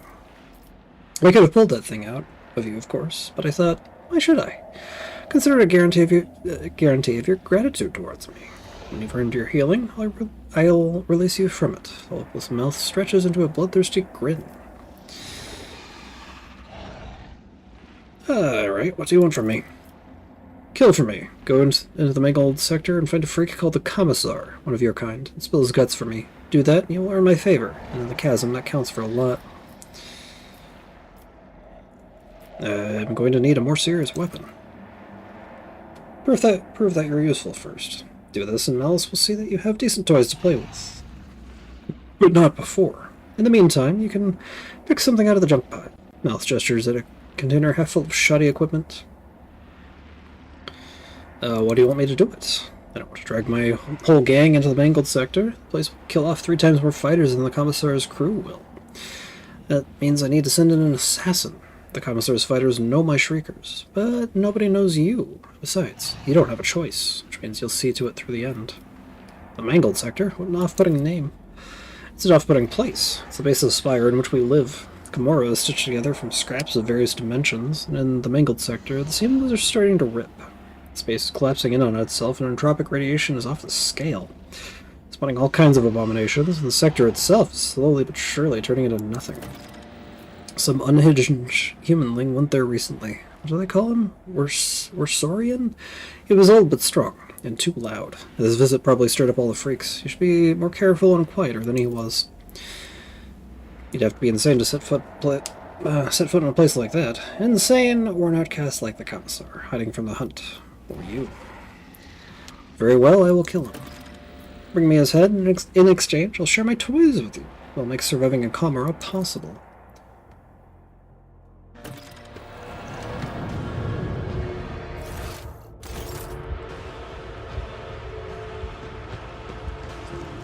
Ah, the gladiator's pile. There it is.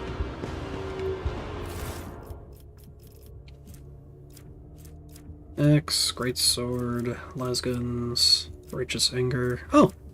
Some of my stuff! Sniper rifle. Cool.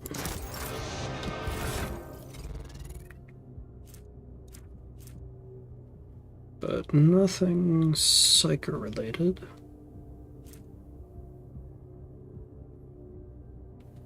Funny enough, the beggar's weapon is technically better than the sniper rifle.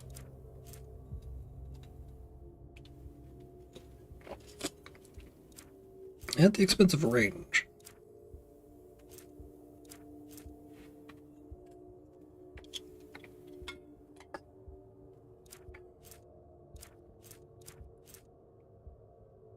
Keep the knife on hand.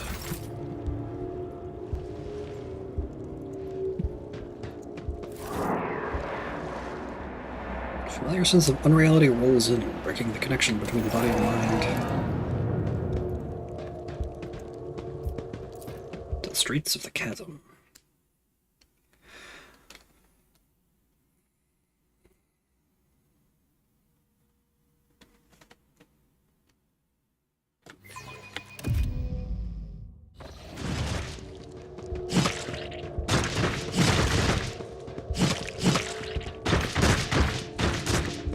Some goods I missed.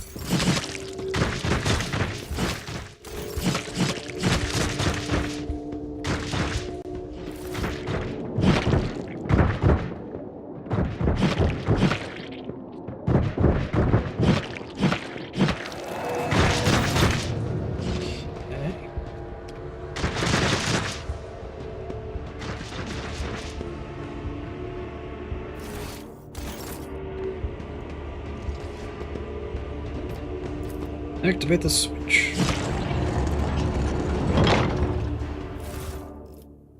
Knife.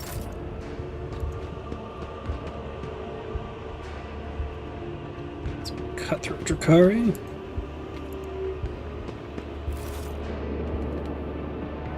Who apparently do not care about a human wandering around.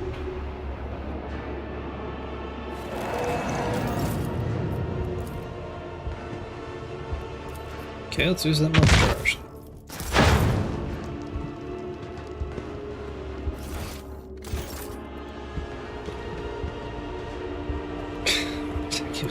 So low.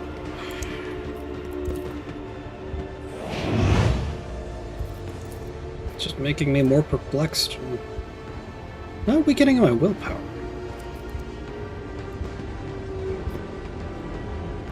To the arena. Switches I can't really activate.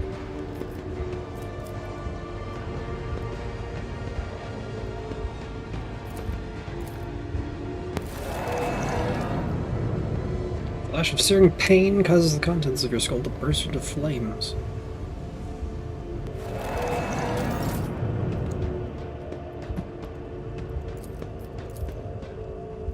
Locked. I have a feeling that's the idea. Anatomical opera and wreck.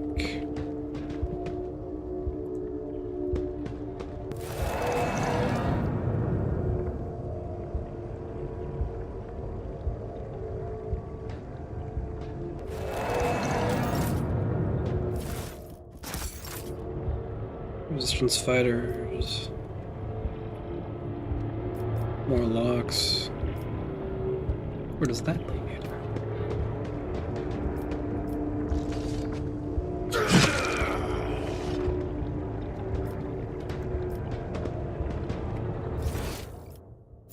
The pit. The arena. Atomical opera. Does not say. Ah, okay.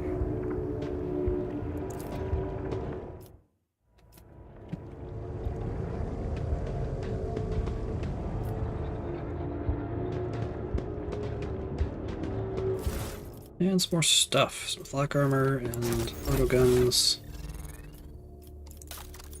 I would appreciate some flak versus the chainmail. Let's go equip an auto gun.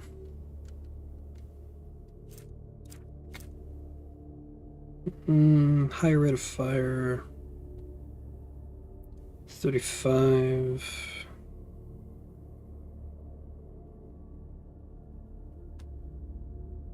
And 42?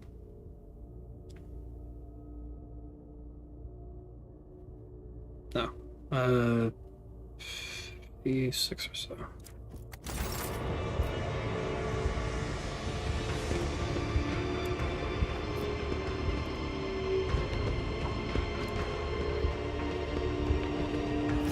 Okay. So the other direction then.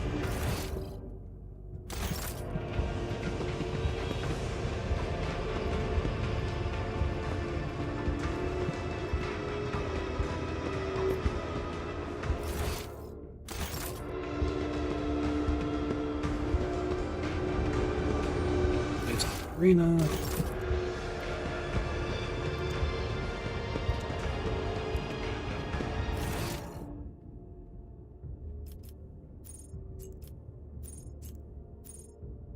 Oh. That sector is off this way.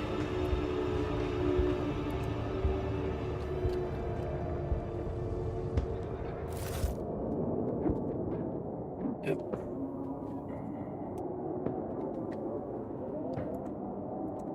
Get it.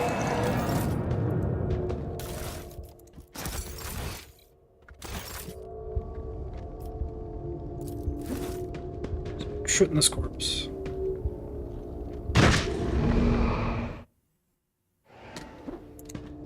It plops down.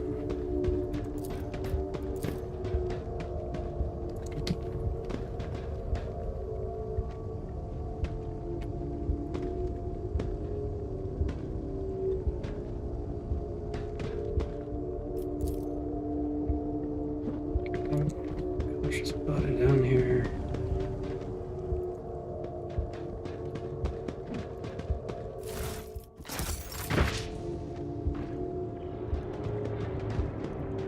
Ah, there's all kinds of stuff now.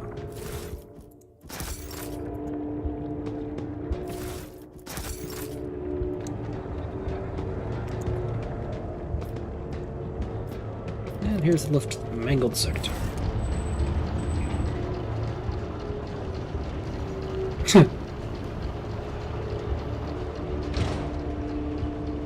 These hallucinations are getting weird.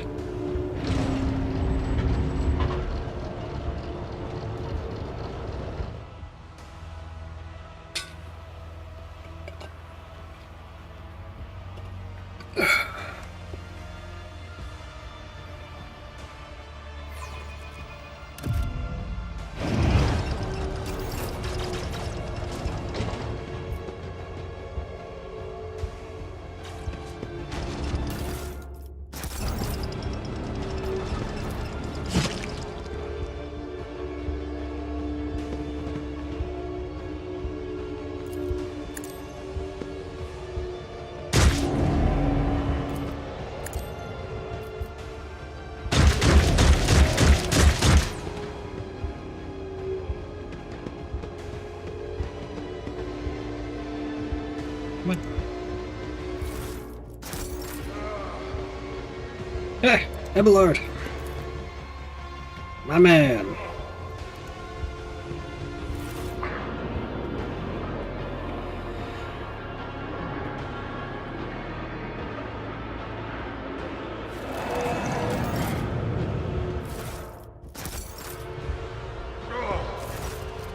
You barely recognize your loyal seneschal, Abelard in this pitiful, hunchbacked figure.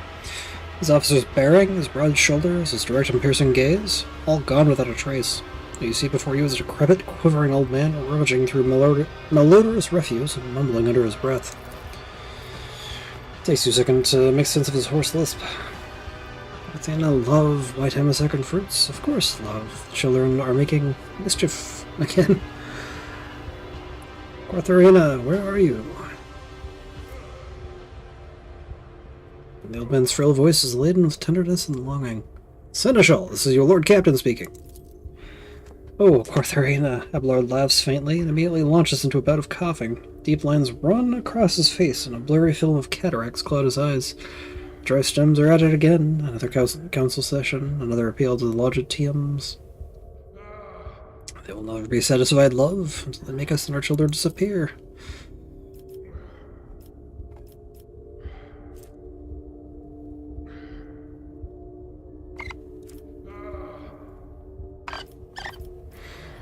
Perhaps we should just give in. You always say that Dargonis is not your home, love. Abelard is looking past you at someone only he can see. There's a timid smile on his trembling lips. Would you like that, love? Would you rather leave? Leave it all behind? Go somewhere far away from our toils?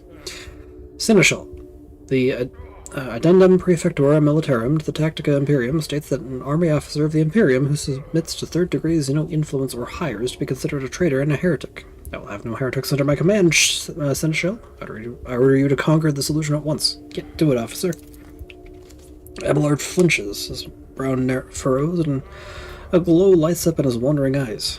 Heretic? I recommend that you brush up on your regulations before accusing an officer. The Addendum Primum Random abolished the Xeno influence categorization, and therefore his vision is somewhat cleared. Abelard looks at you and takes a shuddering breath. Saint's blood, Lord Captain, you're alive! With a groan, Abelard tries to straighten his hunched back. Thank the God, Emperor. Death has not found you yet. Then again, given the circumstances, it may be worth. It may be for the worst. Where are the others? I have not the faintest idea, your lordship. All I can say is, I have managed to survive down here. The others stand a chance too. There were no weaklings in Yorin, no? I, for one, have had enough of this heap of filth. It's time to move, Abelard. I could not agree more, Lord Captain. I serve House von Valancius. Abelard salutes you with a shaking hand, and a ghost of his usual stern expression returns to his wrinkled face. Yeah!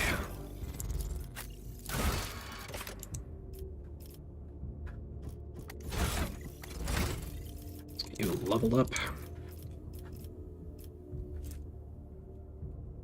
The end of combat vanguard gains 3 momentum for each attack that hits them.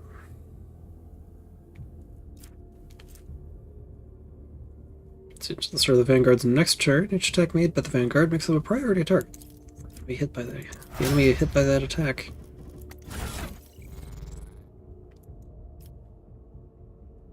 They did remove his stuff. Damn. Alright, let's see here.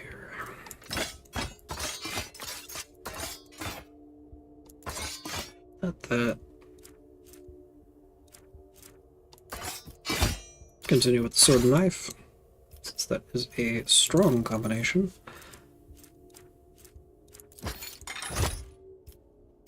Some armor on you. Psyker's footwear.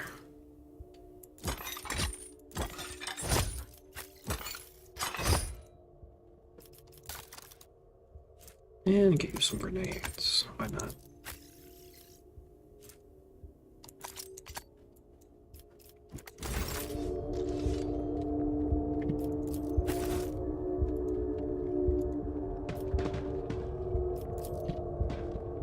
A revolting puddle of ichor that reeks of suffering. You can barely make out what remains of the bones of some unfortunate soul that appears to have been digested and regurgitated.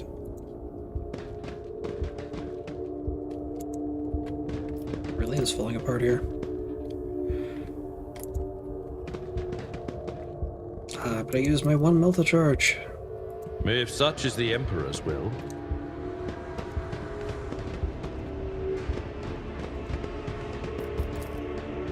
Experience? Nothing matters more.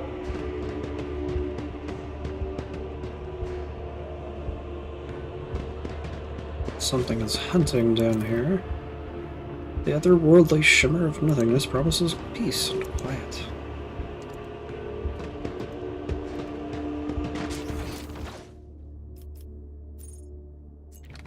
There's the commissar. Marching on.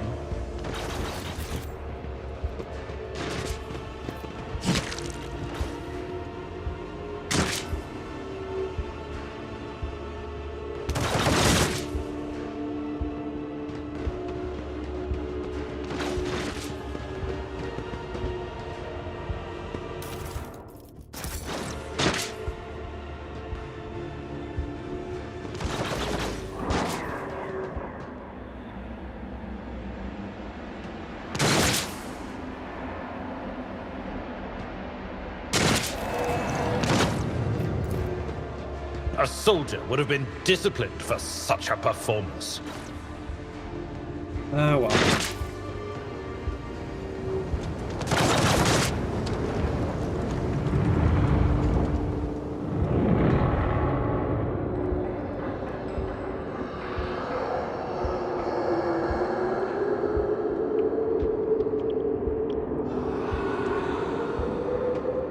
Spooky.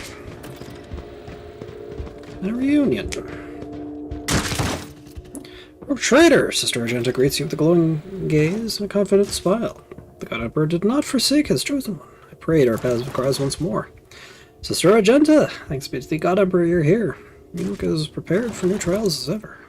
Master Borsarian, the loyal seneschal never abandons his Lord Captain, does he?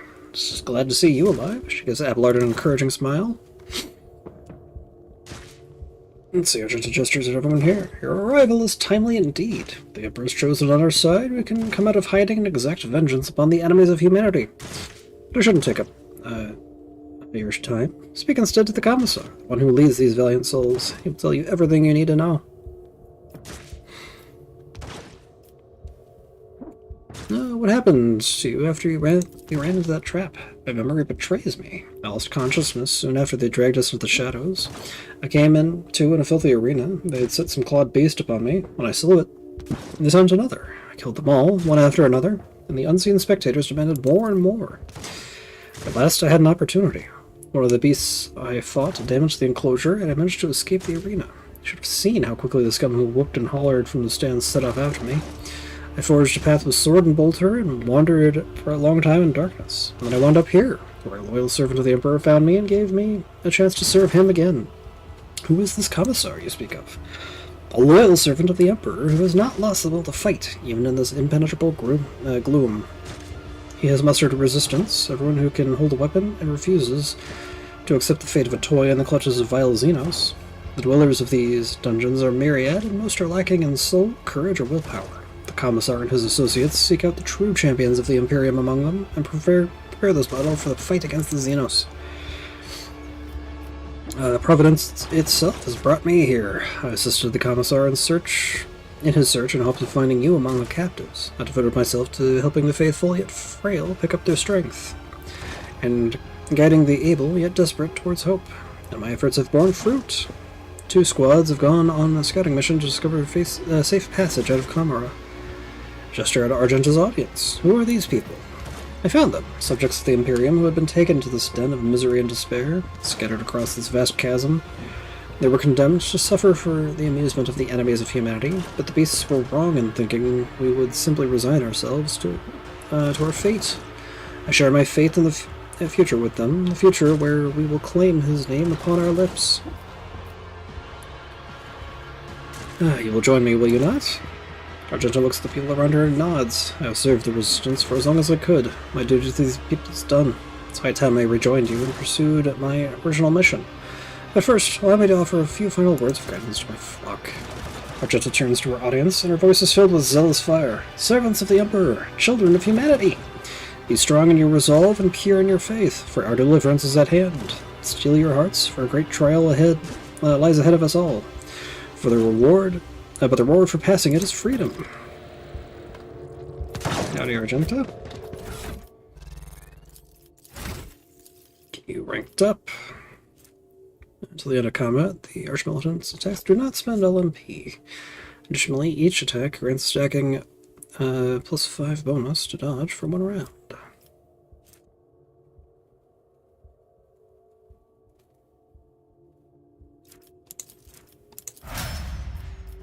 And let's go ahead and get you as equipped as we can. I guess scrap chainmail will be fine for now. Let's give you Righteous Anger.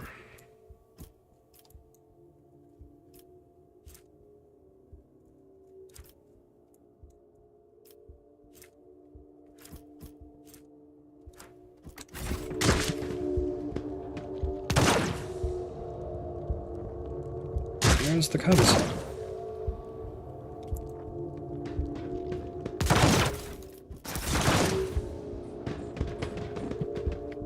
There's a real guard around. Ooh, auto keys, adherent of mankind. As long as there are no Xenos in the party. Plasma pistol. Still a Neutrona. Flames of Retribution. A shield.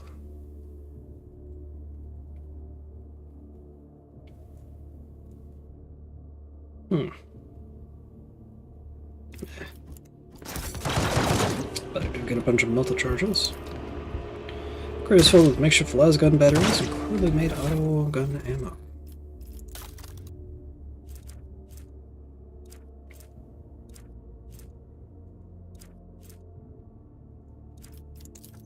Actually, maybe giving you the beggar's one as a backup would be good. Plus knife.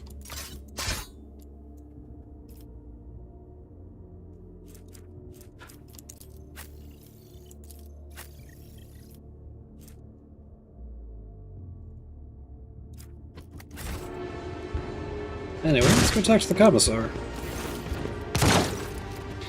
The stately man in a commissar's coat and a tall service cap greets you with the sign of the Aquila and a solemn announcement. Another loyal servant of the throne has found his way to us through these confounded catacombs.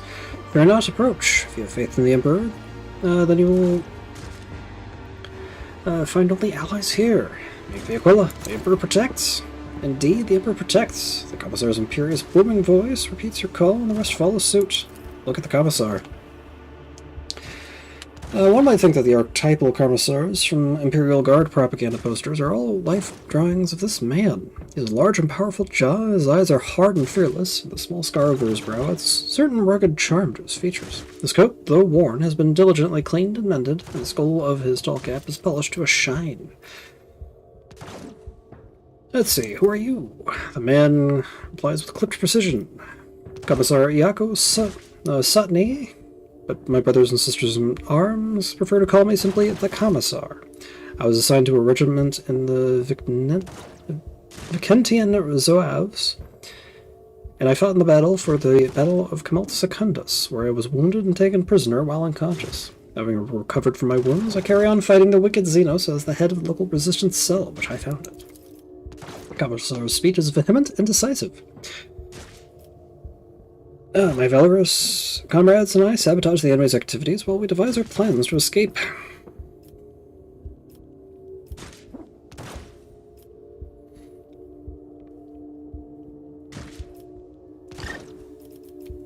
Let's see. Keep on the good work, Commissar. Will do. We stand for the Imperium. The Commissar turns his burning gaze to his fighters and they erupt with a roar of battle cries. I require medical assistance. Commissar examines you critically. You do not look too badly injured, and we are suffering from a severe shortage of medical supplies. Better save what we have for critical situations. Mel sent me for your head. However, I have no desire to cause you harm. Commissar lets out a contemptuous laugh and nods approvingly at you. That scaled miscreant has long since wanted me dead. He raised my soldiers. He forces us from our base to this perilous place, but he will pay for his schemes soon. That's my plan to set in motion. It is a disgrace to serve one such as he. You ought to join our ranks instead. Together.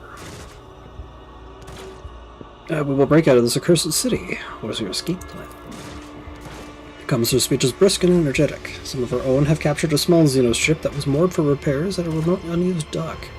They eliminated the crew quietly, but left the pilot alive to sail the ship to real space. We can get to the dock through a dimensional portal located at our old base. Was it Sergeant Vigaste's squad that was tasked with capturing the ship? Did he survive? The Emperor protected him, and he did not fail the Emperor. Vigastes is in good health and is waiting for us to arrive. Regrettably, Malith and his Shriekers drove us out and took over the base, so the first order of business will be to confront him there. I propose that you take him by surprise and deliver the first strike. We will support the attack from the outside.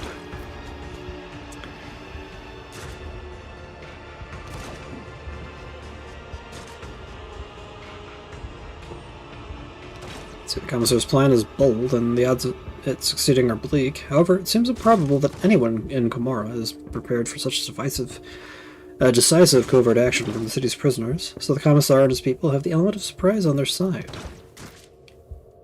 How have you managed to accomplish so much? Every morsel of intelligence we've acquired and every step of the progress we have made was paid for in blood and pain. Whatever. I'll join you!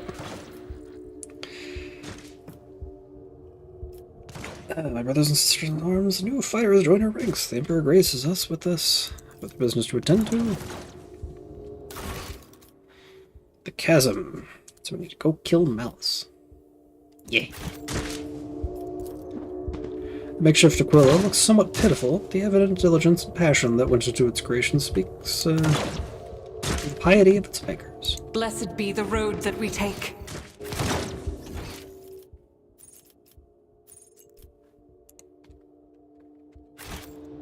Anyway, now that I have someone good with demolitions,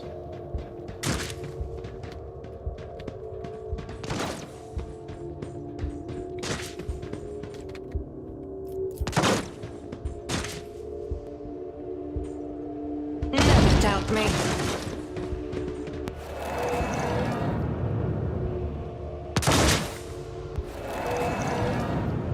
can I deal with the corpse? Fencing boots. More parry when using swords. Whenever they pair with a sword, they immediately counterattack, causing the attacking enemy to become staggered. If the attacker is staggered, the wearer's parry is increased. Tactical genius. Whenever the wearer blocks, dodges, or parries an attack, momentum increased by 10. Or post gloves. If the wearer is an assassin and successfully dodges or parries an attack. Nah.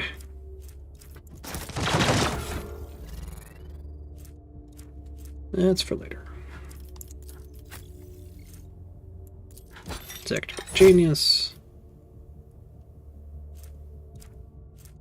And fencing boots. Give the agility bonus to Argenta.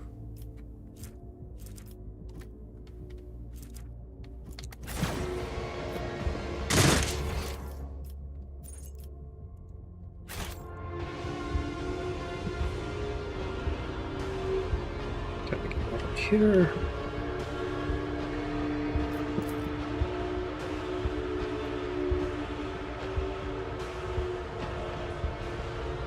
All right. Nothing's impossible for this old officer.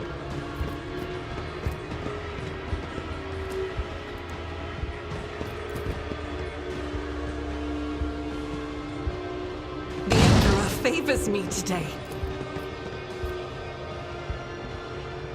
Guess I'll use it. Okay. A nice little stroll. Compared to naval service, that was barely a challenge.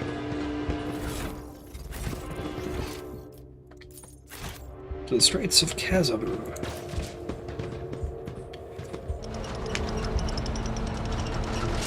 Time to take the fight to Malice.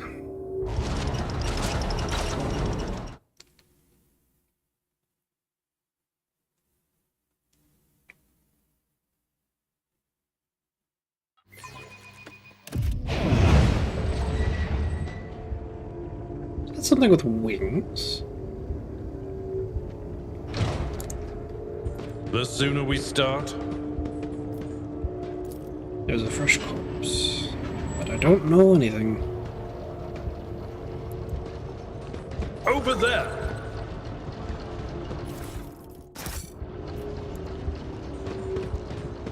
Ugly beggar. Metis mutant does not look as cocky as the last time you met. Armed and not bleeding from 100 wounds, it must be a more formidable sight. But buying yourself a pair of boots. The beggar shows off his filthy legs and surprisingly decent boots. Your boots. Kill him. To end a life as lightless as yours is a laudable deed.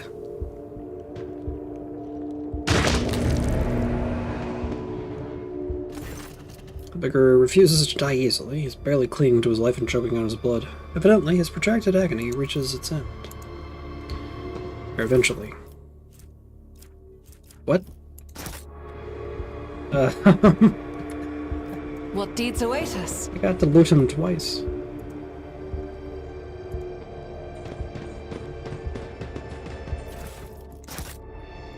Which, I mean, I'm not going to complain about. It gives me 2 of those beggar's weapon.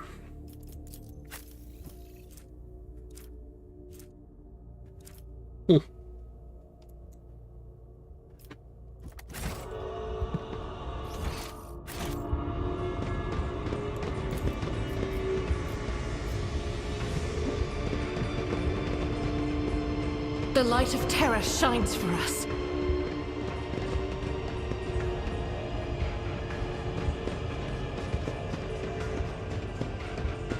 Lower Lord. Beggar's corpse is infested with countless mutations. Looking at it makes your head throb in pain.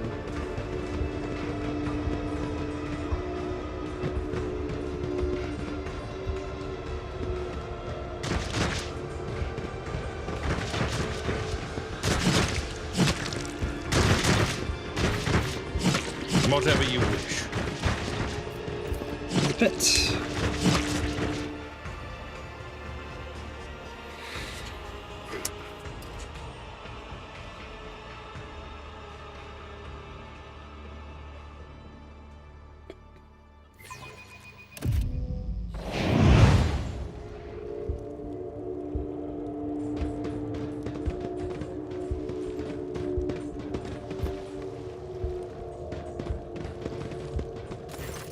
Humanling, relax with us, take a stimulant, and enjoy yourself. The commissar says hello. 2 humanlings have plotted against me. How predictable. Trickers, kill the humanling slowly. I want to enjoy his torment. Run, fools, or fall! A feast of terror awaits.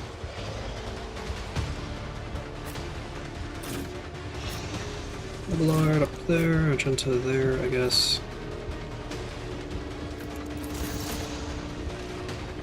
Victory is imminent.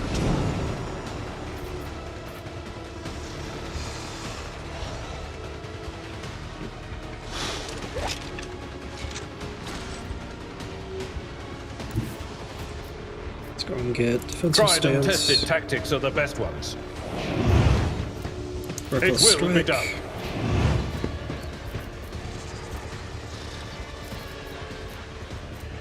Bulwark. At your beck and call. I will do my duty. Just a minor setback. Taunting the At your beck screen. and call. Indeed.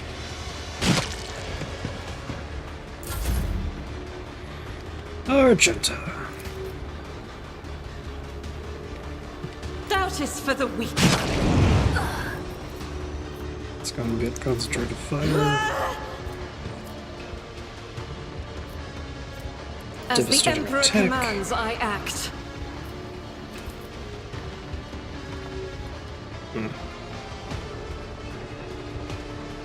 Or it's over there.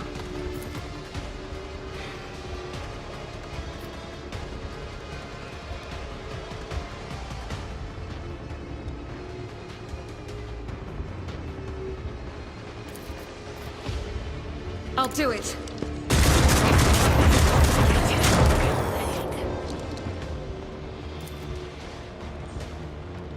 And sneak forward. Rejoice in battle!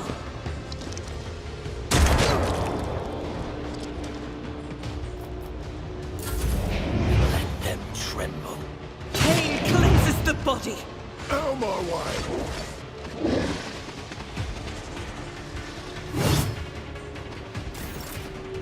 Okay, that's the little.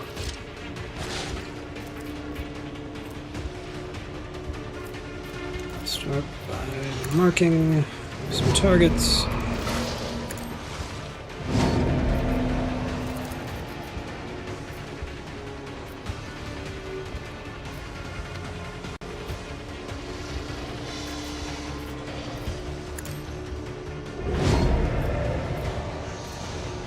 Then ignite.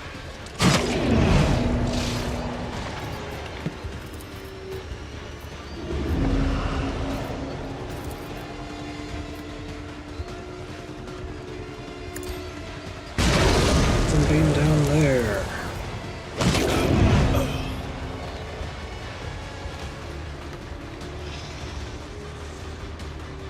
Let's go and stick there then.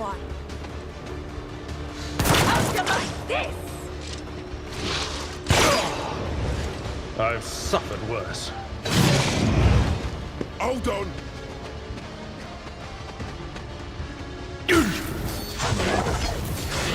Adversarian.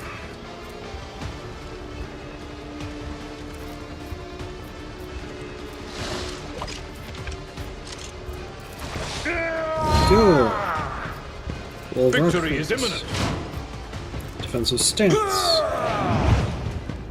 At your beck and call. It will be done. Grey hair, short hand. Go during No breach. matter the cost.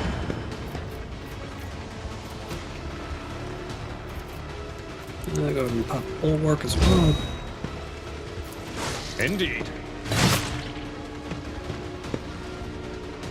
Victory is imminent. Target well struck. I will do my duty. It will be done. One fewer target. Alright. Go ahead, wander down out there. I've seen worse battles than this in my time.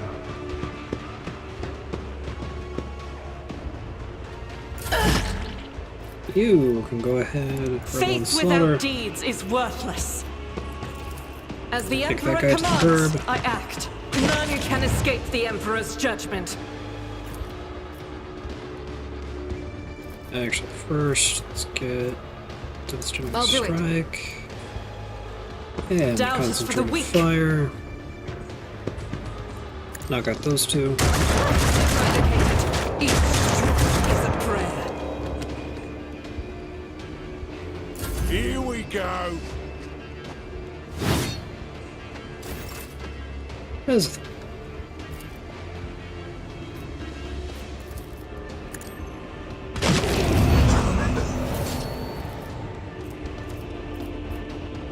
go ahead and do Fire Mastery.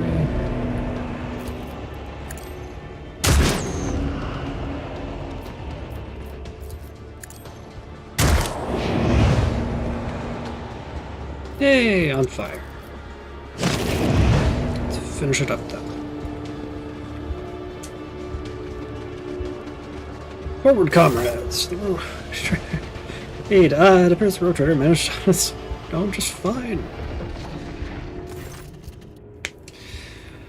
The Commissar's resolve is palpable. Victory, comrades! Duty beckons! Our allies are waiting on the other side of the strange rift, so let us not waste time.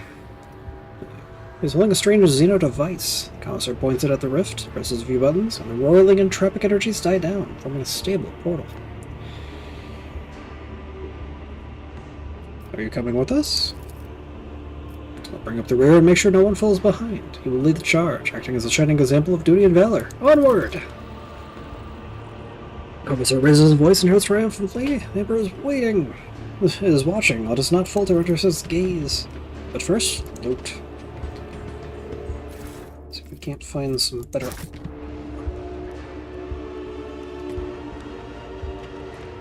And Malice is apparently not dead. Badly wounded and unconscious, but a stubborn xenophysiology prevents him from expiring. Interesting. Trophy lasgun.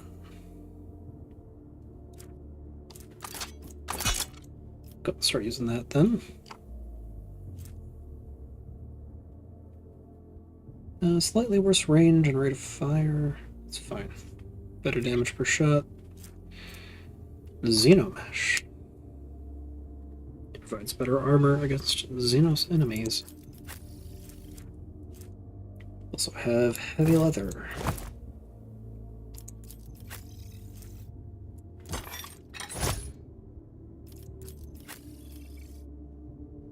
Very nice.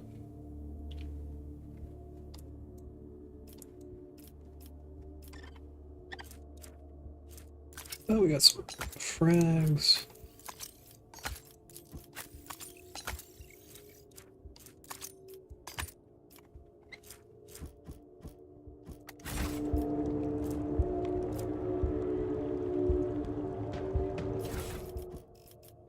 Another trophy lasgun.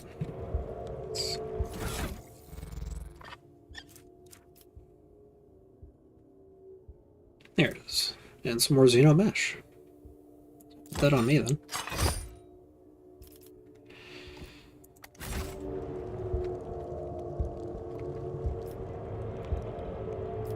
Through the portal we go.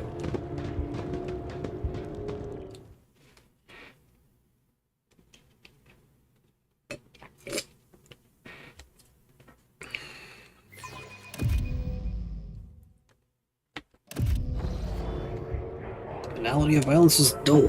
It craves subtlety.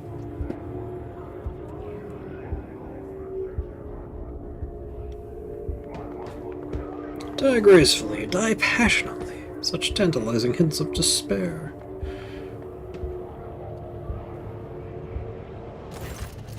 The moment you cross the portal, you realize that something is amiss. The thousands of Drakari all around you, the towering bulk of abnormally bloated muscles whose face is hidden behind a black mask, none of it fits the Commissar's description of a quiet dock. You brought good meat! You've done well, Commissar!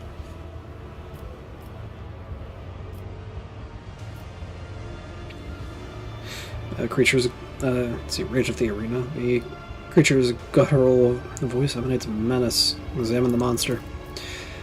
The Hulk's body is crisscrossed by thick, ugly scars as if someone stitched it together from different pieces. Its huge muscles are disproportionately swollen and riddled with peculiar wire-like augmetics running under the skin. Its backbone has been stripped of flesh and encased in the steely grip of a spinal transplant, and its face is hidden by a black helmet. Commissar, it's turned out to be yet another traitor. I'm starting to see how this game is played. It's alright. You won't be so gullible next time. Oh wait, there won't be a next time! The Commissar makes no effort to conceal the sarcastic mockery in his voice. Farewell, comrades. Deceiving, manipulating, and nudging you towards your deaths has been an honor and a pleasure. The Commissar jumps into the closing portal before anyone gets a chance to stop him. Bastard. Satisfied cackling booms from behind the monster's black mask. Foolish meat! Falls for the same trick every time. Here's what happens to you now. They are about to unleash fighters and beasts that will seek to eviscerate you. You try to survive until the end of the fight, meat. No one is expecting more from you.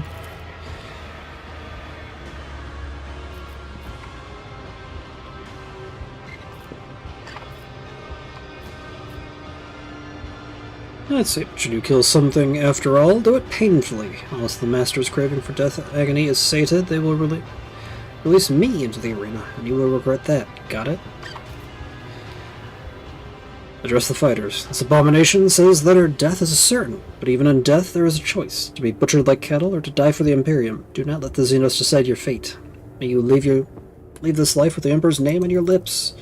With a roar, some of the fighters make the sign of the Aquila and ready their grenades, their pale fingers clutching the pins as they steel themselves for a fight to the inevitable death, intent on taking as many enemies of humanity with them as they can. The monster scoffs. Pretty words. I hope your death will be pretty enough to match them.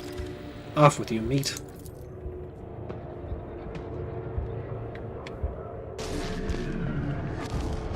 Rejoice, fire dwellers, for I have come to slake your fatal thirst! May the vicious hunt commence today!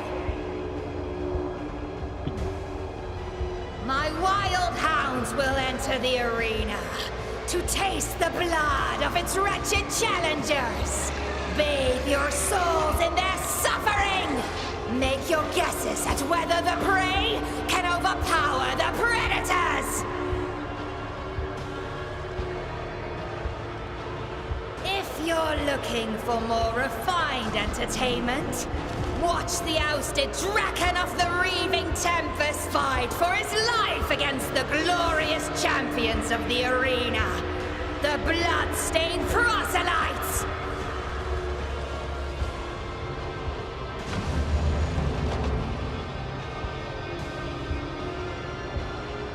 If your soul is so hardened that only the triumph of violence can soften its scars, enjoy the massacre of the fearsome Flesh Gorger! Today, we will try to kill him again!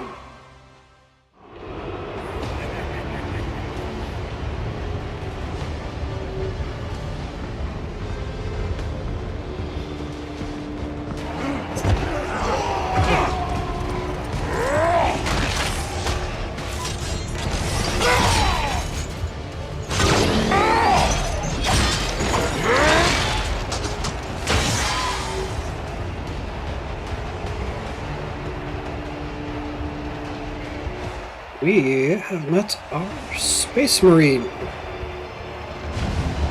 Is that all? Will you just give me your pet jesters? Don't be offended if I break your playthings, Kikeros!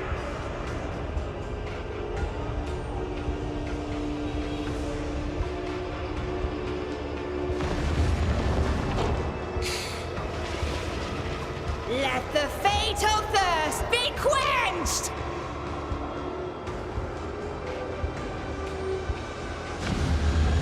There we go.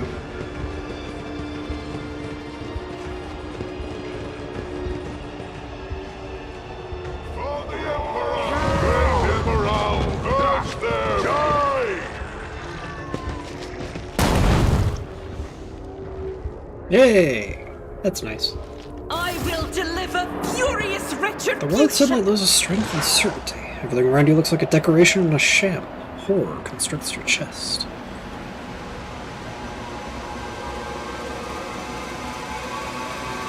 The sounds join in a terrible loop of self-repetition, mixing with a grinding sound, becoming high and sharp like the teeth of a chainsword, and tearing at your eardrums.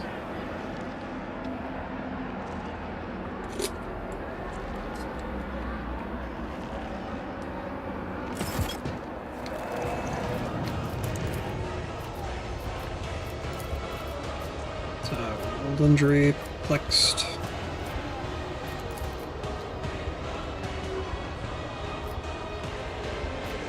Mara will be able to make some moves. Let's get Argenta over here then. Myself here, and Abelard can be here. Faith without deeds is worthless. Concentrate fire. As the Devastating Emperor attack. commands, I act. I'll do it.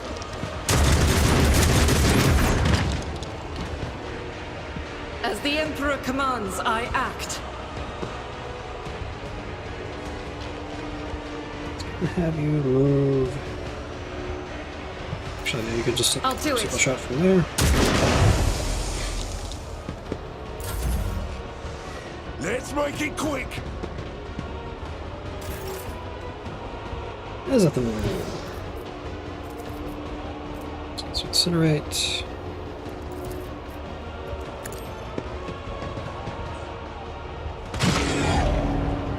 Let's be into burning. That wouldn't be nice. Then I ignite. There it goes.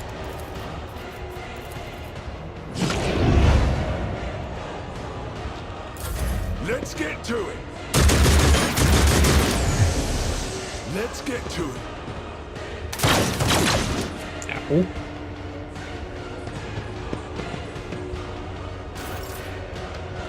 Nibbler. My place is at the fore. I believe it is time for you. Gray hair, sure hair.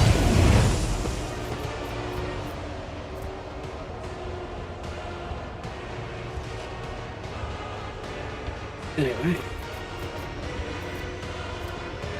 Let's... At your beck and call. Wait. Defensive Victory is stance. imminent. At your beck and call. And It will be done. push it back one.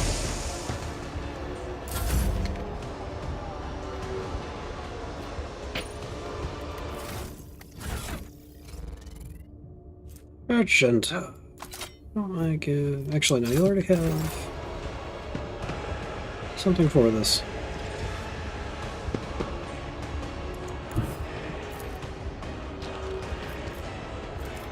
Let's see. Area attack. As the Emperor Make it commands, devastating. I act. Doubt is for the weak. This is why I was chosen. Let's see. Faith Wildfire. without deeds is worthless. I'll do it. Out of my way. My turn once again. And in flame. I'll just go and buff up Abelard. Hold on.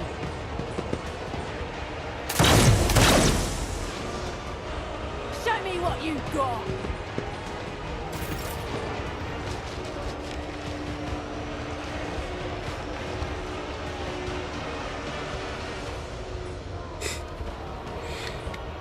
Anyway. At your Strike. beck and call. Defensive Indeed. stance. Pull back, charge in. A tactically sound approach.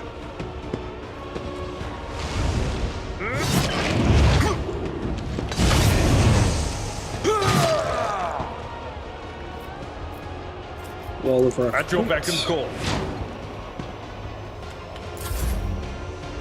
And Argenta can continue with As the this. Emperor commands, I act. Doubt is for the Wildfire. weak. Devastating attack.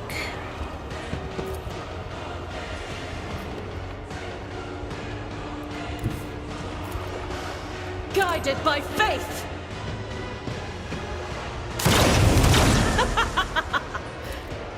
I'll do it.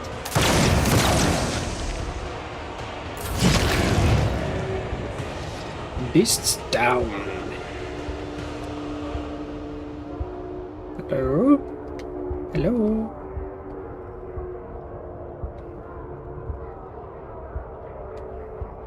Hello?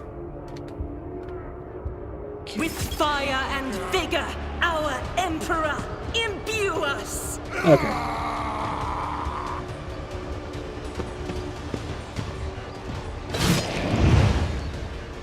Let's make it quick. Let's get to it. Something, something. We are betrayed. Let's get to it.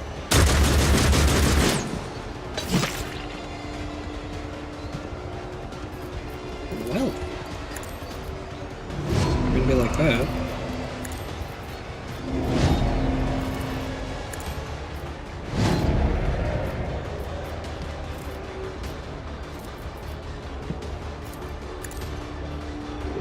Fuck.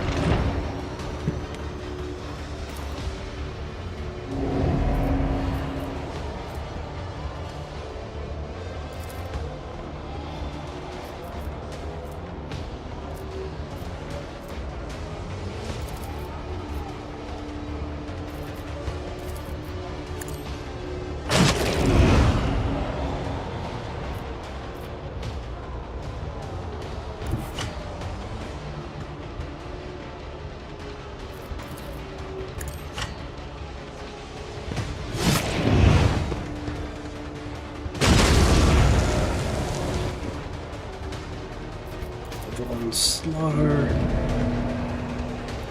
Get to cover.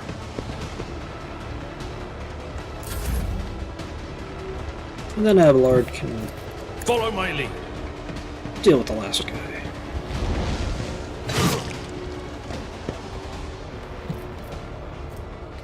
Okay.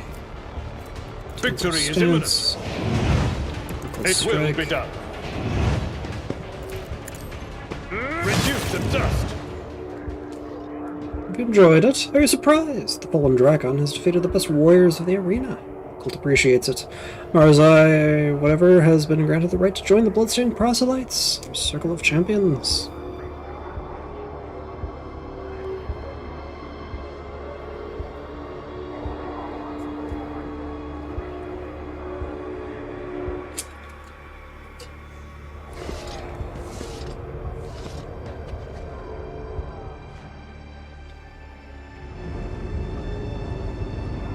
Did any of you expect to see a Monkey challenger defeat the Vicious Hunt?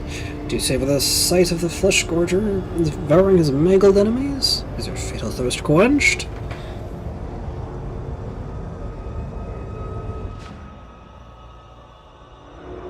Yes, it is quenched.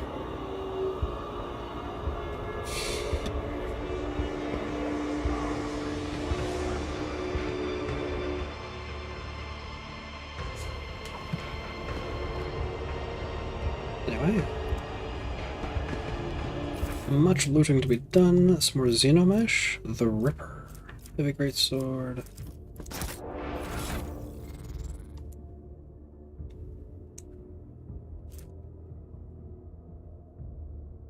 Even shorter range.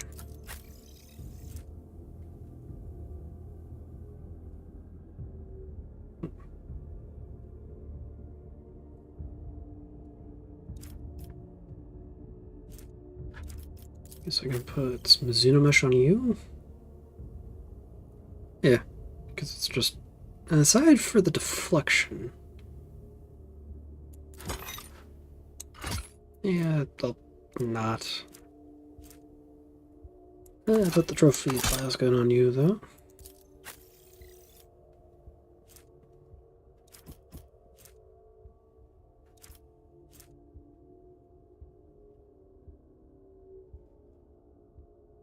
Rich Sanger is just generally better than the Ripper.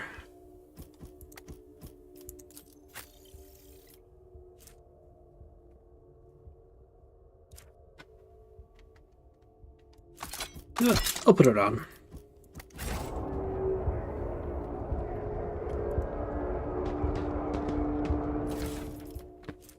Arena Beast's Claws. Intimidating monomolecular edged claws capable of tearing through solid plasteel.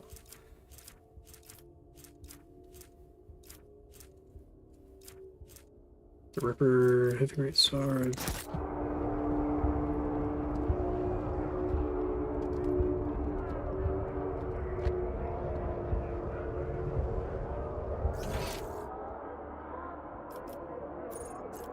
Back to the chasm.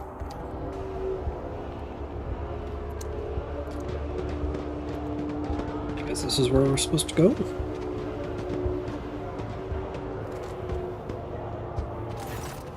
Follow Argenta's gaze to the soaring Drakari craft and the squirming bodies nailed to its side. That's Sergeant Vigastus. I recognize him, I know his voice. This will help me. I have to save these people from this torture. One of the Drakari on board sneers upon hearing Argenta's shouts, eliciting a wave of approving cheers. Drakari kick one of the groaning bodies, blatantly savoring his untouchability. Impossible. Abelard shakes his head, looking at the prisoners. Aim and shoot the figure that Argenta pointed out.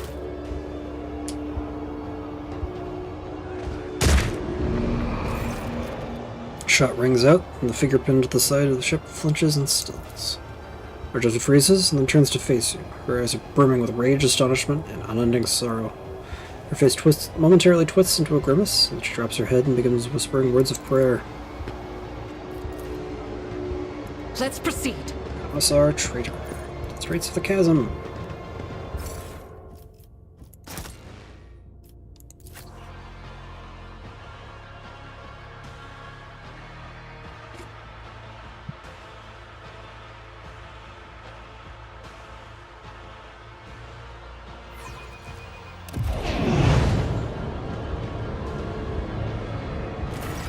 Stranger standing before you brings to mind a motley-colored, long-limbed doll, painted amid carnage and detritus. The bright colors of his sleek costume seem comical against the unremitting gloom and hostility of this place. Only the sorrowful horned mask that hides his face and the dark hooded cloak he wears pay tribute to the overwhelming air of hopelessness. Every move the Xenos makes sings with theatrical precision and a predator's grace. You cannot decide if this person is an accomplished dancer or a master assassin. You'd already recognized this creature during the trial, but now, with the Drakari poison purged from your body, your mind is clear. A shiver runs down your spine. This is a Harlequin, the deadliest of all Eldari warriors. You've heard of small Harlequin troops taking out entire armies of enemies, whirling in their mesmerizing and terrifying dance of death. This crib of putrid flesh offends your taste. Oblivion comes now. Hear its nocturne plays. I am that starlit strain that chills the soul, the peace that doomed throngs pitches into dance. You were among them, merchant vagabond, so tread the steps, I say, escape fate's grasp.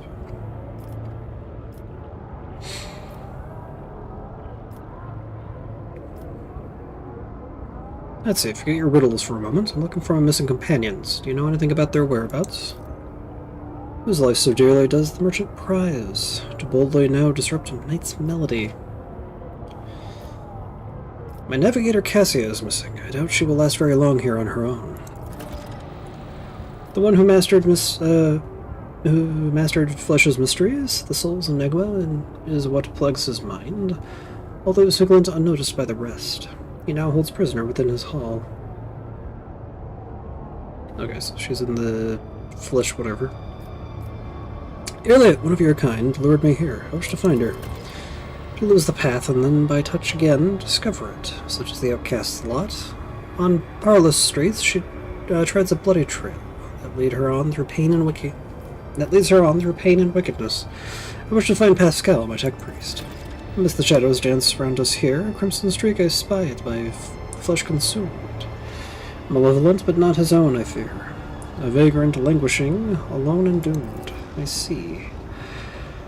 Alright, what is this dance you were so intent on drawing me into? The steps you know already, vagabond. The knife edge you must perform between oblivion foes and your own friends. So heed my setup well, it holds the key. A melody of snarling agony, beguiling now by rending flesh bewitched through sinew, bone, and grisly pageantry. It calls the blood-soaked drape to come unstitched. A haggard chorus in the hall behind, their flesh employed to serve the maestro's art. No prayer for mercy slips from throats confined, the baton sets the beat of every heart.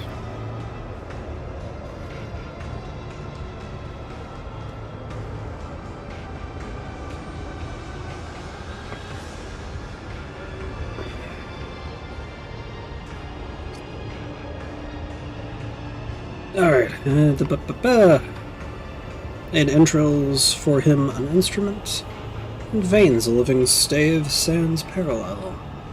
Yet death to him is no impediment, for corpses' tunes do carry just as well. Through spectacles of blood and gore forged past, should grave your eyes to glimpse sun's light at last. Everything is perfectly clear. There's a certain maestro of flesh who conducts experiments on the bodies of others. He has a laboratory that can only be accessed by fighting in the arena to draw his attention. With his assistance, I will be able to escape the chasm. Oh yes, your name is Nocturne of Oblivion. Have I missed anything? Xenos stills. It looks at you intently. It's not accustomed to anyone so adroitly and quickly navigating his verbal labyrinth. That much is clear. At last, you hear a low chuckle behind his mask, and the Xenos claps his hands slowly, saying only one word: Bravo. An indigo ripple passes over the Xenos' body, and he dissipates like a bad dream. Okay. So, Survivor's Revenge. Tricked into fighting a gladiator. The one who did this will likely be found in the pit, the Shriekers. This is where the rogue trader should go if he wants to get even, and also equip himself with decent gear from Malice's stores. Yeah, I can't access my colony stuff from here in the incident. The chasm. Find the Maester of Flesh. Reunion. Find your missing companions. Need to help Cassia.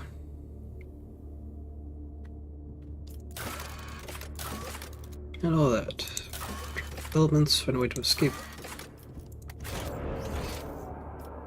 So we got the anatomical opera that we're not going to be able to get access to anytime soon. Better chance to activate switch. Nope, he is perplexed.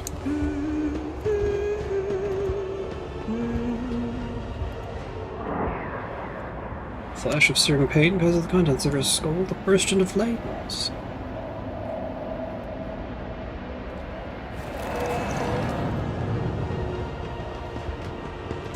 Hey, here's Harriet.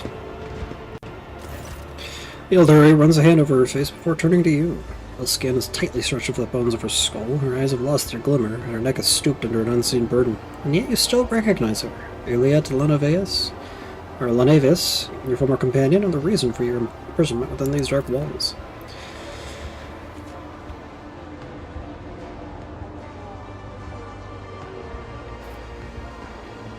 Let's see, Iliad glances at you, her eyes widening slightly.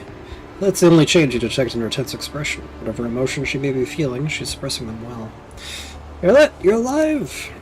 It looks at you in disbelief. Your voice. Do I hear semblance of jubilation? How can that be, Elentek? Because of me, you? Or the Xenos who were watching Iliad torture the silent victim and step forward? Did the monkey come for a taste of pain? Then you must have patience. Our little guest still has so much suffering to extract from her first victim. Your prey is far from empty, Iliad. Do not hold back.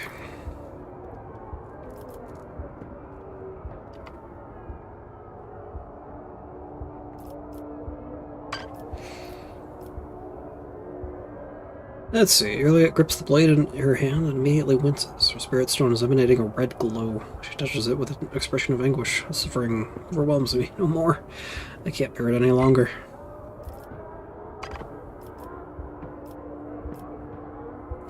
Let's see, Iliad, I intend to find a way out of this place. What about you? Her gaze is incredulous. Are you inviting me to come with you? Inviting me to the stars, Elentek? Takara grabs Iliad by the shoulder. You're losing focus, sister. Your spirit stone is at step. Iliad is swift and precise. The blade pierces the Drakari's throat and he collapses, clutching the wound and drenching the floor with his blood. His skin moves to other weapons, but frees, transfixed by the sight of their brother thrashing in agony. Enough! It's hard to tell whether Iliad is shouting or wailing. Enough of this senseless, aimless torture. This is not my path, and it will never be mine. She turns to you with a faint glimmer of hope in her gaunt face. But first I must ask, Elentek, after what I did, drive away the night of my blindness with the morning rays of clarity. Have you found the strength to forgive me? Let's see.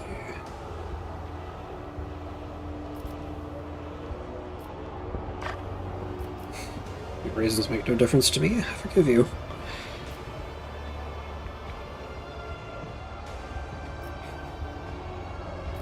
So even if you have lost your way, I'll be there to help you find it again. The pain in Iliad's gaze gives way to another new emotion, tender and immeasurably sad. My eyes were blind to overlook the generosity of your soul. If only I had cast off my doubts that had coiled around me like venomous serpents. If only I had sought to share my pain with you, perhaps we would not be standing in the snare of the Dark City now. Her reply is timid and apologetic, if barely audible. I know you have many questions for me, Azathoul, and I vow to give you every answer. But please, let us first depart this terrible place, away from the nightmares that sink their stings into the darkest recesses of my ravaged soul.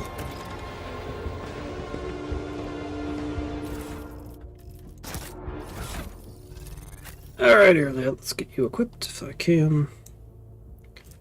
Sharpened catapult. Let's give you that long rifle. armor.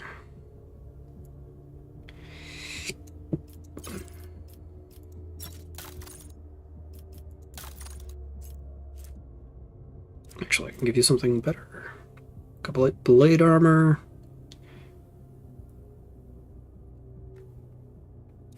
Yeah, reinforced couple light armor. Agility is 55, so it wouldn't benefit there. But that is still just generally better armor.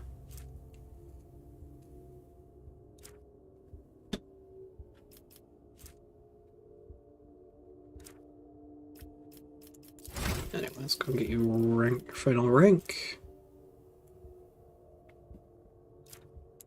Let's make dispatch more powerful.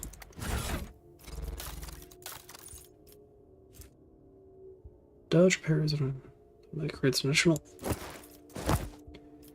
Since you are an assassin, give you a couple of grenades. I guess I'll put the other side of the shuriken catapult on ya. A stranger. Oh, this master-crafted patellar augment is not fit for a servitor. Okay. I align my path with yours. For now. So an empty vial is lying on the ground. It is used to contain a stimulant that is unfamiliar to you. But first, through the shriekers.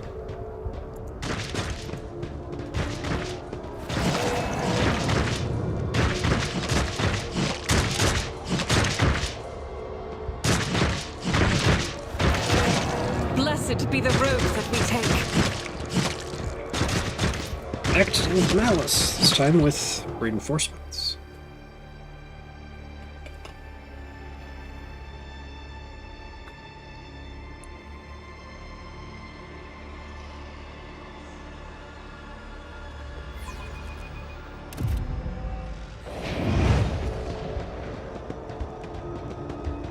Where's the commissar this time? My brothers and sisters! It's time for you to meet our greatest ally, rogue trader Though von Valencia himself is part of the resistance. I ask you, how can we fail? So mighty fighting on our side. The Maleficent Xenos have already tried to kill him in the arena, and yet their efforts were for naught. The Emperor protects. The commissar gives his inspirational speech while looking you right in the eye without a shred of shame. His words draw smiles of amazement and exultation from the people around him. You've never seen any of them before. Traitor, you condemned them to death. You lied to us. And now I have come to exact retribution.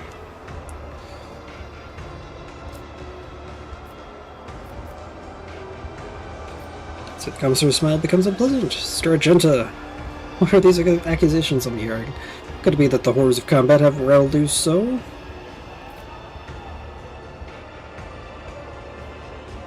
Have you been blinded to the ensuing? Or has our cunning enemy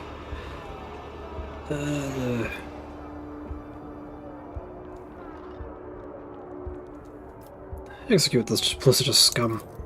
In the name of the Emperor, I sentence you to death, Iago Satni, for the betrayal of every soul you sent to the slaughter with Sergeant Vigastus. My brothers and sisters in arms who have been betrayed! To battle, let us spill the blood of he who obeys the unhallowed whims of Xenos for the Emperor.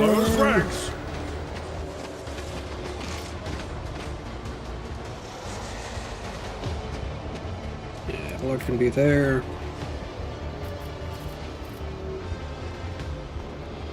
Argenta, you get to execute him personally.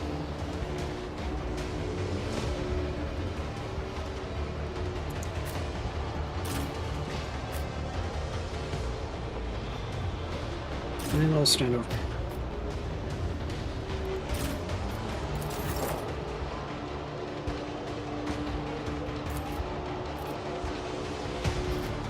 Okay.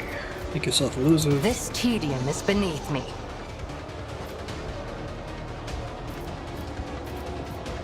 I understand your intent. But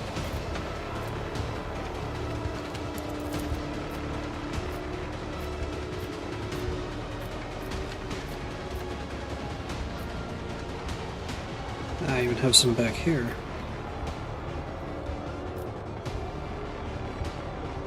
if it serves your cause.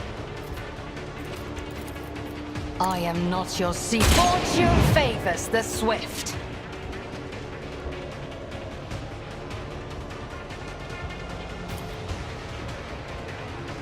This tedium is beneath me. I am not your Xenos pet, monkey. Argento. Fuse recital. As the Emperor commands, I act. The other thing.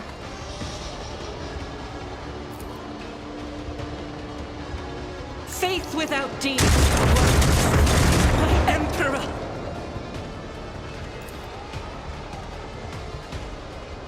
As the Emperor commands.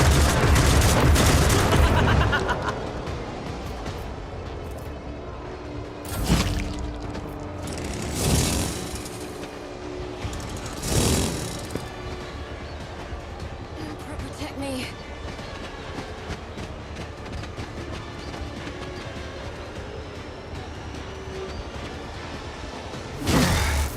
Brace yourself, Avalon!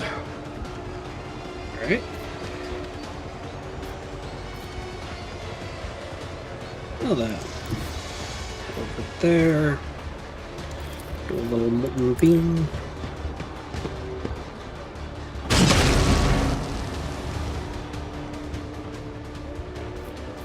Revel and slaughter.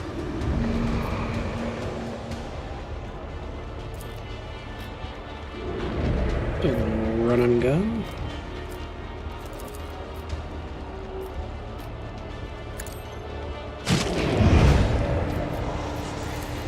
Mark some targets that are likely to die.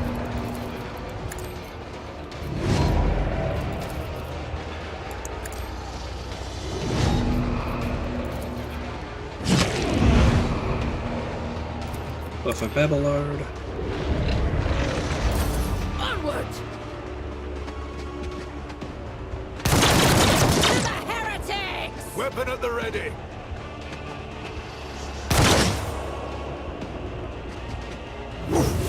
An exemplary strike. Strengthens me. I've suffered worse. Alright, Abelard. Indeed. It will be done. Wall of Rock Crete. Defensive stance. Reckless Strike. Grey hair, sure hand.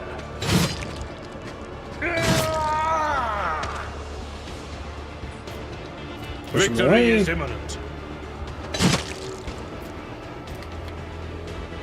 Forth on Valencius! Annual Guard. Follow my lead!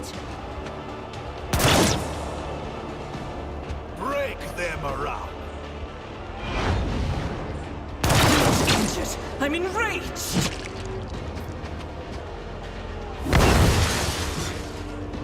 Weather the storm! Don't touch me! For now.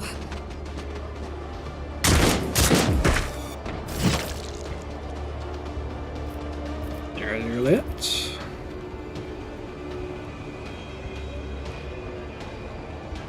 We'll just go ahead and get it over there. I move as if unseen. Ancestors, guide me. I understand your intent. Spots. Close of shadow. If I must.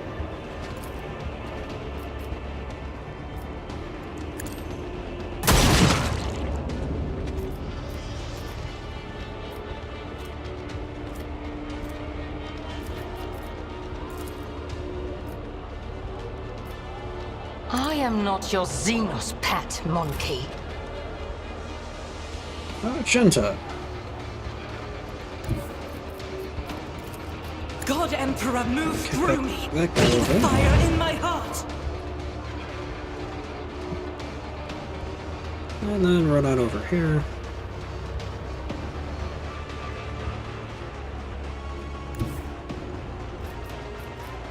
enemies of the Emperor will be undone! Unload on all these guys. That is not the Emperor's will.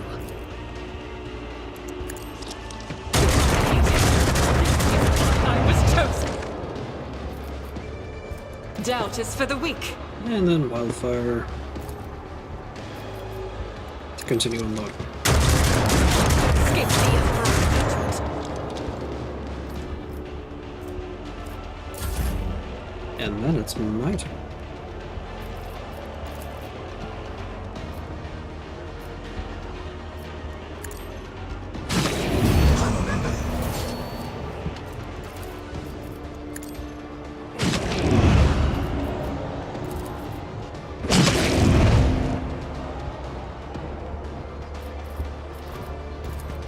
A little revel in slaughter.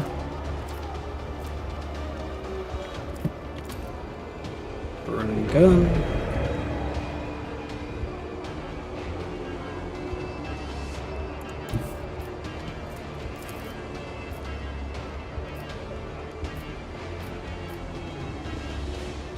Do that stuff over here.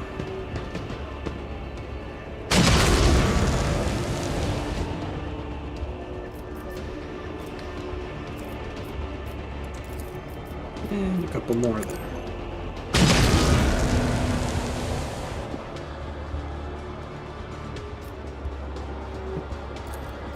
And go and buff up our Jensen.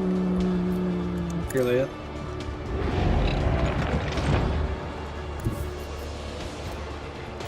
And firearm mastery.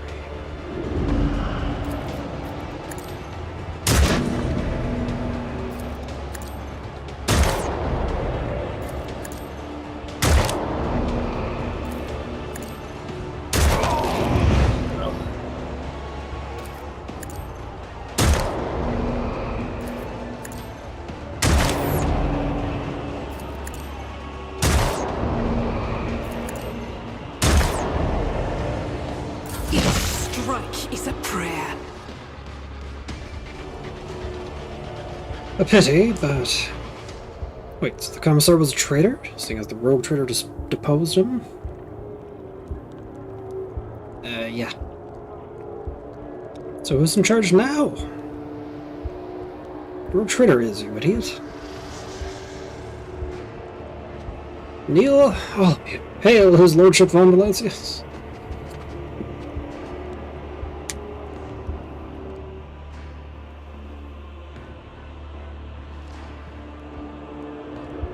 Hey, we got some people on our side. Commissar's Arsenal. Bolter, Elite Chainsword, Rise of Pattern, Melthagun, Thunderhammer, Commissar Flak Breastplate. Bonus to weapon skill and ballistic skill. Dodge if his intelligence is high. Efficient armor body glove. Luck thickener. Each time the wearer uses a minor psychic power, all allies affected by this power gain +1 stack of the thick luck effect, allowing them to re-roll a fail attack or dodge or parry. Battle plan. Seal of the Purifier. Each time when more than 2 targets are damaged by more momentum, Commissar's Cap, +2 Fellowship, Crit Chance, Warp Reflex Ring. When triggering a psychic phenomena, aware immediately restores wounds and gains movement points, and after triggering Perils of the Warp, they gain +1 AP.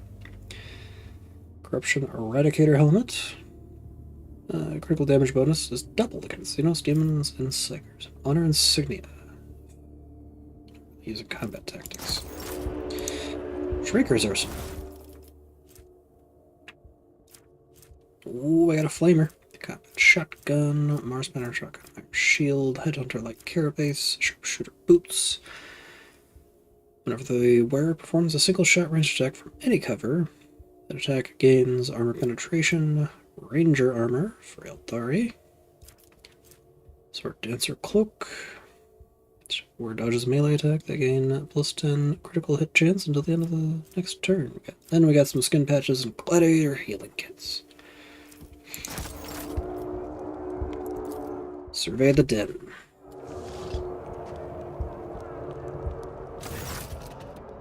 The resistance fighters are looking at you with a mixture of fear and respect. They do not have the guts to break the silence and speak to you.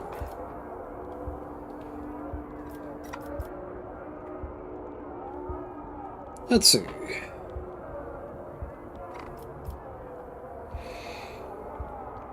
Execute Malice and the Commissar, for the glory of his deeds, for the good of humanity, and in the name of the God Emperor, I sentence you both to death. Carry out their sentence immediately.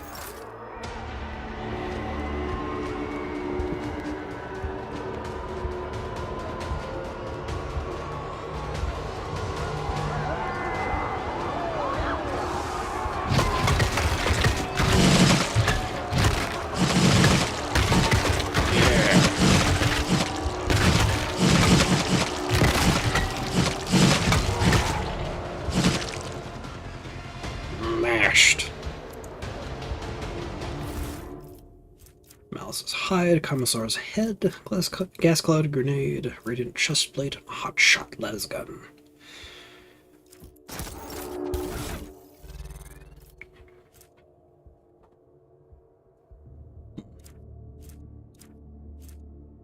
Anyway, let's make sure that Argenta has her proper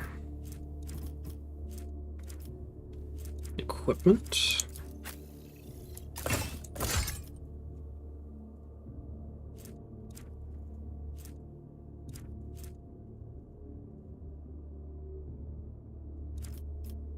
Oh, and we have regained Grumpy Jack.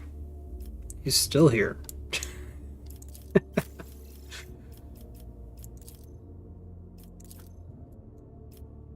Okay, nothing new for you, although I think I did get... more armor, or was it more dodge? More dodge against non-Eldaria enemies.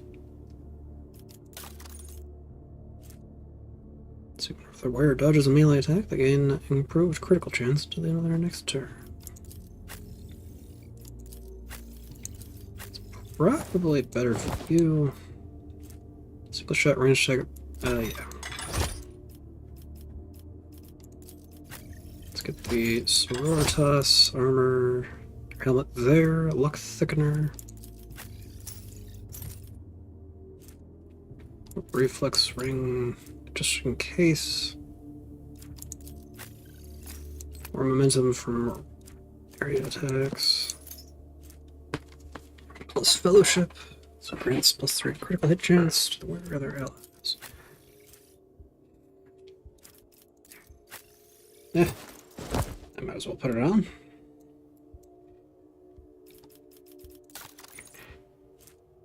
Hey, healing kit.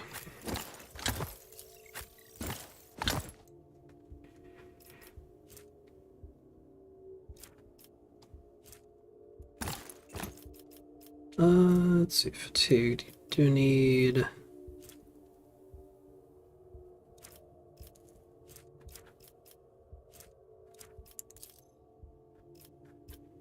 stuff, but otherwise...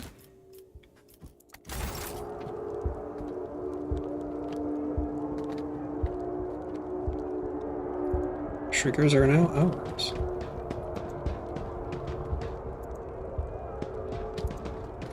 And nothing new. Nope.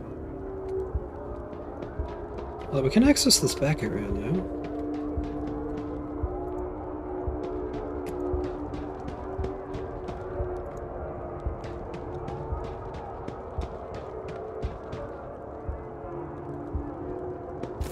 You came back from the dark, Elentark? Unharmed.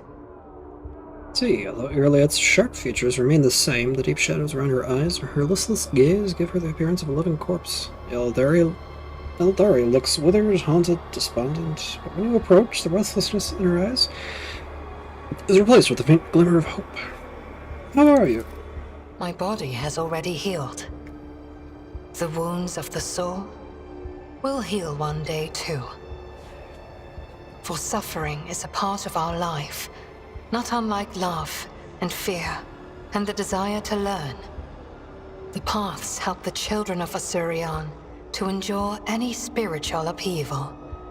And you, Elentark, did not allow me to stray from mine. For this, I am grateful. And yet, neither rest nor our reconciliation can soothe the savage turmoil in my soul. Cruderak is lost. We are trapped. And the truth remains as hidden from me as ever it was. What happened to my kin? What happened to my world? And why did my dark cousin tell me less than he knew? There's a whirling darkness in Iliad's emerald eyes that seem to search the very bottom of your soul. Anyway, gather your strength, there's more trials yet to come ahead. I promised that I would no longer hide my worries behind an icy wall of pride and doubt. And so I want to explain myself. But are you willing to hear me out? I've been waiting for an explanation from you. Not here. The words of my truth are intended only for your ears, Elantak. Alright. As the lie, your lad's usual pride and arrogance give way to awkwardness and confusion. This is my first time ever having to explain myself like this, but you, more than anyone, deserve to know the truth. I understand how unworthy I am in your eyes. This may sound like a ridiculous excuse, but I did not want to betray you, Azathoth. I only wished to learn about Cruderak's demise and find my kin. When I saw the shard of my world in your dwelling, that trophy mounted on the wall, I was beside myself with fear and rage. And when my dark cousin whispered in my ear that he knew the answers to my questions, I made a mistake. I trusted my kin. And, fearing that you might refuse me if you knew where I had been getting my orders from, I simply asked you to direct your ship to the particular system. Did I trust Marazai? No, of course not. I thought he spoke of my kin's location to crush my soul, that he wanted me to go there and find only death instead of them. But hope for the better, prevailed over my faith in you, Elantak. Iliad sighs awkwardly, avoiding your gaze. Filled with hope, the thought never even crossed my mind that the single thread, forever slipping from my grasp, would lead us to the very heart of the Dark City. I'm sorry, Ethel, and I wanted you to know that.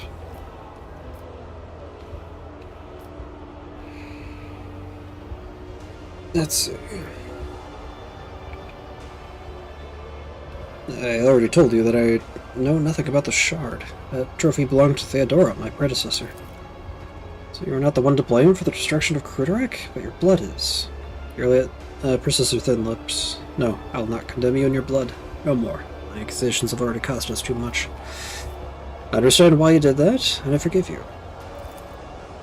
Iliad's eyes widen in surprise. I give you my word, Azathoth, I will never betray your trust ever again. You've shown great compassion by accepting me and forgiving my deed. I do not know if I would have been able to do the same. Pains me to know the hardships you had endured because of me, and you still suffer. In this cursed arena, in this cursed city, I also... Iliad pauses, as if hesitant to continue. My soul is crushed, Elantak. The loss of Cruderak, the horrors of Camorra, and the Drakar's attempts to re-educate me.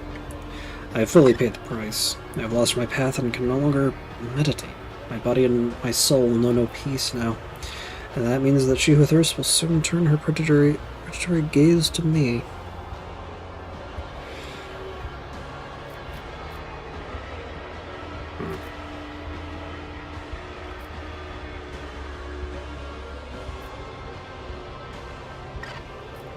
You are unable to meditate? Can that happen? I've heard stories about Eldari unable to reach their inner world because of anguish or sadness, and every story has had a tragic ending. How are you going to regain your powers now? I do not know. Sincere hopelessness rings in Iliad's voice. I cannot help with meditation, but I'm prepared to stay with you and share the silence. That way you'll be able to forget about the horrors of Camorra, if only for a little while. Iliad freezes for a second, and then gestures for you to take a seat nearby. We had a saying on Cruderak. In silence you can hear a heartbeat, the music of the soul trying to burst out. Please share this wordless song with me, Azathoth, and may it bring peace to us both.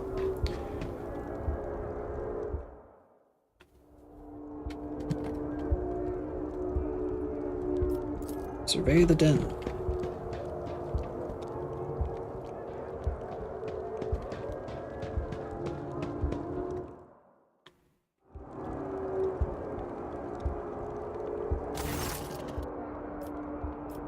The Commissar is no longer in charge of this unit. Any objections? The Commissar's former fighters shake their head in fear. No, none, your lordship. Let's see, there is something you must know. The man who called himself the Commissar was a traitor and an accomplice to the Xenos. His promises of an escape were nothing but lies. A shocked murmur runs through the ranks. One fighter sobs, his face twisted in grief, while another whispers a string of curses, his fists clenched. One of the warriors, a woman with a stern face, in a grim voice, says firmly, "Then there is no hope. We're doomed to remain captives of the Xenos, but a clean death is a better fate by far. May we beg your lordship to grant us the Emperor's peace?"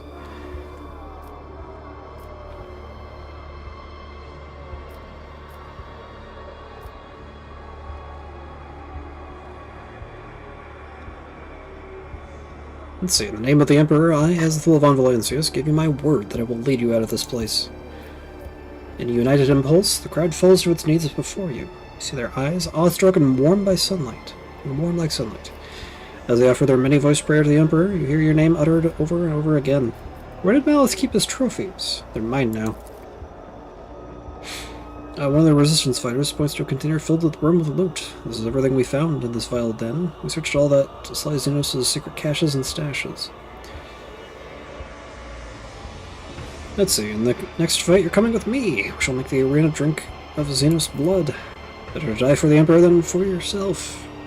And the grim battle cry shakes the walls of the den, igniting a spark of the Imperium's light in the abominable darkness of Gamora. Make a commanding gesture. I do not wish to be disturbed.